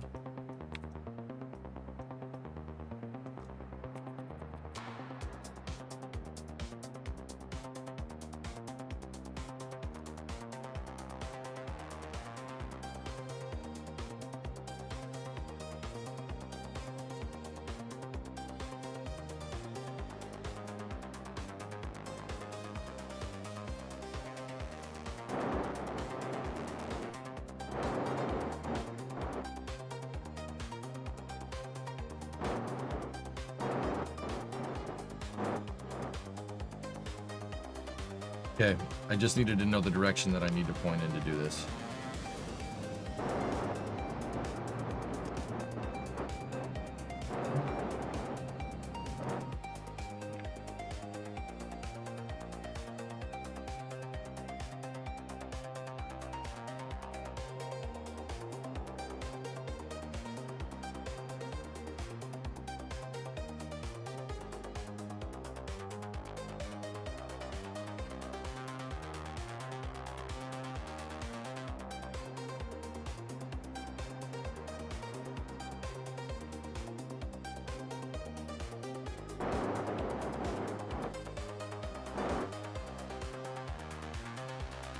Okay, gonna do another quick change here.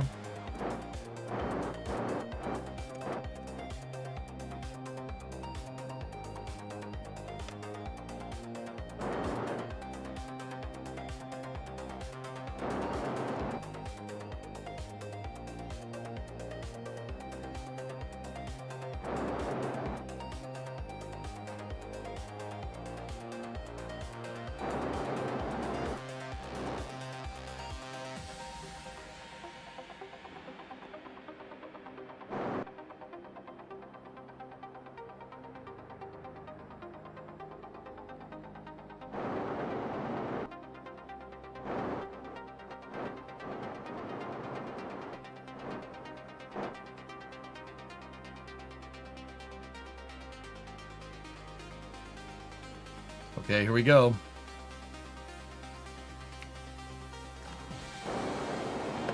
Ground altimeter is on, 5 kilometers off the deck.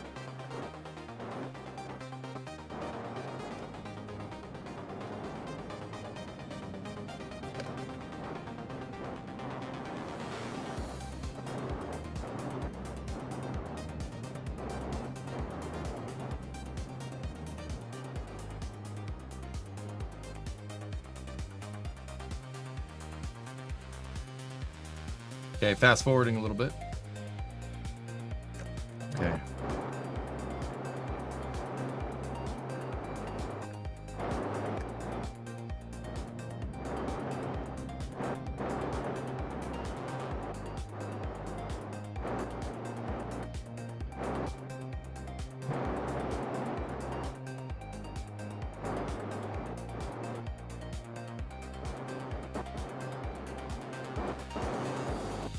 Okay, coming down.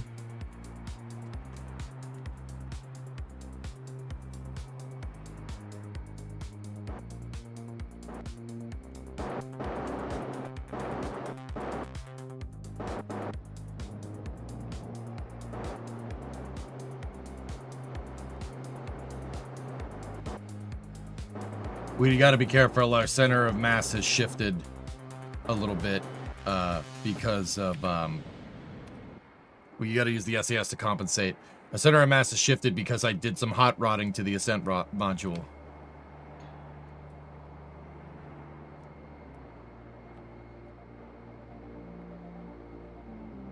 1,500. 1,500 to target, 1,300 off the deck.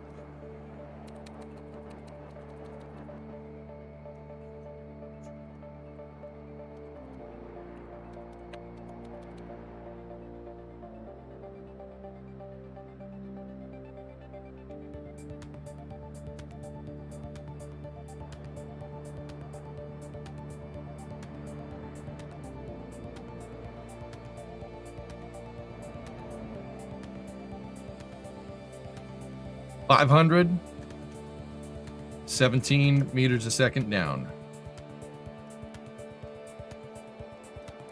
400 at 20 meters a second.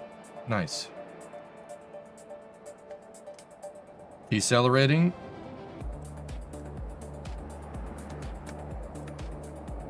$220 at 8.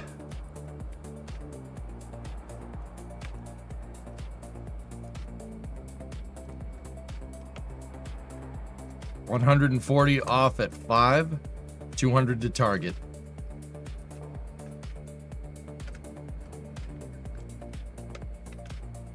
Okay, we're hovering at 90 meters, give or take.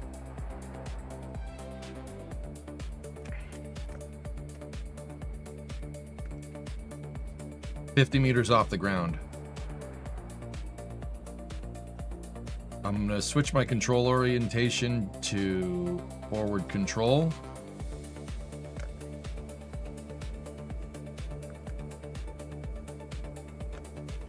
And we're hovering at 37.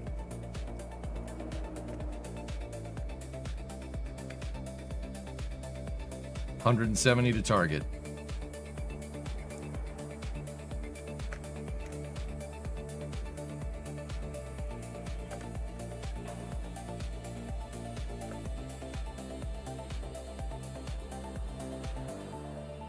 $25 off the deck. $120 to target. We are in the dark, so it's kind of hard to see where I'm going.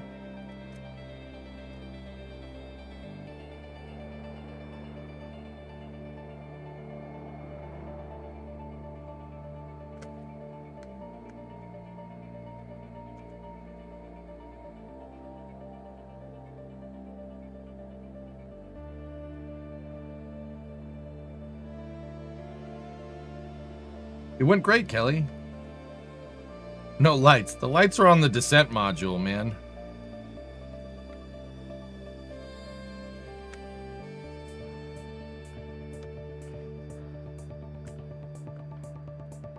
$10 meters, 40 to target and closing.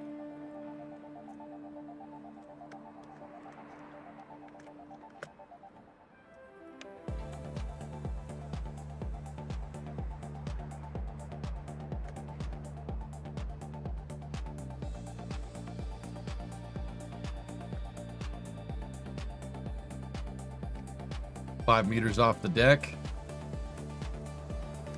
20 meters away. Let's bring her down.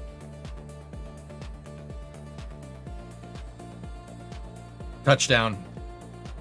21 meters to target. We did it! It's the scattery walk. It's being a little strange.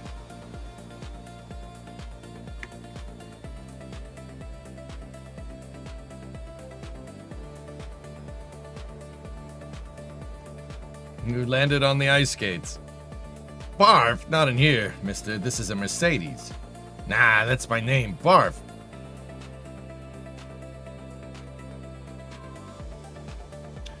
Where's the other science boxes? Oh, don't tell me they're on that lander over there.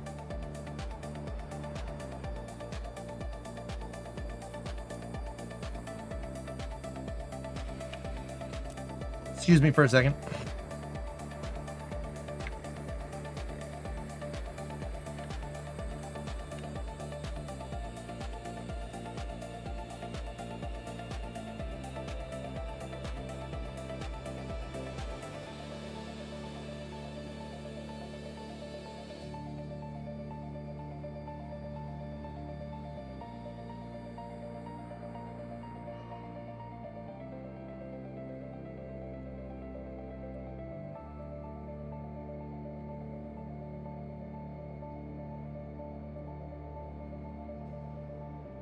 Let's just flip everything on and just pretend that didn't happen, and just let's just go over there.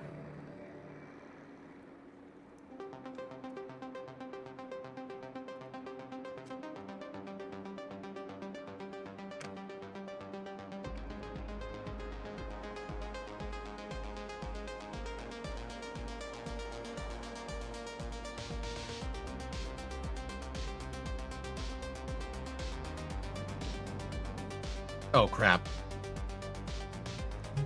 Stop, stop, stop, stop, stop, stop. Go up.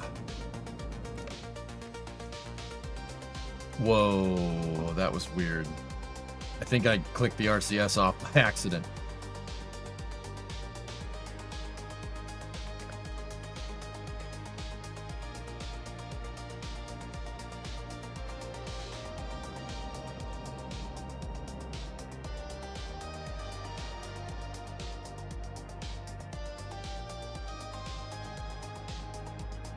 I don't know why it doesn't... The scatterer is doing something weird with that.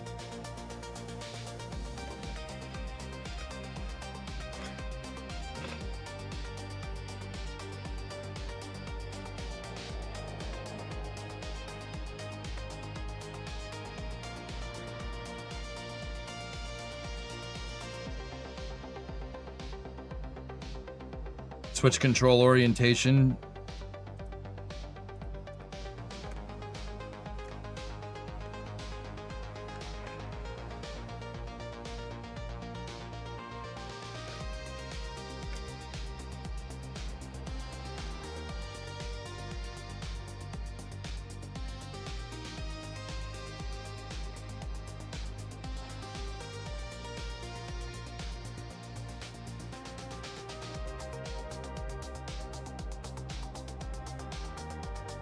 I let it down a little bit tough that time, but here we are. Does this one have the stuff in it? Let's check. Actually, hold on. How much delta V does that thing have in it? 144 plus monopropellant. All right, that's good enough. Cutting it a little close, but we'll be fine.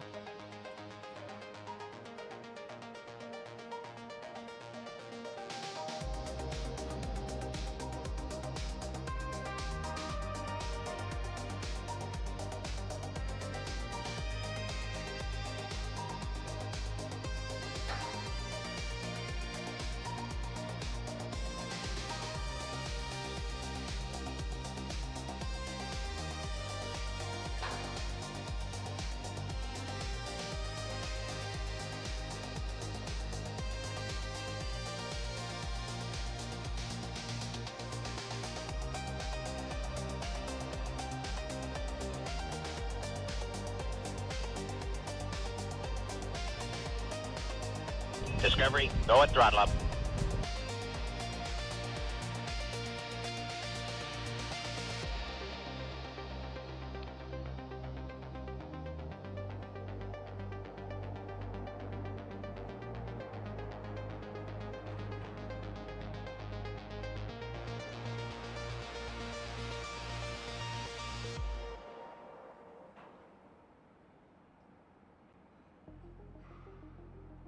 What the hell? Hey, Josh. 41-month fully fledged YouTube watcher, but still get the Amazon Prime sub, so yippee! All right. I have a stream on in the background while I get some work done, but I can't get anything done, not because of you, because my cat meowing as soon as I sit down. Make sure you get your work done, man.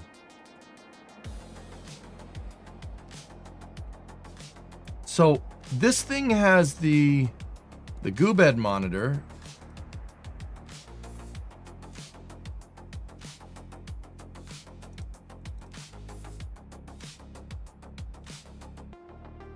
And the seismometer. Where's the rest of the science?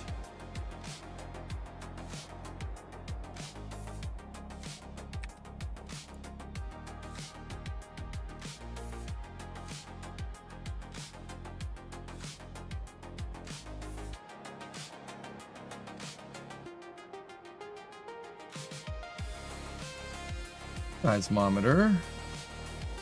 Goo bed monitor. Communications. We saw. God.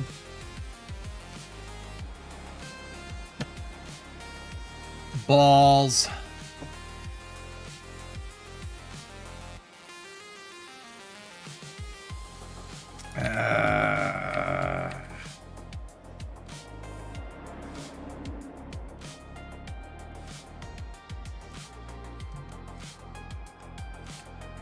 I thought I had the right version over here, but we don't. But it's okay. We can still do something here.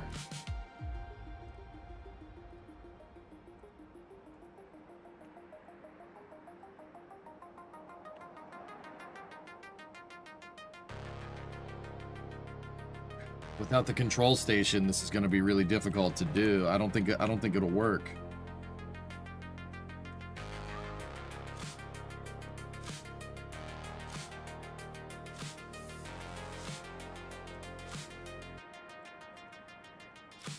I can't believe that after all that, dude.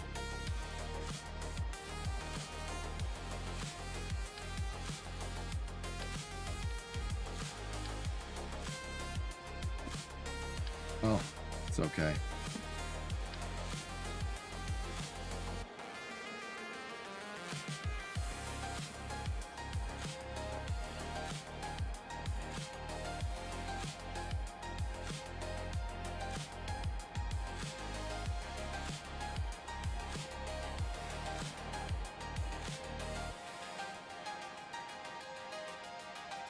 Man.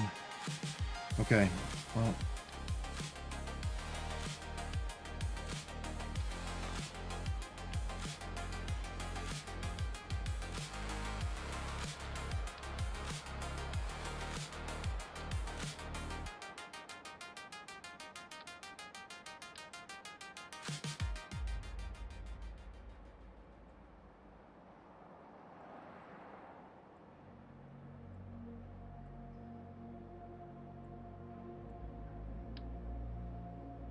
Well, at least we'll start building out more of it here.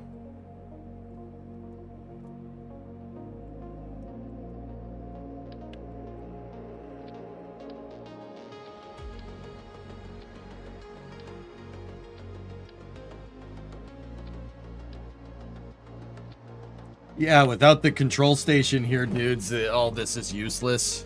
You need these are all the experiments and the power and the communications for them. But nothing here has the control experiments, which is quite annoying. I have everything but a damn control station up here. This is every single one of the Ascent experiments except for the one that, you know, controls all of them. Press U.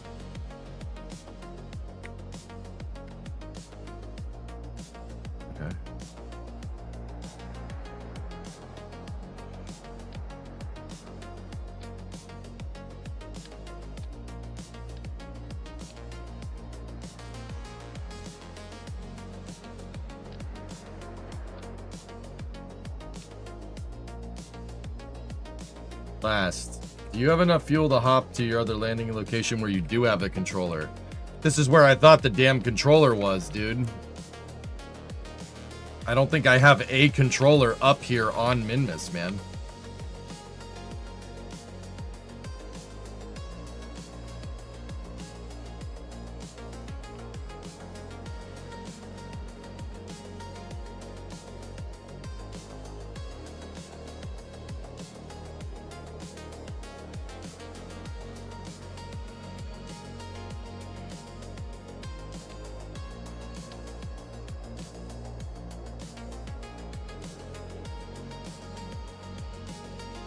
Soyuz ejected its tail service mast service gantry. He ejected it into the flame trench because somebody forgot to put the brakes on it. Not even kidding. Yeah, Site 31 is damaged.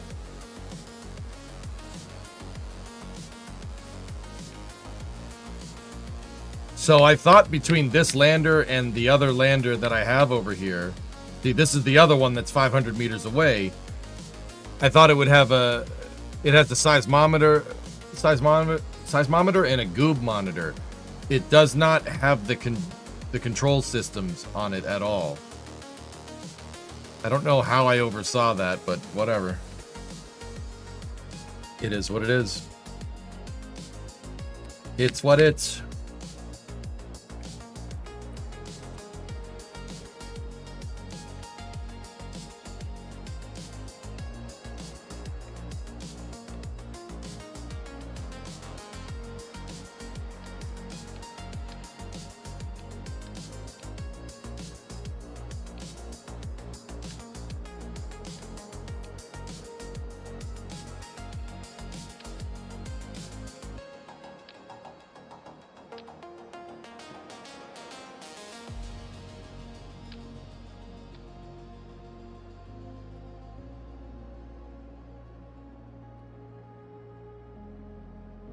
I mean, we'll deploy all the other experiments, but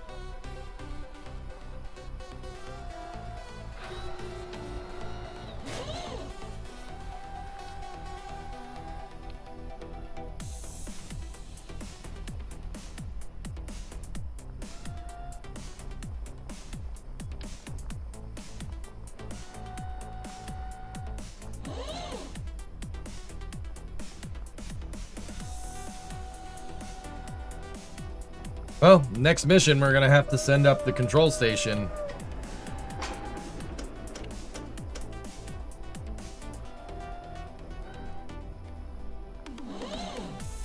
Yeah, without the control station, this is all functionally useless. So, you know, that's good.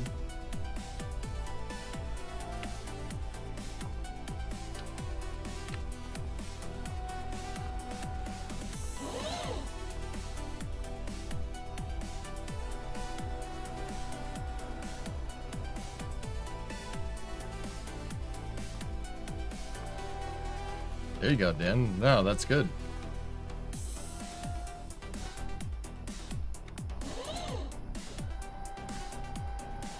Oops.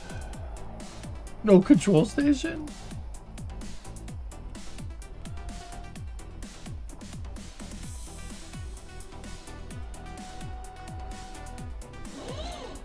Yeah, we already got these experiments.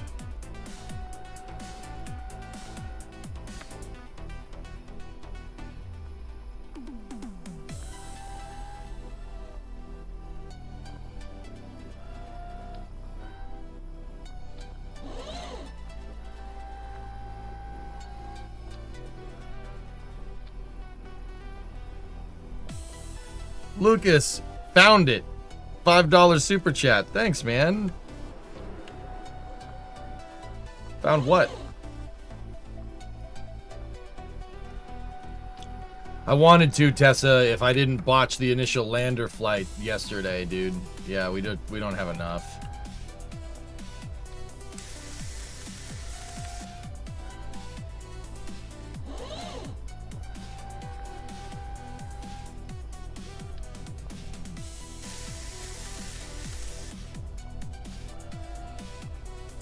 I asked where the super chat option was. Oh. Oh, okay, I see it.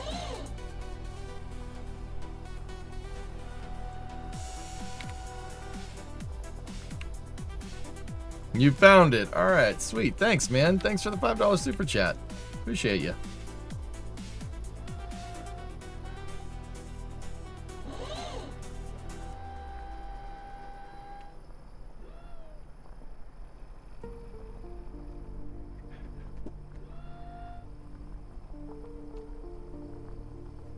Well, partial success on the third objective.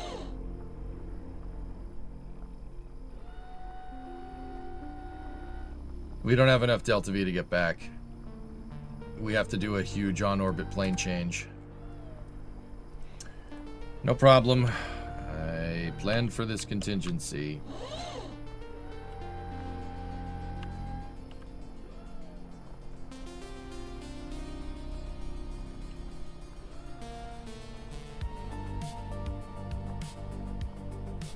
Can Taurus do the plane changes? Sure.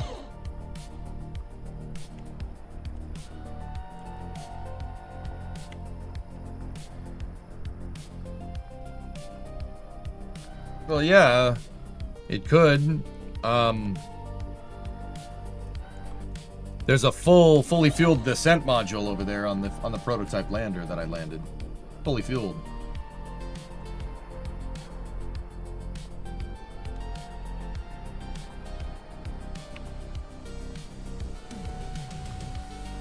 I saw it, Goalie, yeah.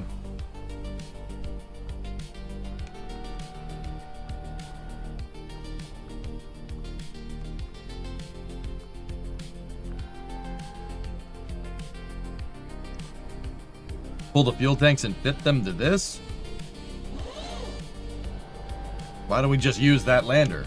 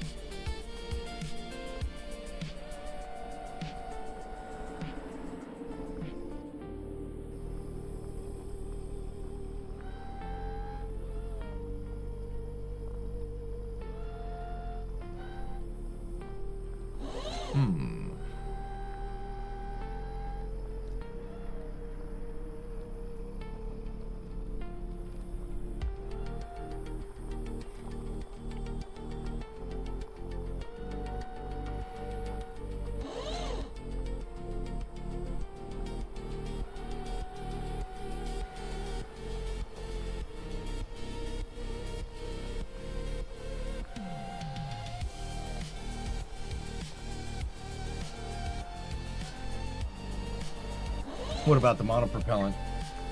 Because I don't think the other thing has a lot of monoprop in it. The other module.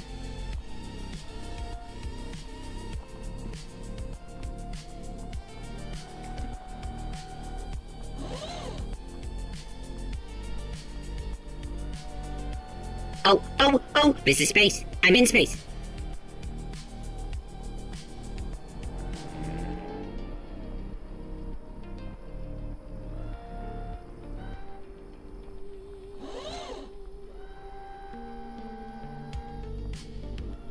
Fluffy gifted 5 subs. Thanks, man.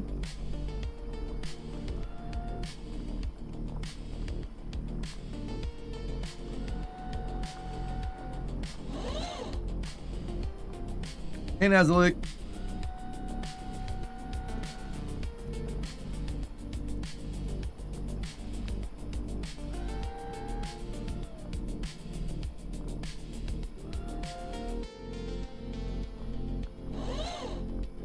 We could always use the monopropellant to finish our way into orbit, and then have the capsule... No, the capsule's low on Delta V too. Oh boy.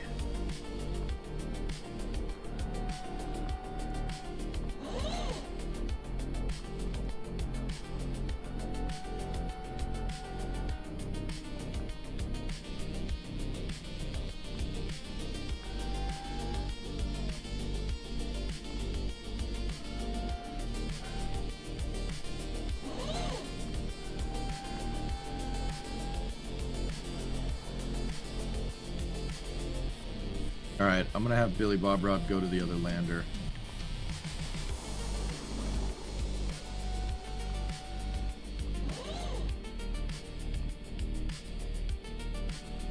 Lucas, keep it up with another $5 super chat. Thanks, man.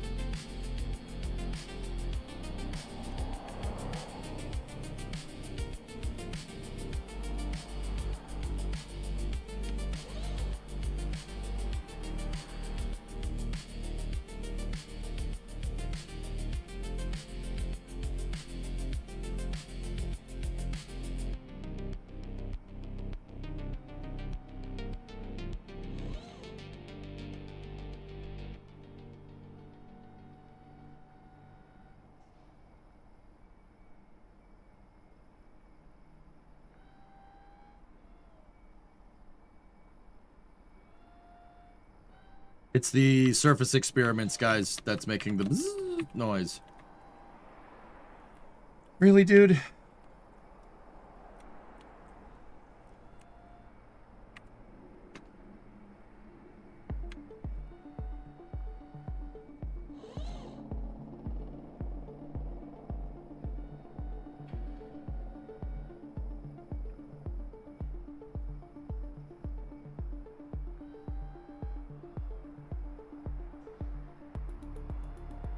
Just read where crows are apparently losing their ability to communicate. Scientists are trying to find the cause. Yeah, it's definitely impressive, dude. The Raptor video is fantastic.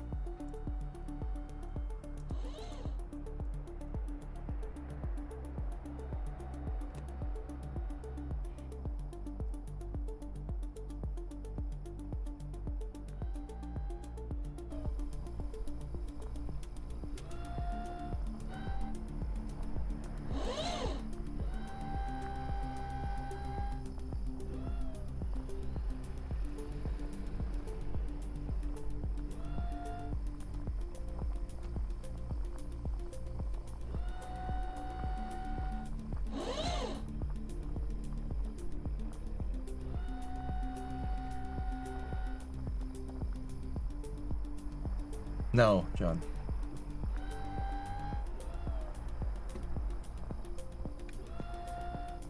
I'm gonna finish this mission, Tessa, before we do any of that.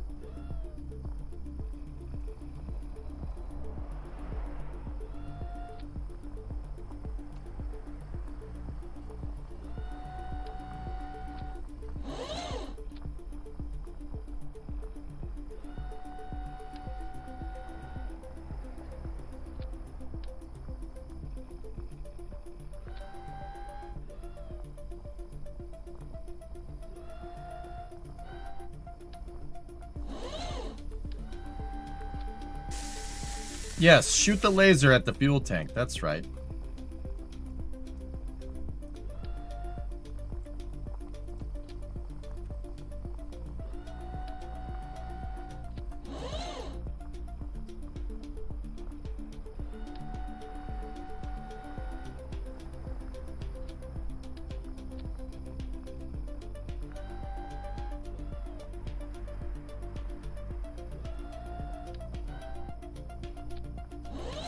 No.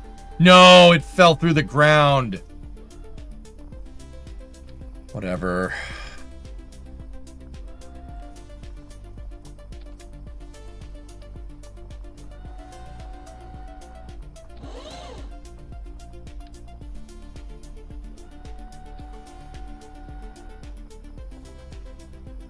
Well, that was a waste of that fuel.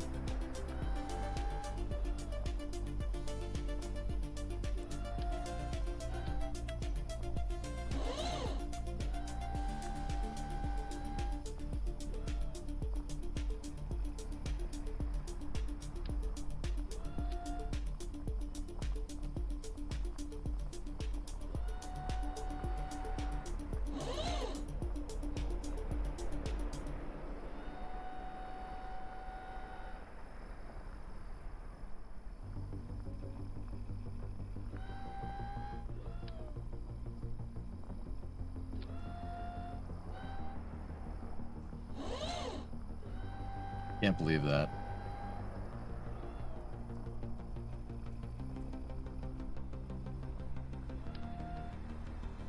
It's gonna take forever to move this stupid ball over there.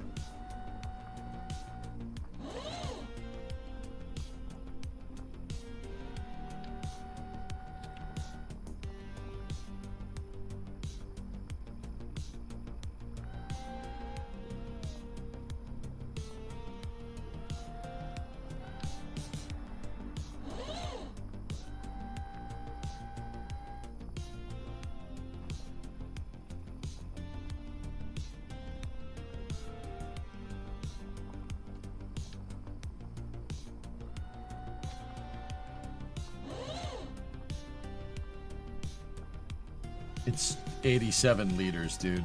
You can't carry it. You mother... Well, so much for that. I'm gonna have to use the capsule art. Oh well.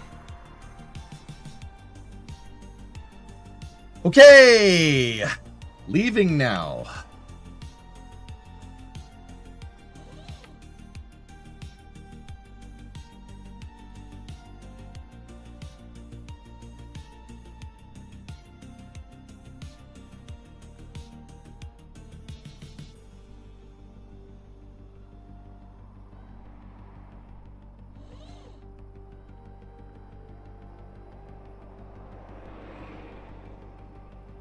Man, this is going to be so nice when we have Moon Palette around here and I can just put this stuff on Moon Palette and move it.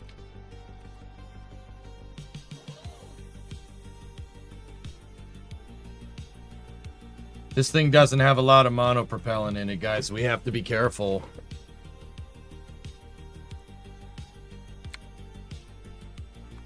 Okay. Let's just make sure all of the RCS is enabled. I'm really just gonna set everything to probably 25%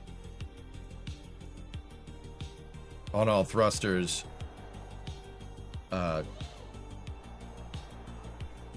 Just so we can conserve fuel.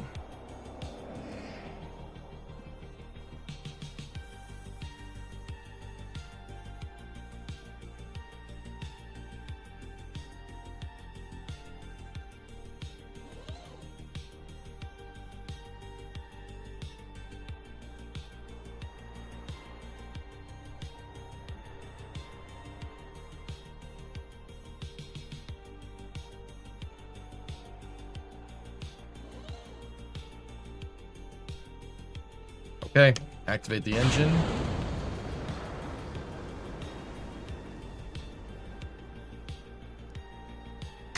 Separation. 700 Delta V. All right, let's go. Let's get out of here.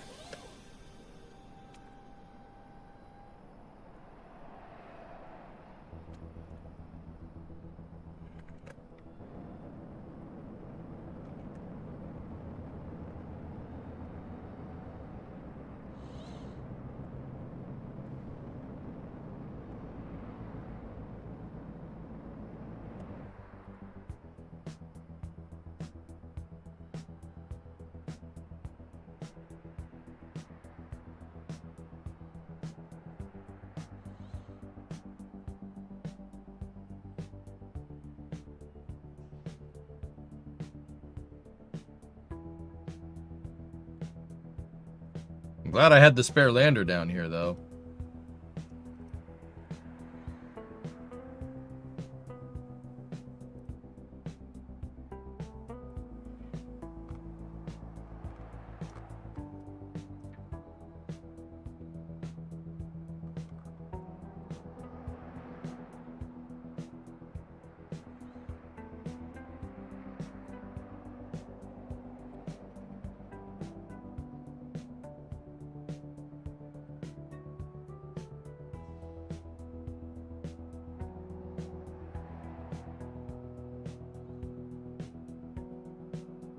This thing's out of electrical charge, so, you know, that's nice.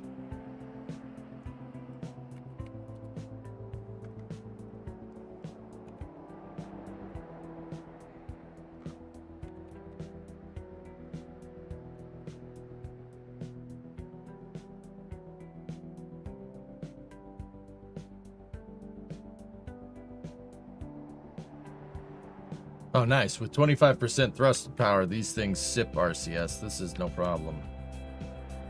0.01 use. We can make that monopropellant last.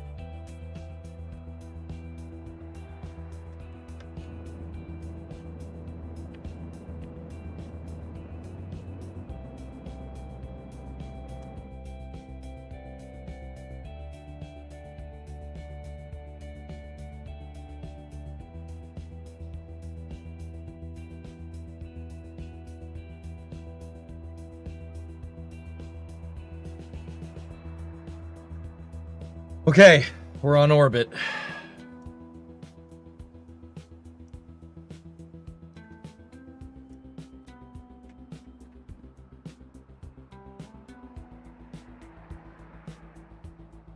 Tesla put out a video of Optimus running at a clocked 7 miles an hour.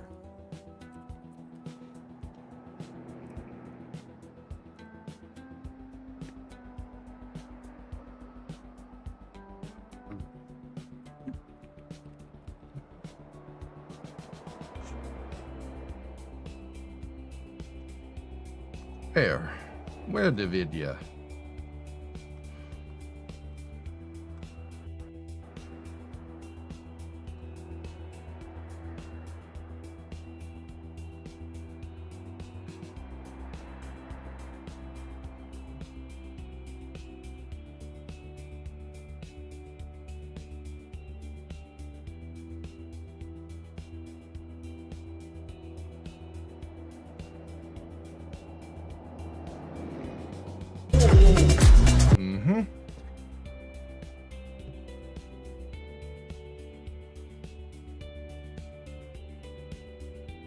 Dude. Good news. Passenger side manifold bolts are coming out without breaking. Nice. Wow. That's pretty impressive. Pretty cool.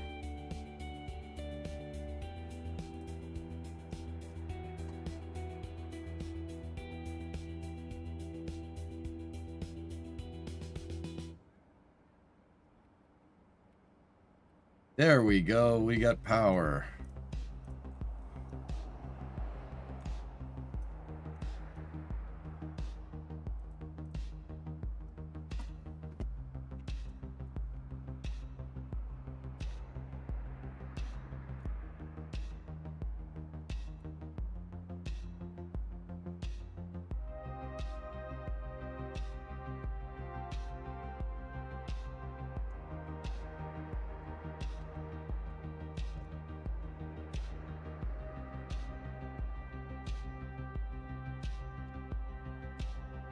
Here we go.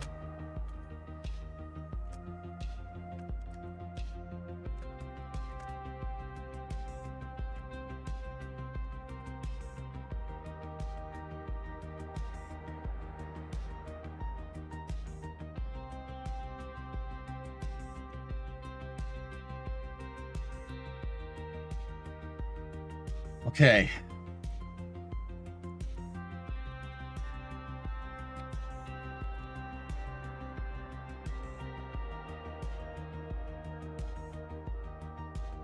And the capsule is on the exact opposite side of the planet.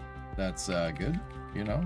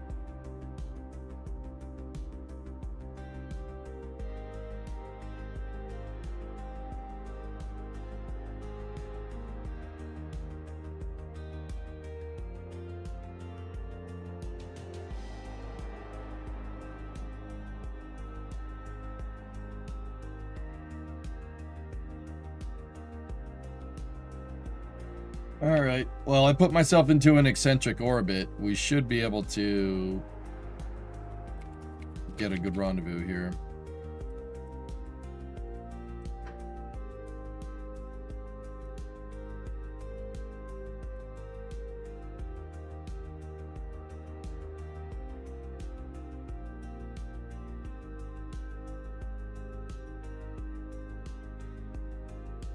This isn't a pretty way to do it, but it'll work.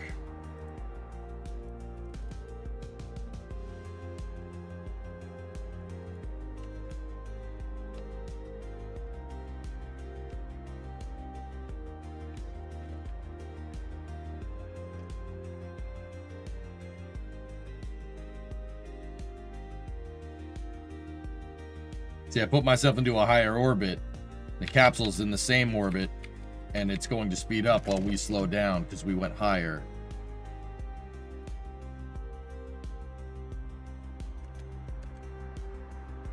Yeah.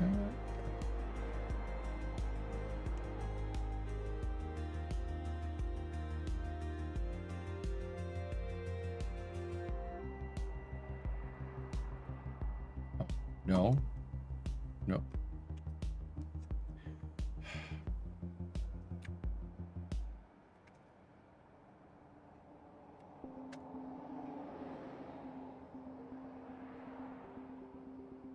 This rendezvous is dangerous and inconvenient, but I do love Fig Newtons. Well, we won't know if that worked till we get back in signal, so yep. Yeah. Right.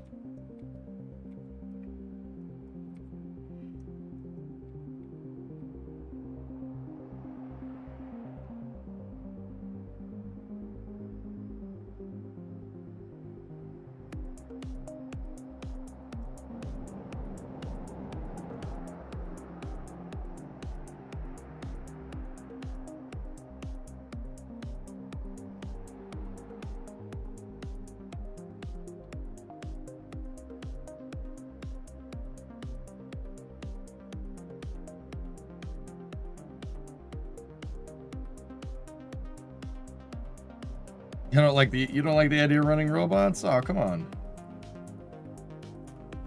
Minmus hasn't been the prettiest most of the day. Why start now? Yeah. Hey 619, what's up, man?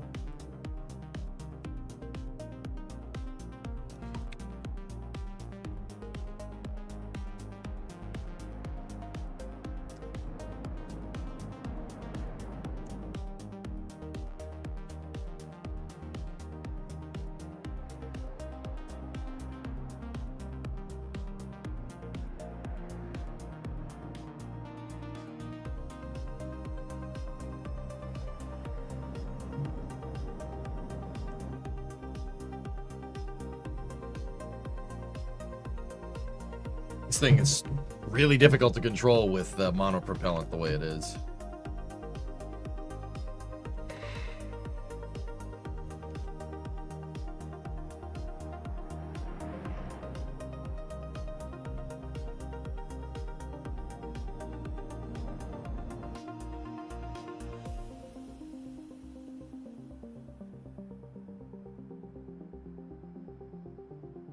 It's like we're just gonna have enough.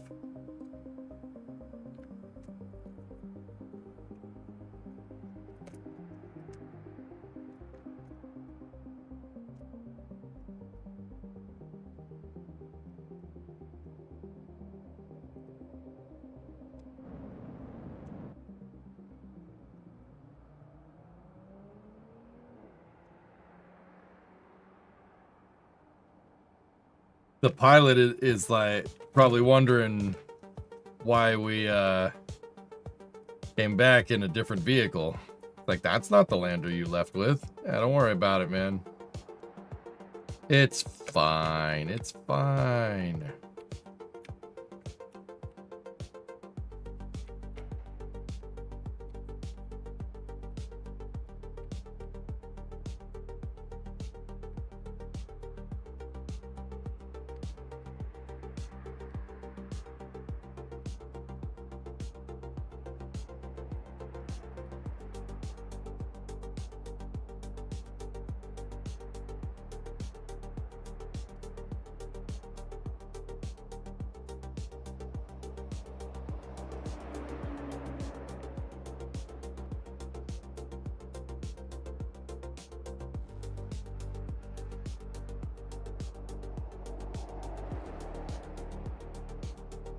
Okay.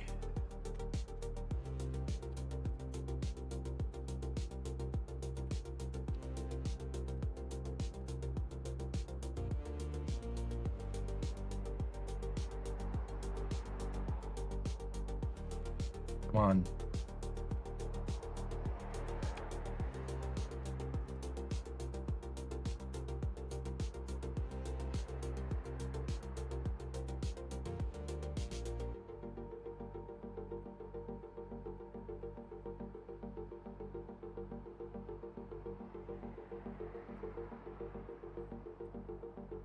$71 on the monopropellant.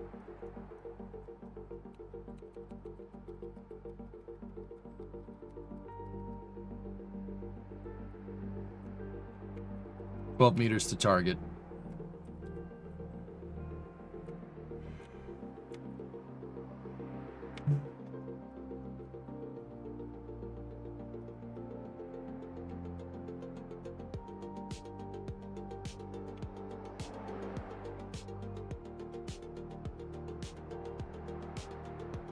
Yeah, Dan.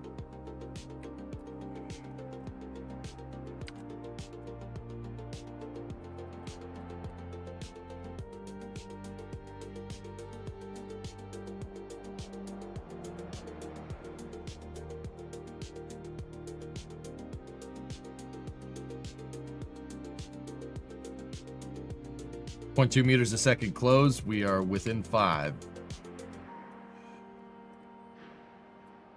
Okay, chop.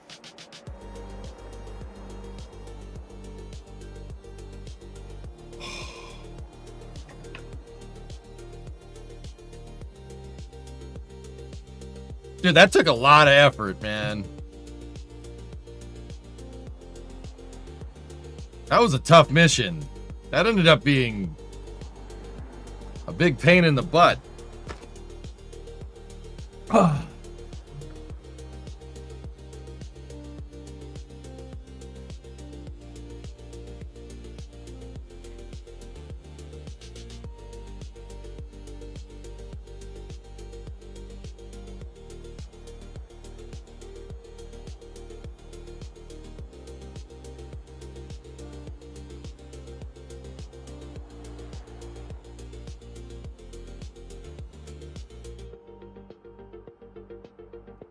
Can't transfer.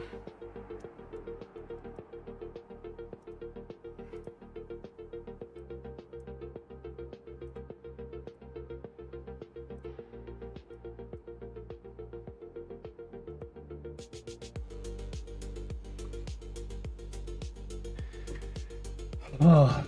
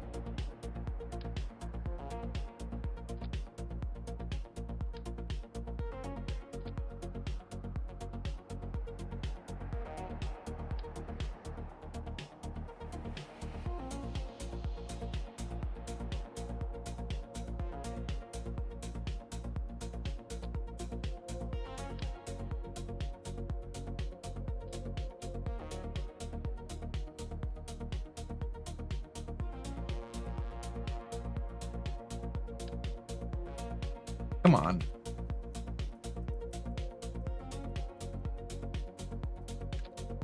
Huh.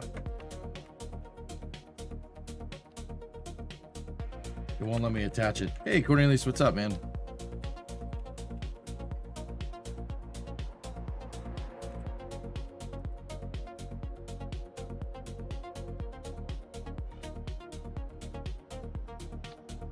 Oh, nice. I got it.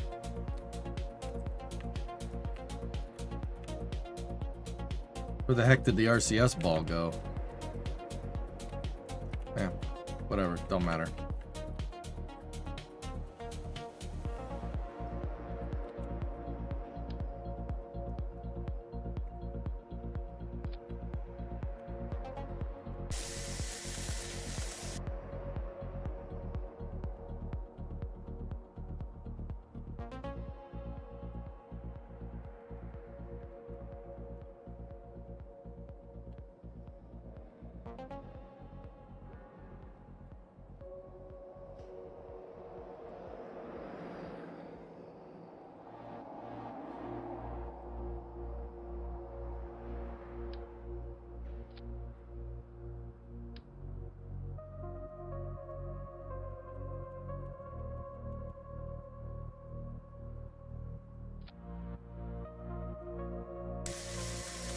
Yes, weld the fuel tank with fuel in it. Yes, good job.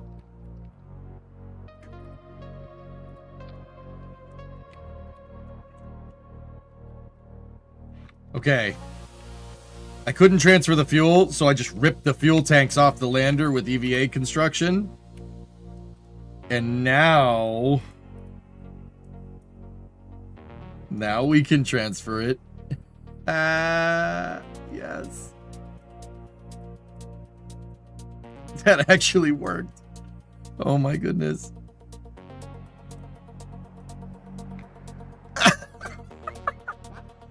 Yes.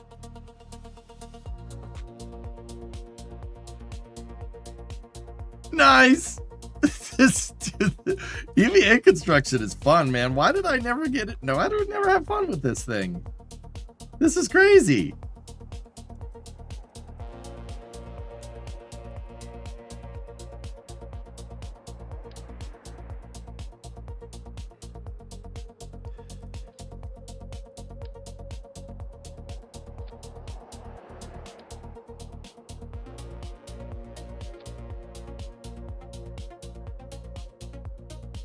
Huh.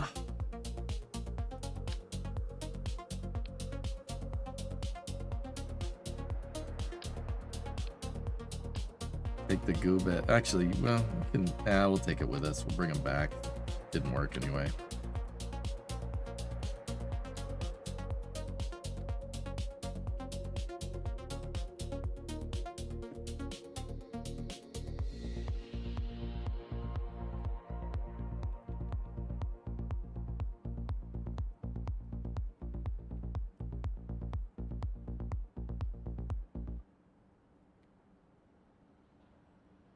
You know what? We should probably go get that.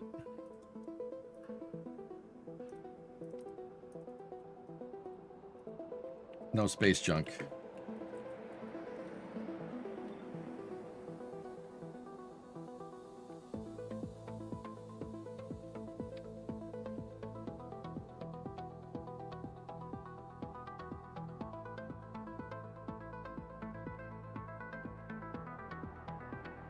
You know what? I don't know how we're going to get that back, so I just changed my mind. Let's not do that at all. We will mark that as debris in the tracking station and call it a day.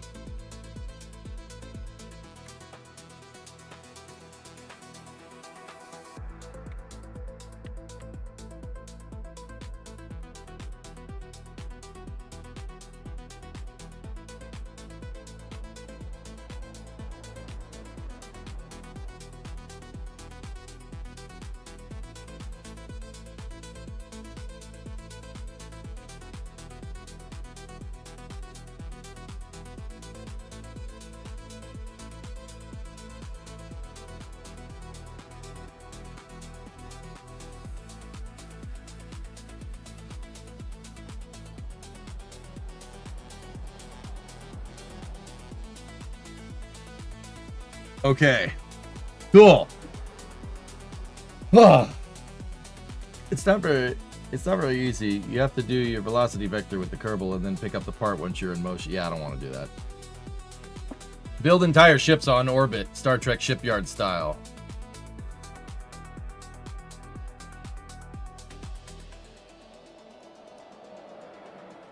Yeah, I have ideas, Caveman. Discovery, go at throttle up.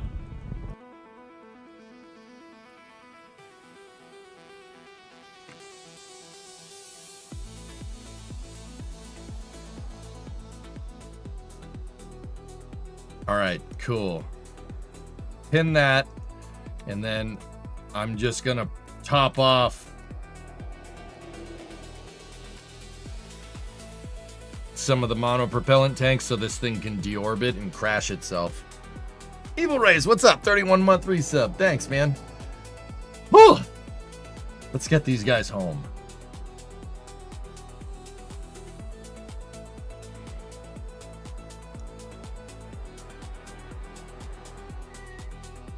All right, is there anything left in this thing?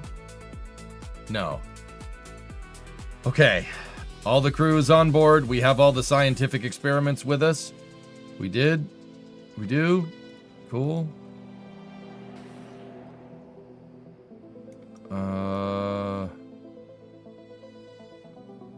Yeah. I think we're good. Let's just get out of here. Separate from the lander.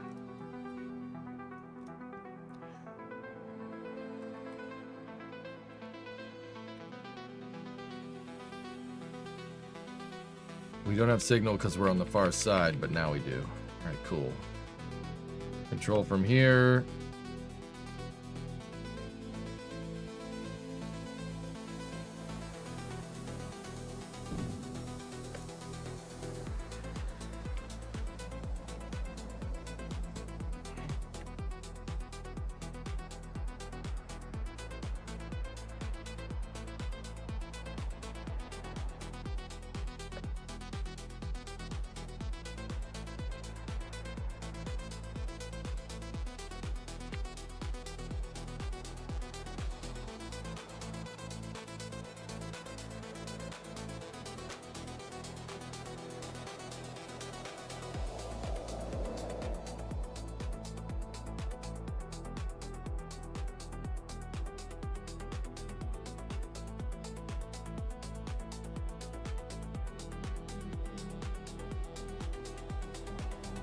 Deorbit complete.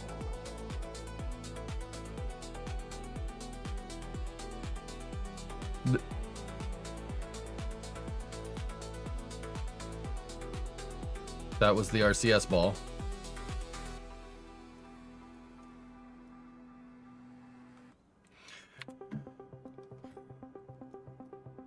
Okay. Let's dial in a return.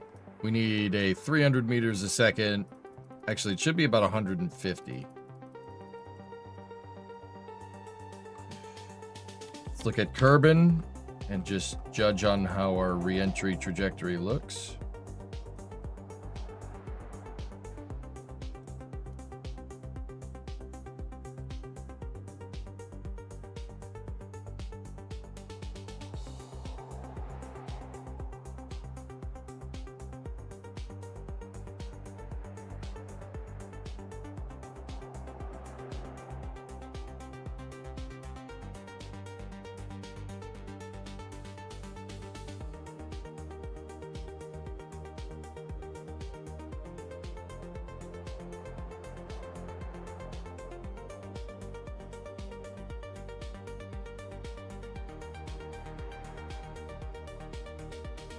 Okay.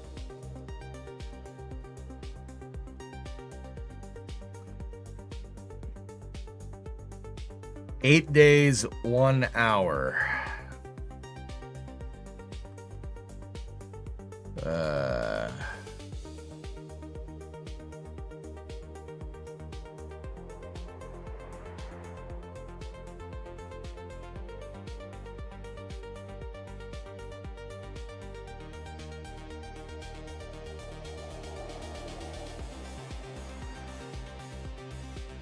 9 days on the dot there. That means KSC will basically be in the same spot.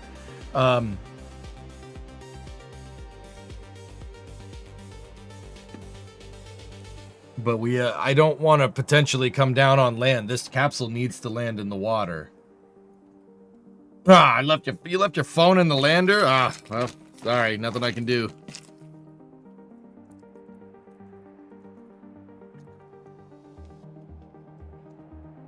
How do we get this thing over KSC? From our perigee, KSC is maybe an eighth of the way.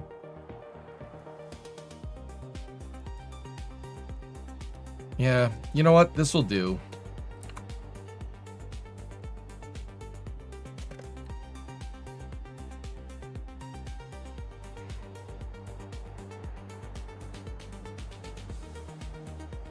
Yeah, this will be fine. I mean, we just got to be careful, man. This capsule cannot come down in mountains. If it comes down in mountains, we got a big problem. I really just want this thing to come down to the water.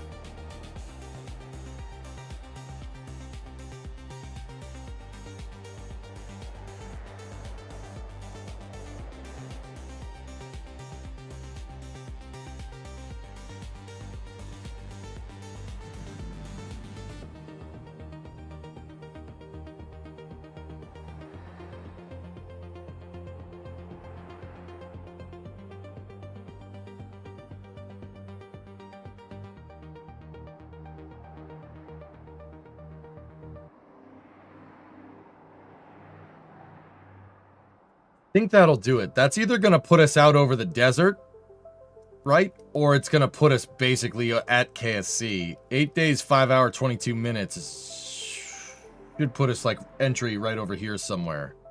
Either that or I'm thinking about it the wrong way and it'll put us over here somewhere, in which case we come down in the desert, which is pretty flat.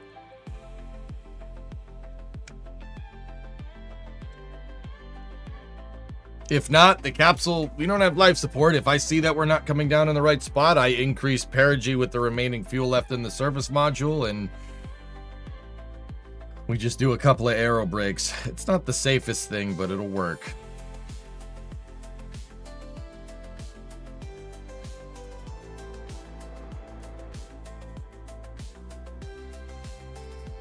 There we go.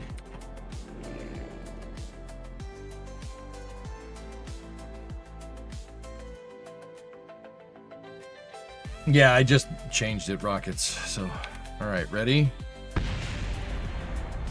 That was the Ascent module hitting the ground, thank God. Get away from that thing.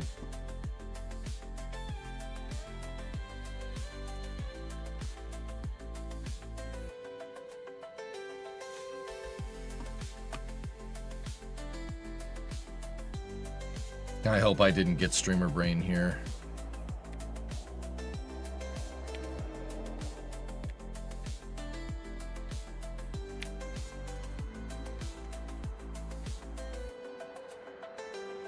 All right, here we go.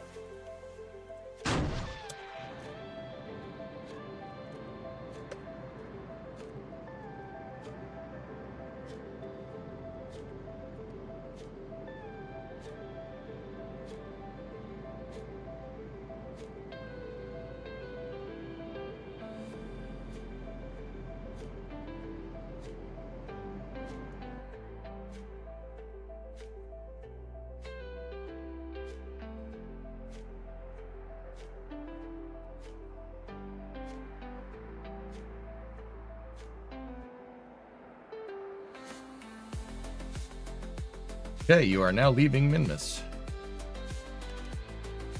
There's the mun.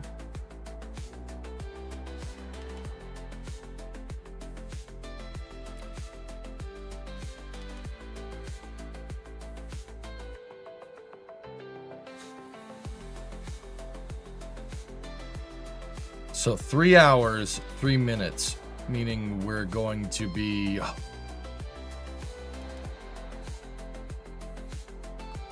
All right, we're good. No course correction is needed.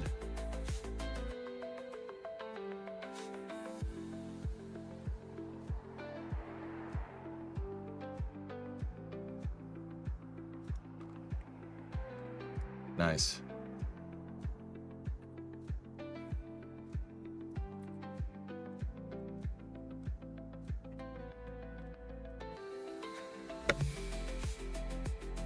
Nice naming.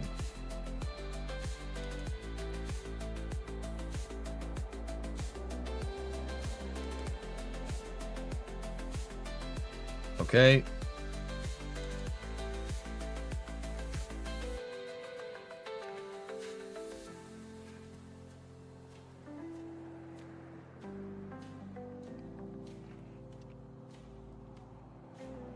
Next thing we got to do here is jettison our service module. Thank you, service module. You done good. You done good, man.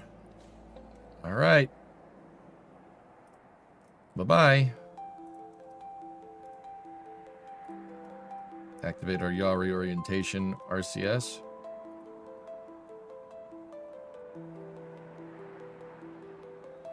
I need to activate the capsule's monoprop systems before we hit entry interface, or we're going to have a bad time.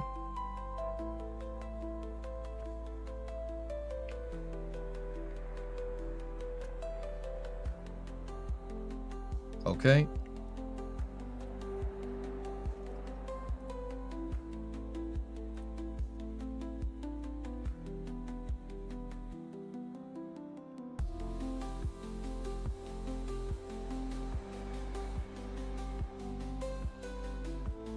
We have entry interface. Here we go.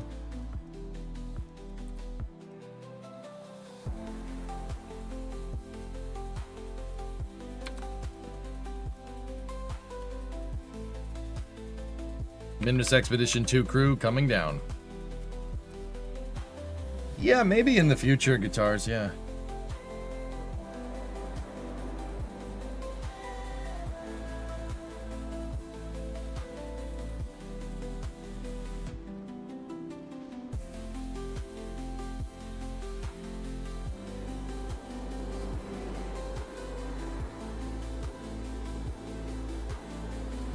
Crew on board's having a good time.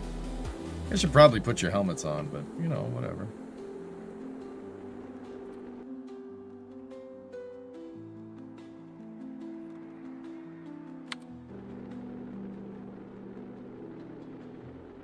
It's a lot of fun watching you do real-life simulated takeoffs and flights with your pilot friends. Oh, you want to see that again?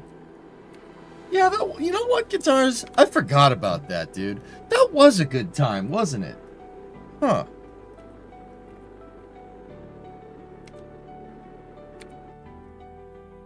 That was a lot of fun.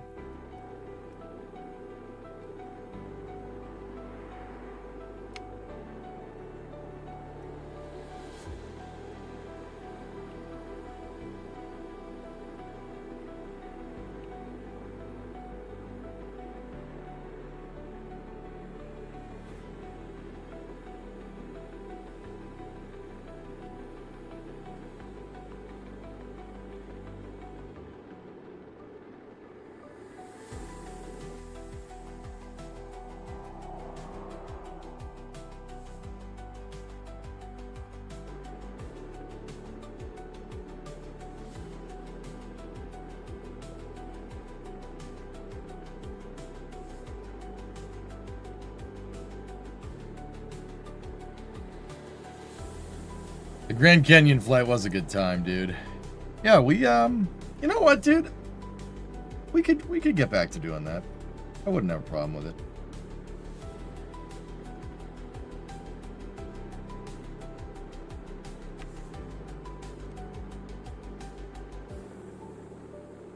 Will you buy 2024? I'm pretty sure someone bought it for me.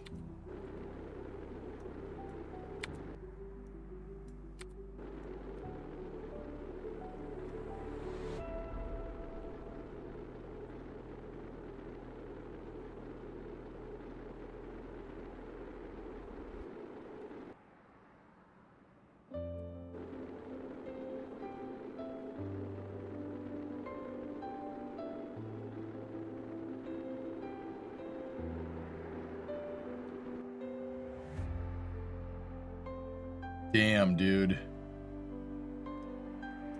Dang, man. Not bad. That was pretty good. This is pretty calculated. We're going to come down basically where we come down from low carbon orbit flights. Probably somewhere right around here. Well, Rockets, that's good because now I know where I need to put my perigee relative to Kerbin. I know we got the phasing. I know where to put it. And we can easily land this coming back from Minmus. That's great. Huge, huge success.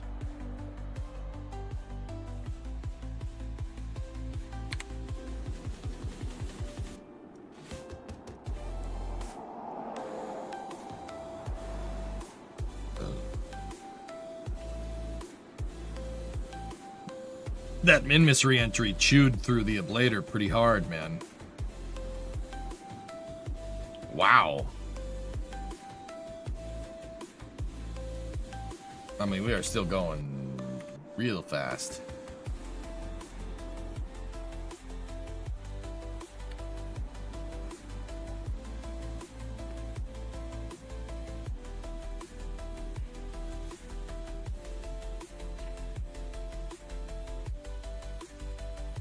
ME2 UHF comm check.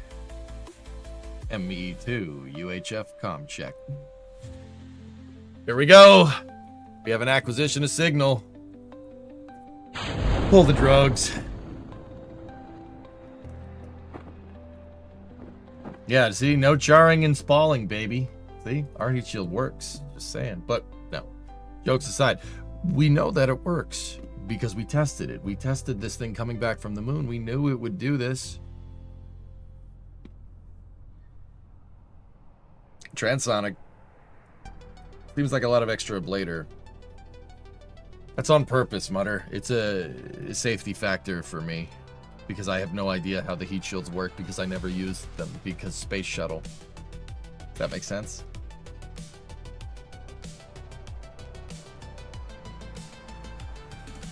Plus, isn't there a former Harrier pilot in the community that could coach you through DCS? Yes. Clouds.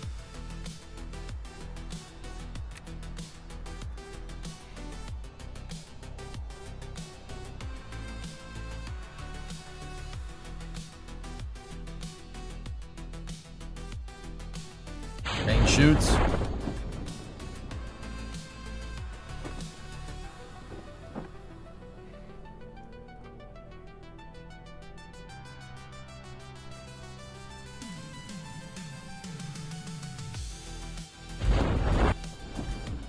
Rogue inflation.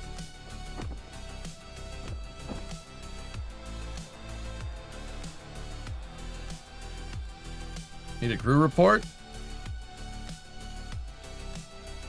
Sure.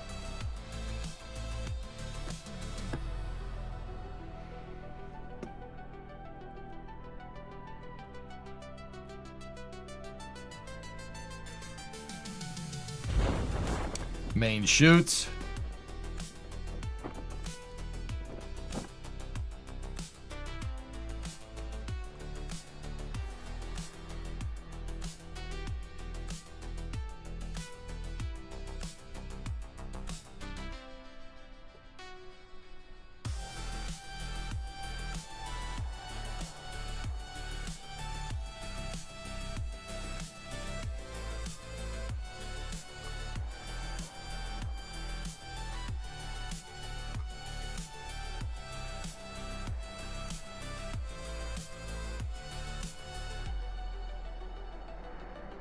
Dude. Oh, man. I really need to fix some stuff with the lander. I really don't like that thing.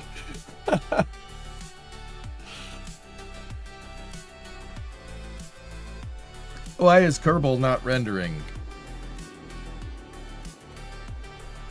It's there. Ish. 250.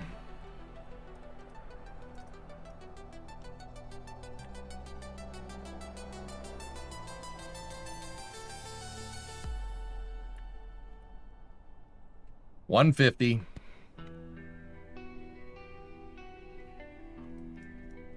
$100 meters.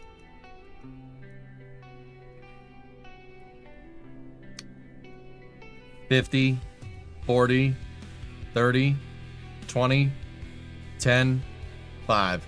Touchdown. Or splashdown.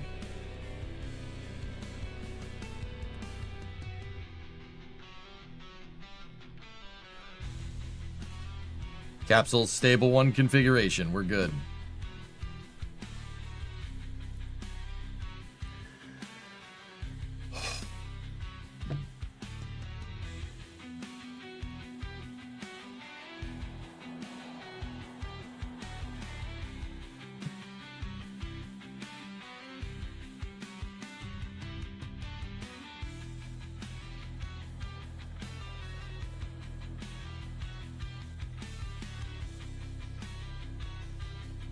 Yeah, Duker Noah. Keep in mind, I have my re-entry all the way up. But, dude, we got 185 science from that. And we're at almost 1 million. Now we are talking, dude. We got 14,000 back. Double stars for Kelbro. Billy Bob Rod advanced to level 1. Nice. And contract complete for Billy Bob Rod. 100 grand. Oh. But wait, there's more. Hold on to your computer, chick, because this one's a screamer.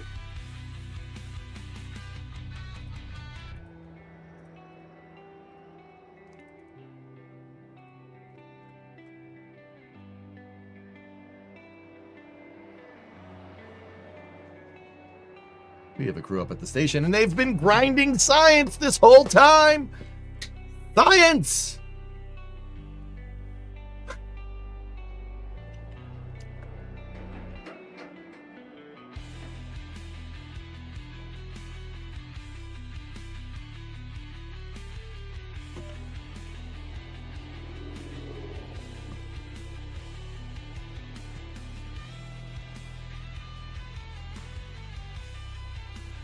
Oh, 100 science additional. How many days have passed? They were getting 5 science a day, so 20 days. How much science we got now? 366. Sweet. I'll have them come back down when they run out of data.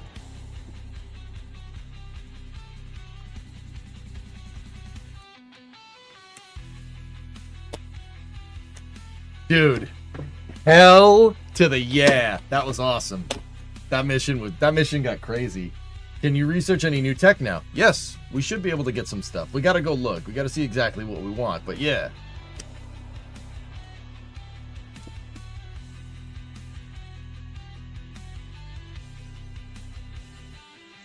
Yeah, I know this, Tessa. Yep.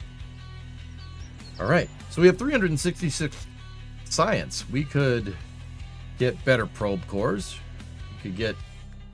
Yeah, I don't want any of that. We get bigger fuel tanks. We can get nuclear propulsion. I might get bigger fuel tanks, dude. Yeah, that's tempting, but...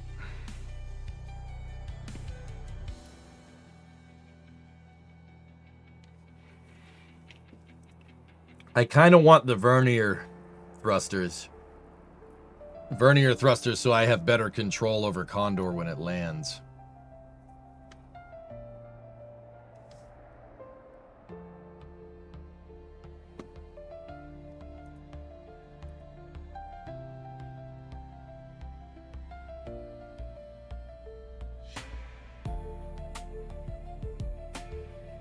Yeah, let's do that. Unlock the vernier, and then unlock the bigger monoprop tank. This thing, I don't care. I don't care about the avionics thing. Oh, huge successes for us today in Kerbal. The only thing we don't have is an experimental control station at Minmus. Damn it. All right, let's see what missions we have left. We have to recover Eliblis and Eliblis's craft. We have to build that surface outpost on Minmus. Explore Eve, I'm kind of just keeping that tentatively. And then we need to bring a moonstone back with us.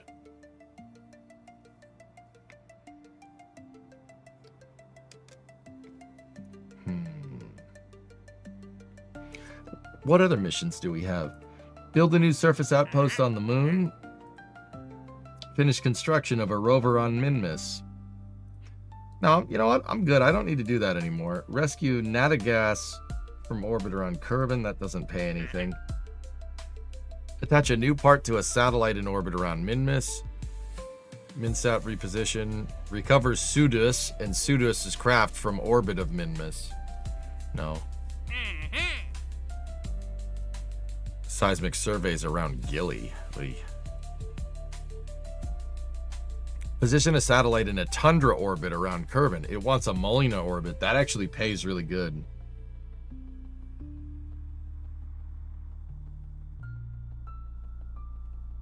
That could give us a quick 180 Gs. No, 160 Gs.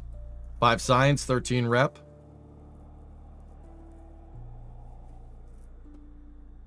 When doing an Eve, I need to upgrade the ground tracking stations, I think. I don't have a strong enough antenna. I'll take the Tundra orbit. It has good prestige. And it gives us good rep. For now. We still need to rescue Elibliz's craft. Plant flag on the moon is easy money. I don't have a mission currently planned to the moon because I need to redesign the lander. You could always fire a simple probe off towards Eve.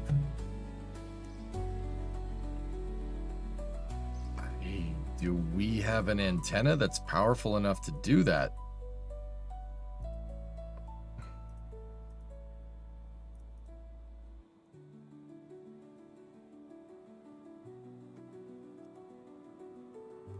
The HG55 might be good enough with my current ground tracking system. It's possible.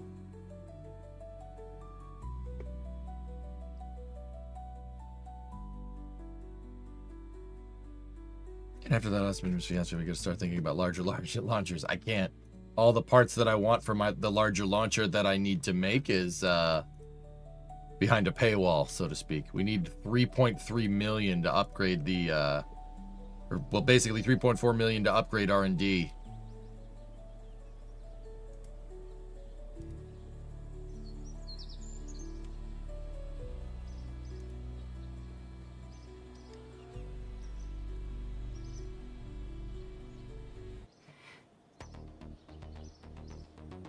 Condor Heavy might be in order.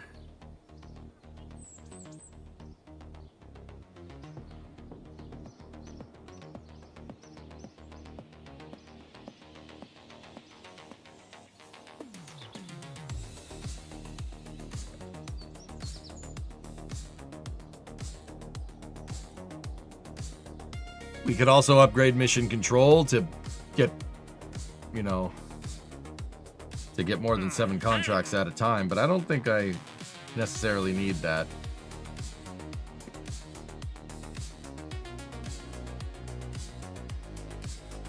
The center core would need to be a downrange landing if we built Condor Heavy, fellas. It is doable for what it's worth. Condor Heavy and land the 3 boosters attached together. No, I'm not doing that. We could always expend the core stage, yeah. We could build a drone ship.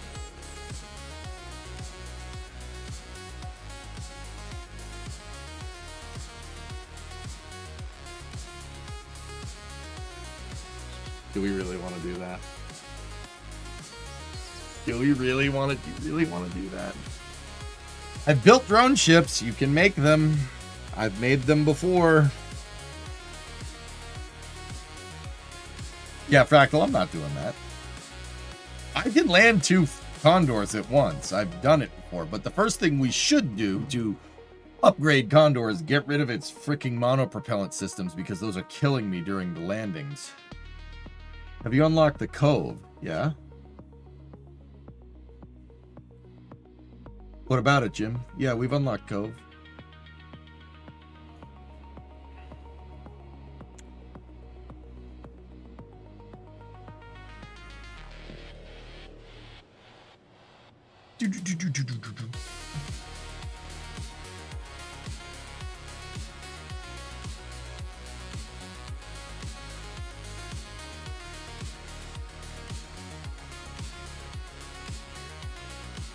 That'd be for drone ship launches if you decide to go down that path. What do you mean, like launch the drone ship from the cove and just put it in the water and then sail it out there? Be kind of cool.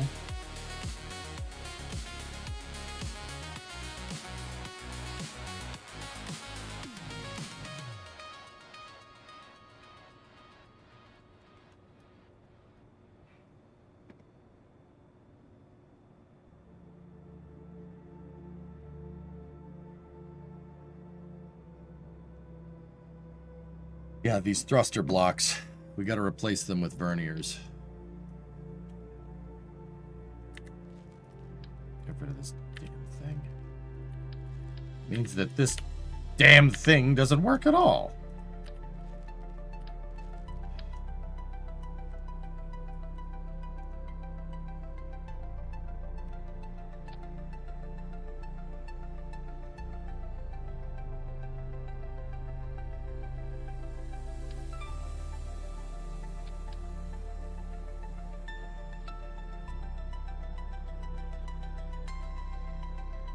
Do you realize what this means? It means that this damn thing doesn't work. No, I was having real instability problems with this thing.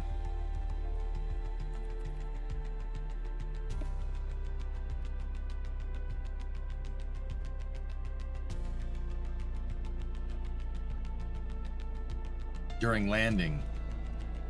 But we absolutely should not be having that problem anymore now.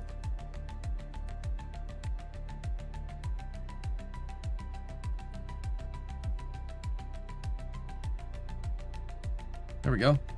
Perfect. Is that on Kerbal X? Kerbal X is not around anymore, Nazalik, from what I've seen.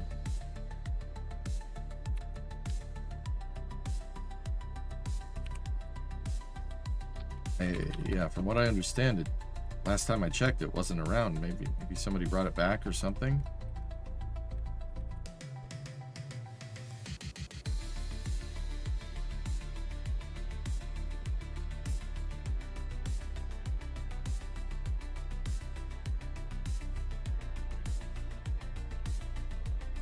Yeah, no, just leave it. It's fine.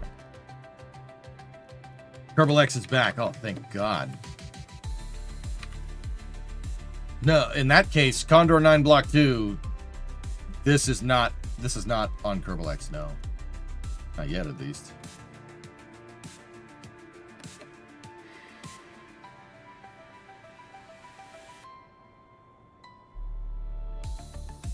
I don't know how many times I've launched this since. We'll just switch the serial number to 30.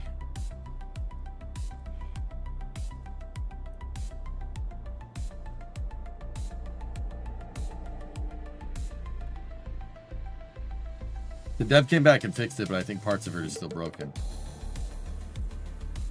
Okay.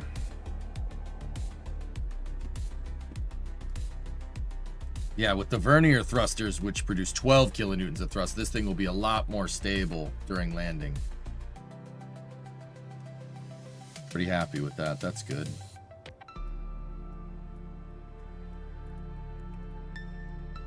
Think you'll ever work on the post-Apollo rocket sometime? Prometheus? Maybe we'll need it eventually, Redbeard, yeah. Depends on how far we go with this career mode save.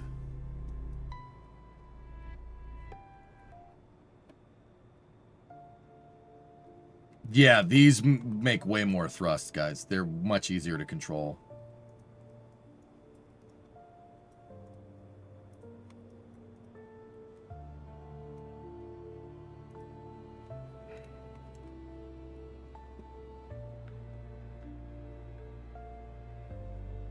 Condor has been so useful.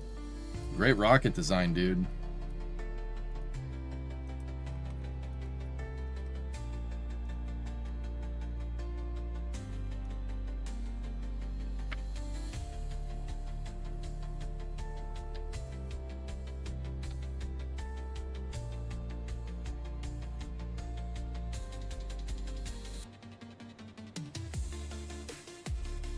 It really is. It's pretty damn good.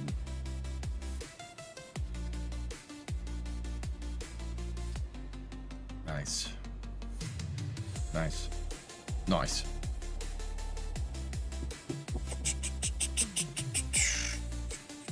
Hey, I've missed part of the stream, but you want to fix controls on the lander, wondering if you did it or not. I have not done that. We'll redesign the lander. I got to redesign it, Kim. We got to redesign the whole damn thing. I really hate that. I hate that lander.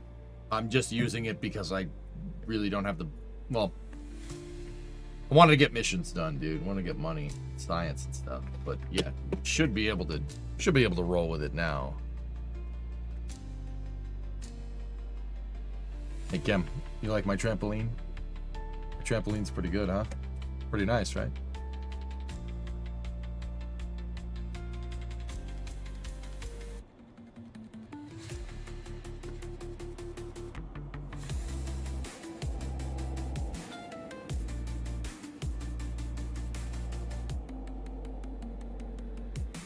Pretty good. Okay. So, what do we do next? We got the vernier upgrades for Condor. That's good. Difficult to call it a trampoline because it's working. I know, right? So weird.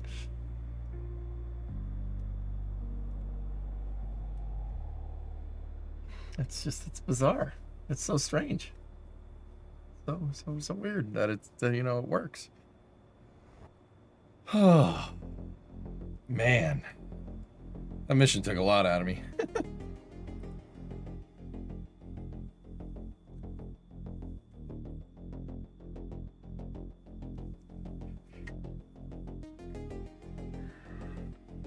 All right, I'm good.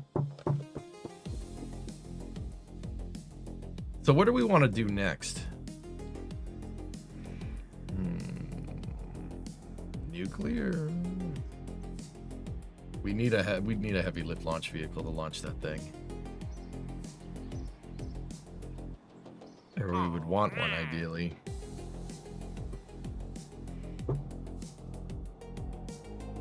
Tundra orbit, thermometer on a satellite, and a resource survey scanner on the satellite. Oh, nice.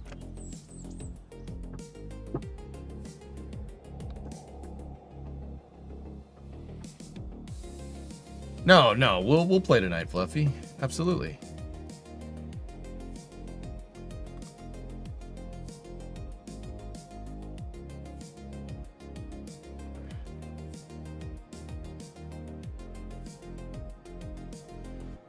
Now, what's this one? Jebediah at Kerman's Junkyard Parts and Space Company.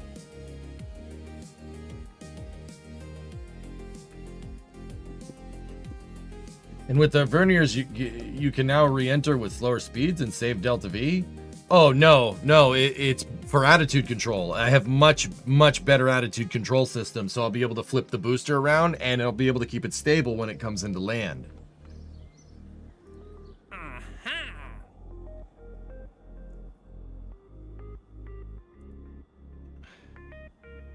Oh, that's an adjusted orbit. We don't want to do that. Satellite in a tundra orbit. Thermometer resource survey scanner. Okay.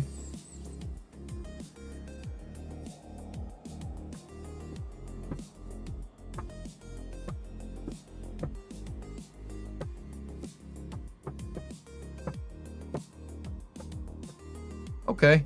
I think I have a resource survey satellite that we made in the last career mode save. I think I'm just going to use that. I mean, does it enable more horizontal angle before the landing burn?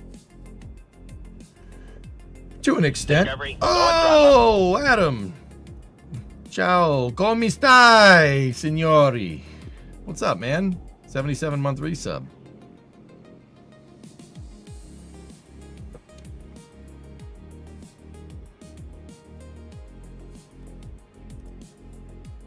Is this the one with the VTOL? Well, Falcon 9, so yes.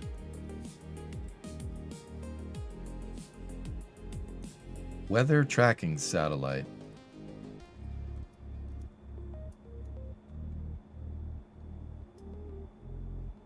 But okay. Nope, that's not what I wanted. What's up, man? Hey, how you doing?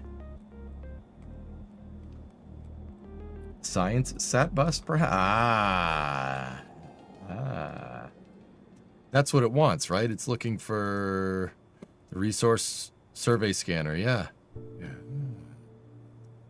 Yes.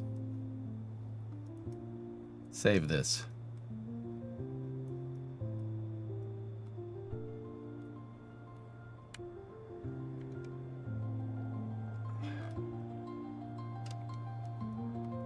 I think so, Graham? Yeah, maybe. It says it right there on his shirt. Yeah.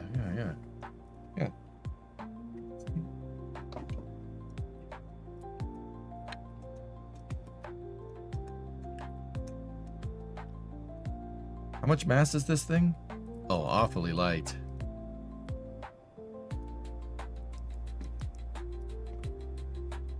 And I gave this thing 295 meters a second delta V, huh?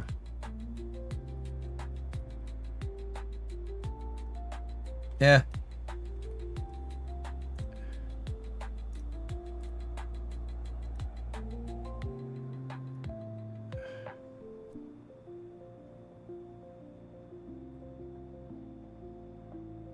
Does this thing have, does the Rover have wheel authority? Oh, I put a gyro on this satellite. Okay, cool. That's fine. I think we might need to unlock the reaction wheel. For a resource survey satellite, I don't have any problems with it having a reaction wheel. That's fine with me. Cool. Save this bad boy. Look at the engine. It's so small. It's so small. It's so small. We cannot accomplish much with such small engine. Thank you for stopping by with your gargantuan engine. As it's so small.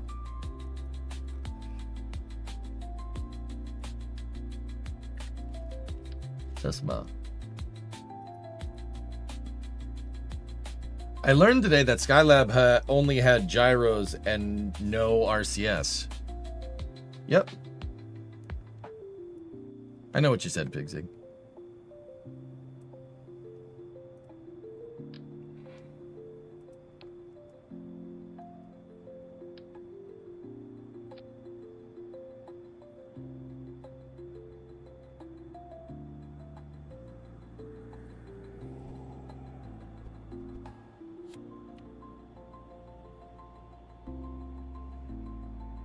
I think it'll deploy. And if it doesn't, heck, the second stage rides it all the way up there.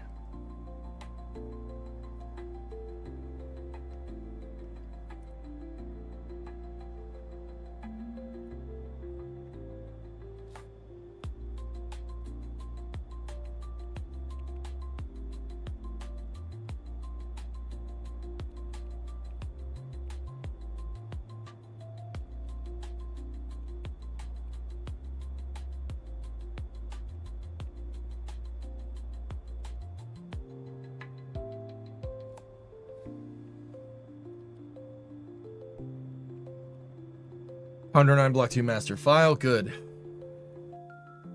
Don't install the IMU upside down. No. Oh, no, never do that. Does this rocket look Russian to you?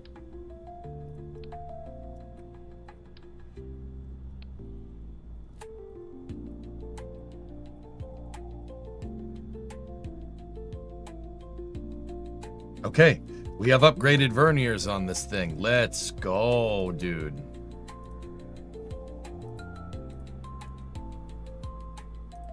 I don't have Oscar B fuel tanks unlocked? Question?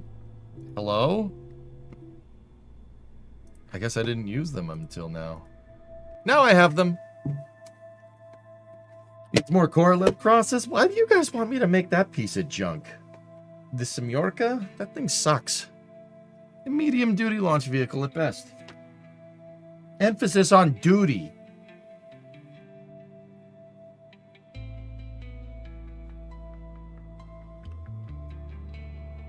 Duna Cycler? What? What? You can't... You need Principia to do a proper Duna Cycler.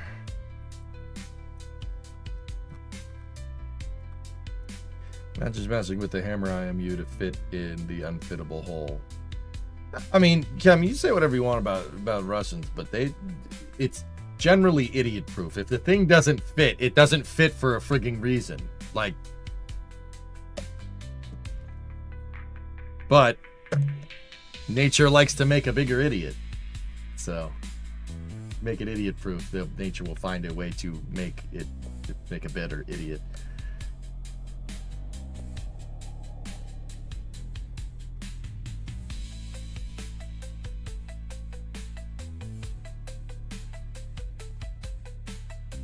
Tundra orbit, huh?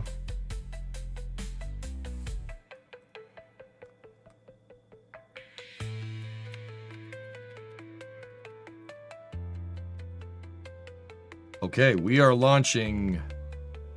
So 63 degrees inclined.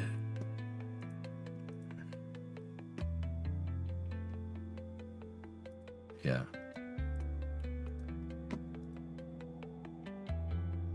All right, so we need flight azimuth at like 170 here. Should be good. All right, we're going that way.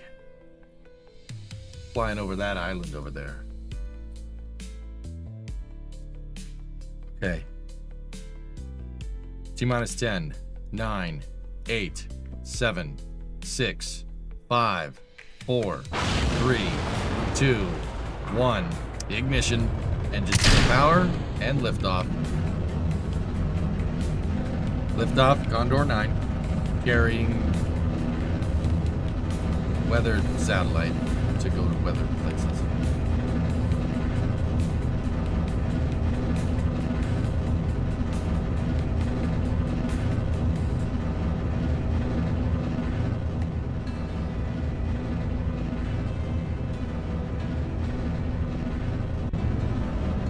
Vehicles pitched downrange.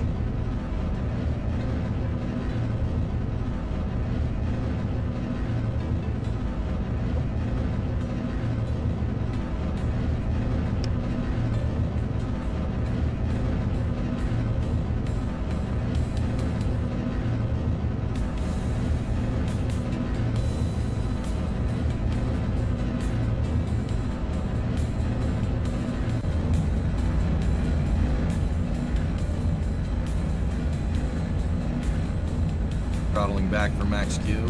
Vehicle supersonic. You know what I just realized? I have no idea how to boost the booster back going this way. But, you know, whatever.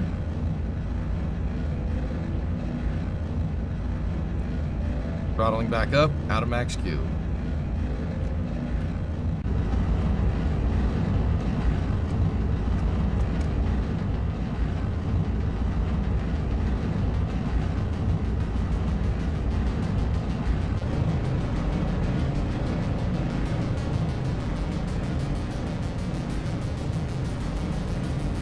Okay, Miko.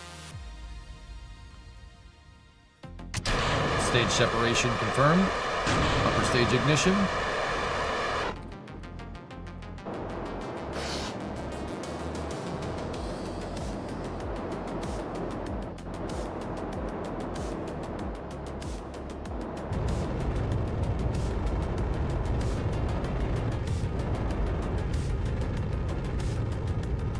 I'm gonna go ahead and guess that we need to be over here somewhere.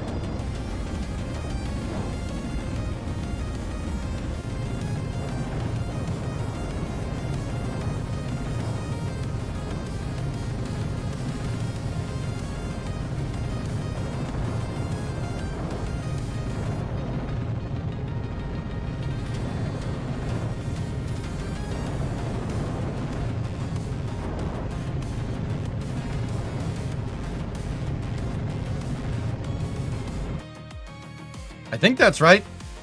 Either that or we're not gonna have a good time here. Whatever.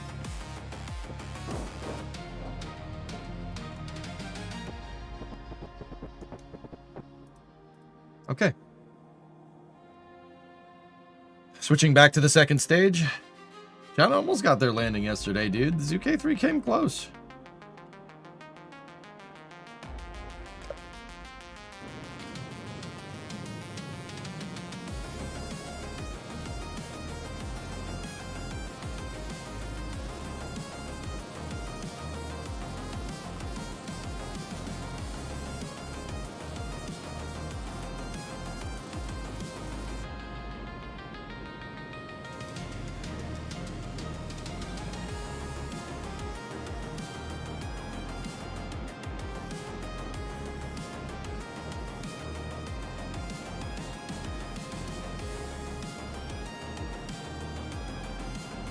Oh, that was too much.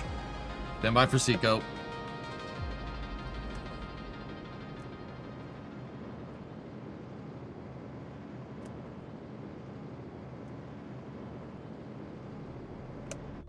(102 by 89). We got a decent parking orbit here. Oh yeah, probably should have done that. Whatever, it'll burn. Doesn't matter. Okay, back to our business with the first stage. Let's see what happens here. Yeah, I've probably boosted back a Condor 9 from a polar orbit like once, and I failed miserably. That was like, and that was also probably like 8 or 9 years ago.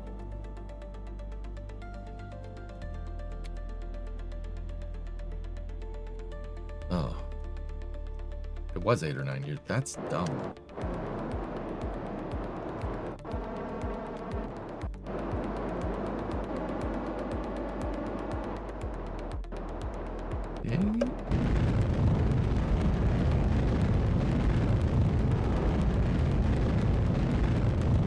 Just pretend that was some supersonic retro propulsion, okay?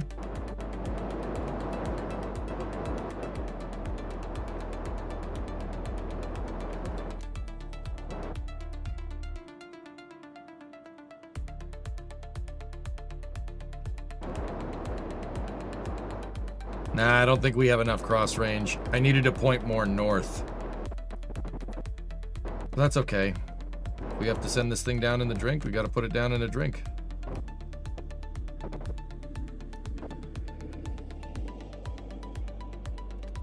I mean, I'll try to get it over there. Maybe we can do it. With the verniers, we might be able to get her done.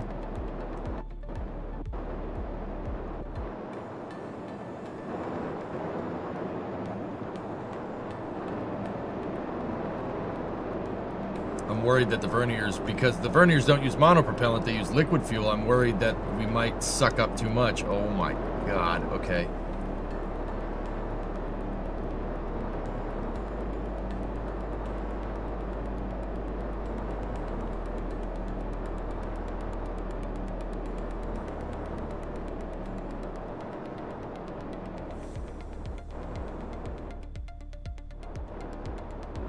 Yeah, the real Falcon 9 can't do that. Yeah, what I just did there, yeah, it can't do that. That would make it explode. Like, badly explode.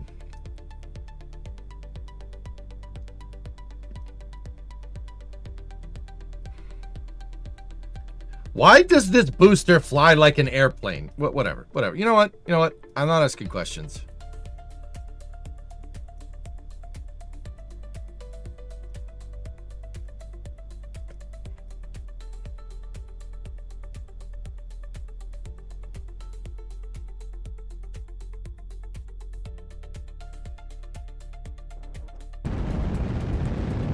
Landing burn started.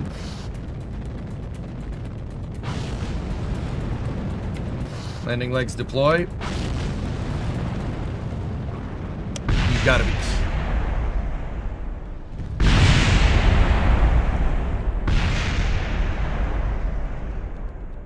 Well, I got my engines back. Yeah, the TWR is not great on a single engine, guys. It's This ended up flat. It's like Falcon 9. It really, your TWR only goes above 1 unless if you have 3 engines on. Once it goes down to 1 center engine, it's like 0.98 TWR. Stop using 1. Yeah. You came closer than the last time you tried that. I did. Yeah. Gotta overclock that single engine. No. It's not designed to come down on a trajectory like that, dude. That's really...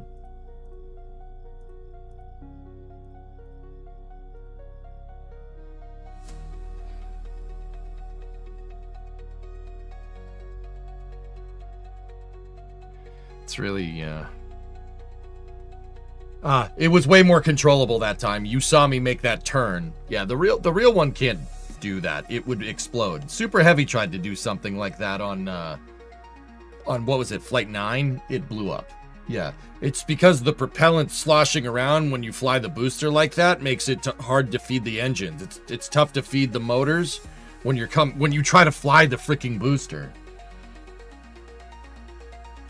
69% of the time, it works every time. Is the Ford Mug in attendance today? It's down in the house, Exterio. Yeah, I started drinking my coffee a little bit earlier in the morning so I wouldn't stay up till crazy hours at night. It's not here today, but I do have it. And it's nice and clean.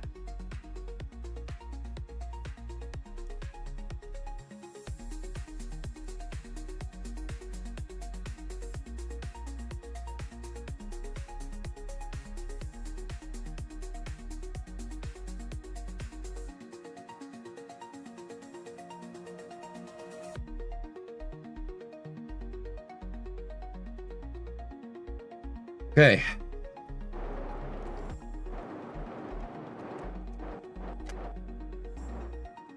Should be coming up here on second stage engine start 2. It's crazy how much fuel those verniers use. That actually wasn't even the problem, Erudite. That was just the angle that I came in at.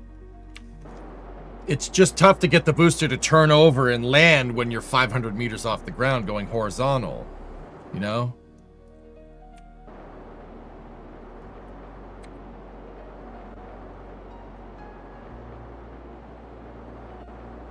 We have a little bit of relative inclination, but we can iron that out. That's not a big deal. It'd be easier to iron out when we're in a bigger orbit.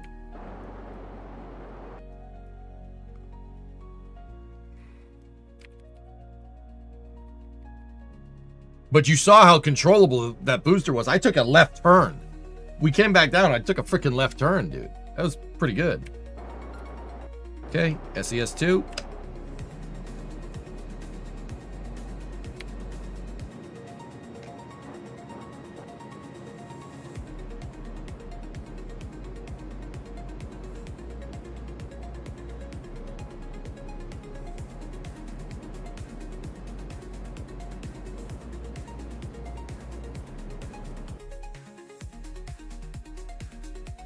Seco 2.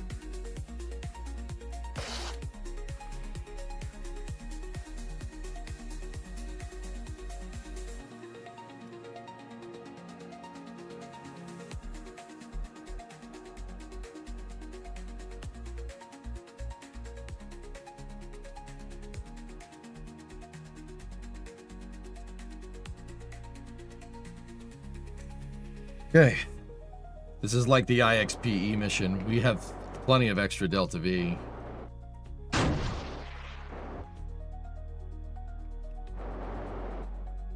Just going to do one more correction burn, and then we deploy the payload, and then we can look around for resource deposits around Kerbin.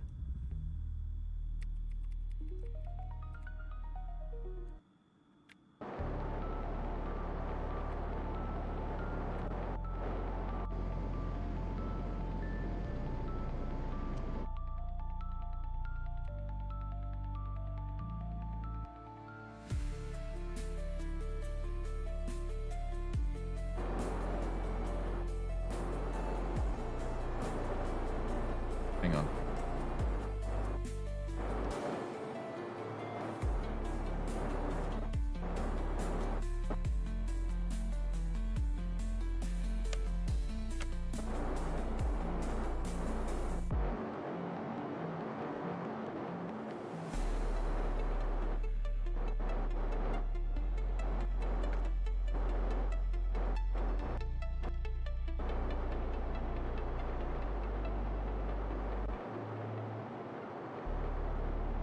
Did I put a thermometer on this thing?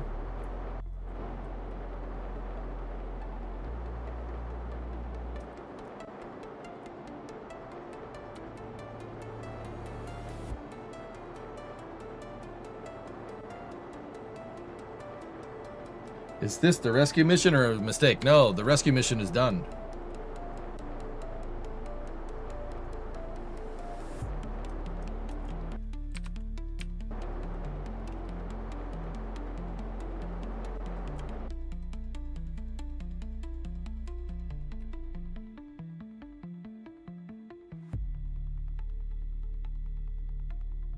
It has a seismometer. Thermometer? Hello? Please. Nope.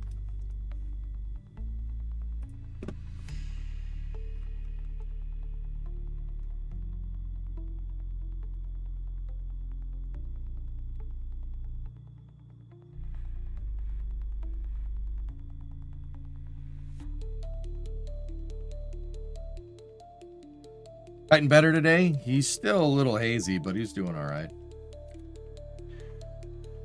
Well, we'll deploy the satellite. Yeah. Let's do that.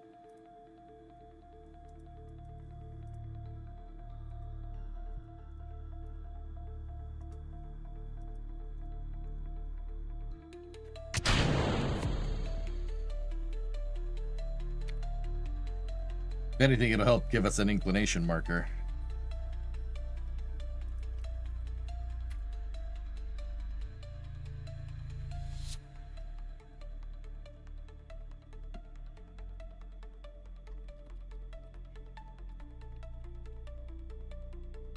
Yeah, this is a mission for us, you know, deploy the scanner.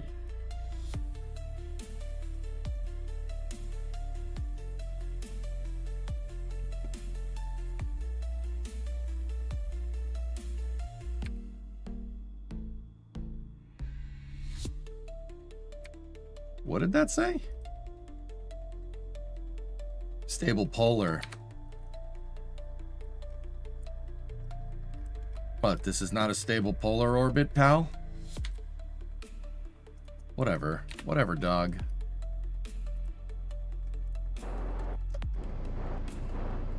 Almost crashed into the satellite. Not that it would have mattered.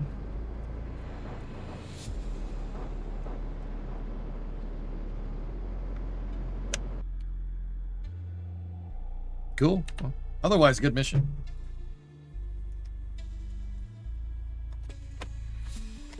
Falcon 9 could do it once, but only once, yeah. But I mean, it can't Tokyo drift through the atmosphere.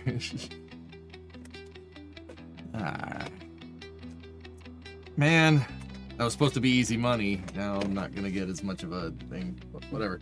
Probably dumb question, but is it the right scanner? It's the right scanner. It needs a thermometer. I should have put a thermometer on it. I was looking at the seismometer and I'm like, oh yeah, that's it. No, it's not. You know what? Fun fact. It's not.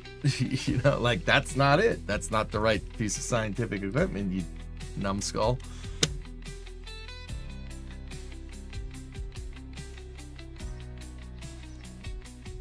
Oh well.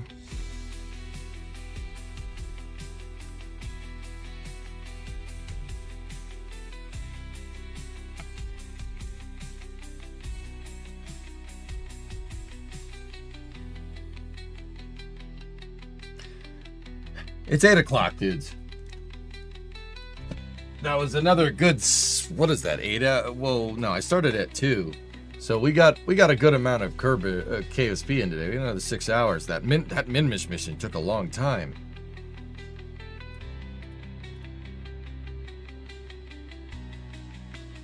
So here's what I'm gonna do before we, start the stream tomorrow, or just in case future EJ forgets when we go to play Kerbal tomorrow, which, possibly will happen. There we go. All right, cool, sweet. All right, so that's gonna do it. Dude, that Minmus mission was crazy. We'll do this Tundra orbit mission tomorrow. And yeah, I think we'll plan. I think tomorrow's a good day to redesign the lander after we do the Tundra mission. I need to redesign the lander for lunar science and, you know, just generally fix the UX problems with it. The UX problems with that thing suck. But yeah, I hope you guys enjoyed Kerbal today. It was pretty good. I didn't do a space news today because we did the Jared Isaacman confirmation meeting. We did that for about 4 hours this morning from 10 to 2. So if you're looking for space news, we already kind of did it today. So we're going to start after hours, dudes. Oh, wait a minute. We have visitors. Hold on. We have visitors. Heard everybody asking about him. Hi, Ben. Hello, buddy. No, he's okay. Hi, buddy. Can you come up here? Can you come on up here, my boy? Is he still out of it? No, I think he's in. I think if you wanted him to jump on your lap, he would do it. If I what? If you took his collar off, he'd jump on your lap. Okay. We gotta get Titan here. Titan got his last shots from the for heartworms. Bubba's. Maybe not. Maybe I lied. Come here. At the floor. Oh, he sat down. He's a good boy. How you doing, buddy? You doing okay? Here. He's tired. He's a tired boy. Hey, I'm just putting your stupid...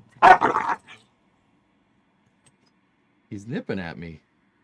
I think it's the drugs. That's not great.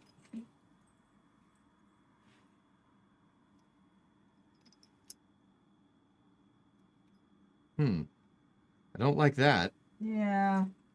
He's had a rough week. Yeah, we'll chalk that up to that.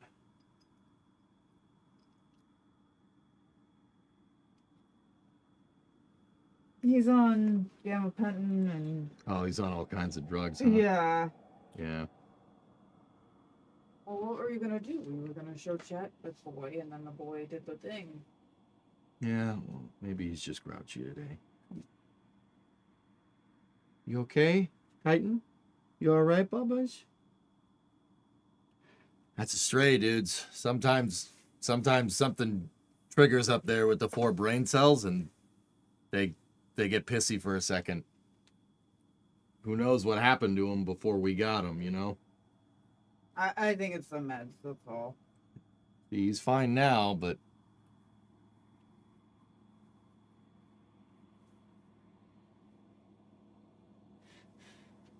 yeah, it's okay, Bubs. It's okay. It's all right. Hello. See, he's back to normal now, so... yeah, that happens, man. That's what happens when you adopt a dog. Sometimes you get doggos that do that. Were you going to use the camera and show the boy? Yeah.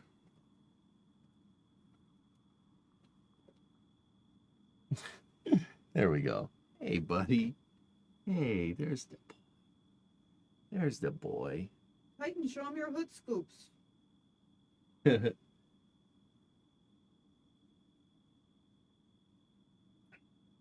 a good bubs. He's a good boy.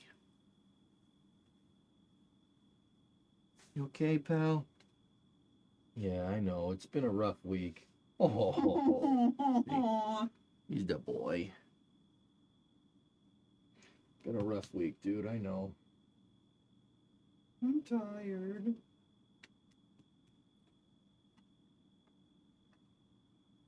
This is Titan, hot dog. Yeah, we only have one. Yeah, see, that's what I mean. He's out of it, dude. He doesn't know what planet he's on. He thinks he's on Jewel right now. Can't even land on Jewel. Can't even land there. Yeah, this is how he's been the past couple of days, man. It's, you know, with the nipping thing and just, yeah. He's not been fun, but that's heartworms, man. Titan had heartworms, guys.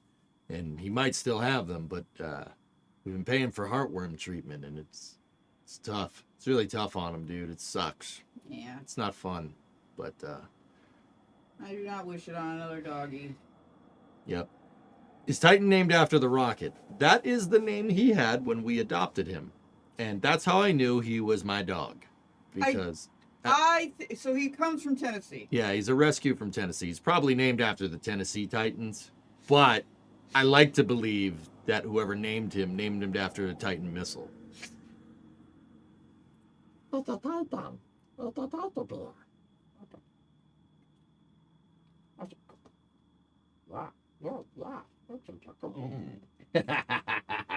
That's my burgers. All right, you gotta go pee, buddy. Outside. All right. Yeah, see, he's gone. He's gone for the day. I just don't. What's that? I have food for you, and I don't know what to do. Like that Minmus mission went real bad. I had to fix it. I was like, he's on a planet right now, so he probably doesn't want to eat, but also like that was a little bit. That got a little bit more involved than what I anticipated. What happened? So yesterday I put the lander up there and I screwed up the orbit. So I needed to figure out a way to get the lander out there with the people out there. And then during one of the landings that I did, I tipped the lander over. That's a problem. That was a problem, but we fixed it. Yay! Hey! We fixed it. And we completed all mission objectives except for one, which was a tertiary objective that was not part of the contract. We completed all the contracts. Well, that's great. And we made about $500,000 Kerbucks. That's wonderful. That's what Primo said. It's wonderful, so That's you know it's good.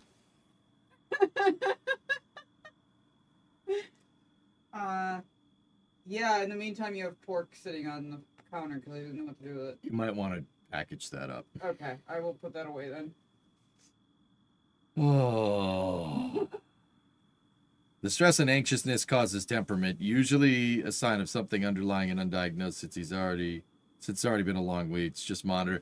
Drew, that he does that all the time, dude. That's what he does when he's playing, man.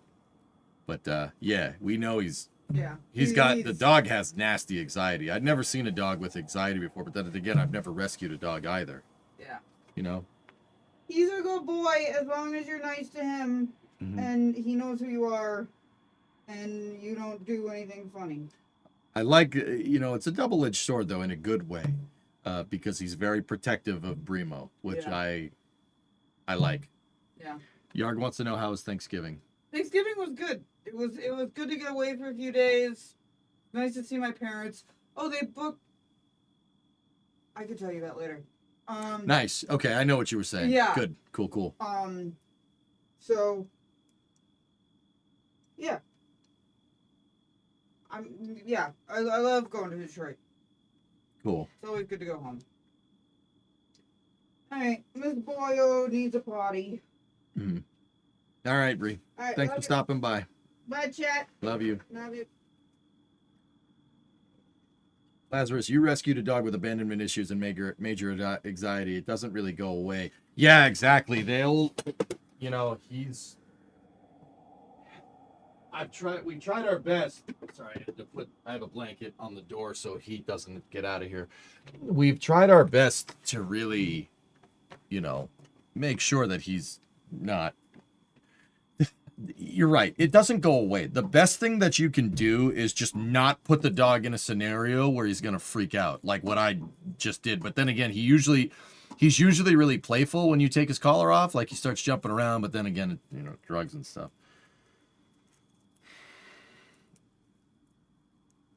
But, yep, that was cool that he stopped by because, yeah, you guys have been keeping him in your thoughts, and I do appreciate it.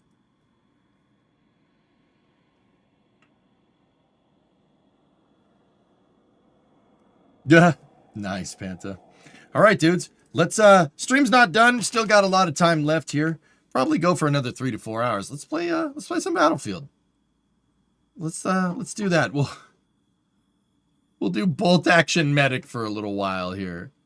We'll bring back the bolt action medic, or should we use the shotgun today? I don't know. I wasn't having much luck with the shotgun last night. But yeah, that'll happen here in a second. Once again, I just have to stop the YouTube stream for a second and restart it. If you're on Twitch, just don't go anywhere. I'll be right back. No MSC. I don't want to play MSC right now. because my winter car is coming out soon. I will be back in one moment. Stand by for loss of signal, as expected, on the YouTube side of things. If you're on Twitch, just chill here for a moment.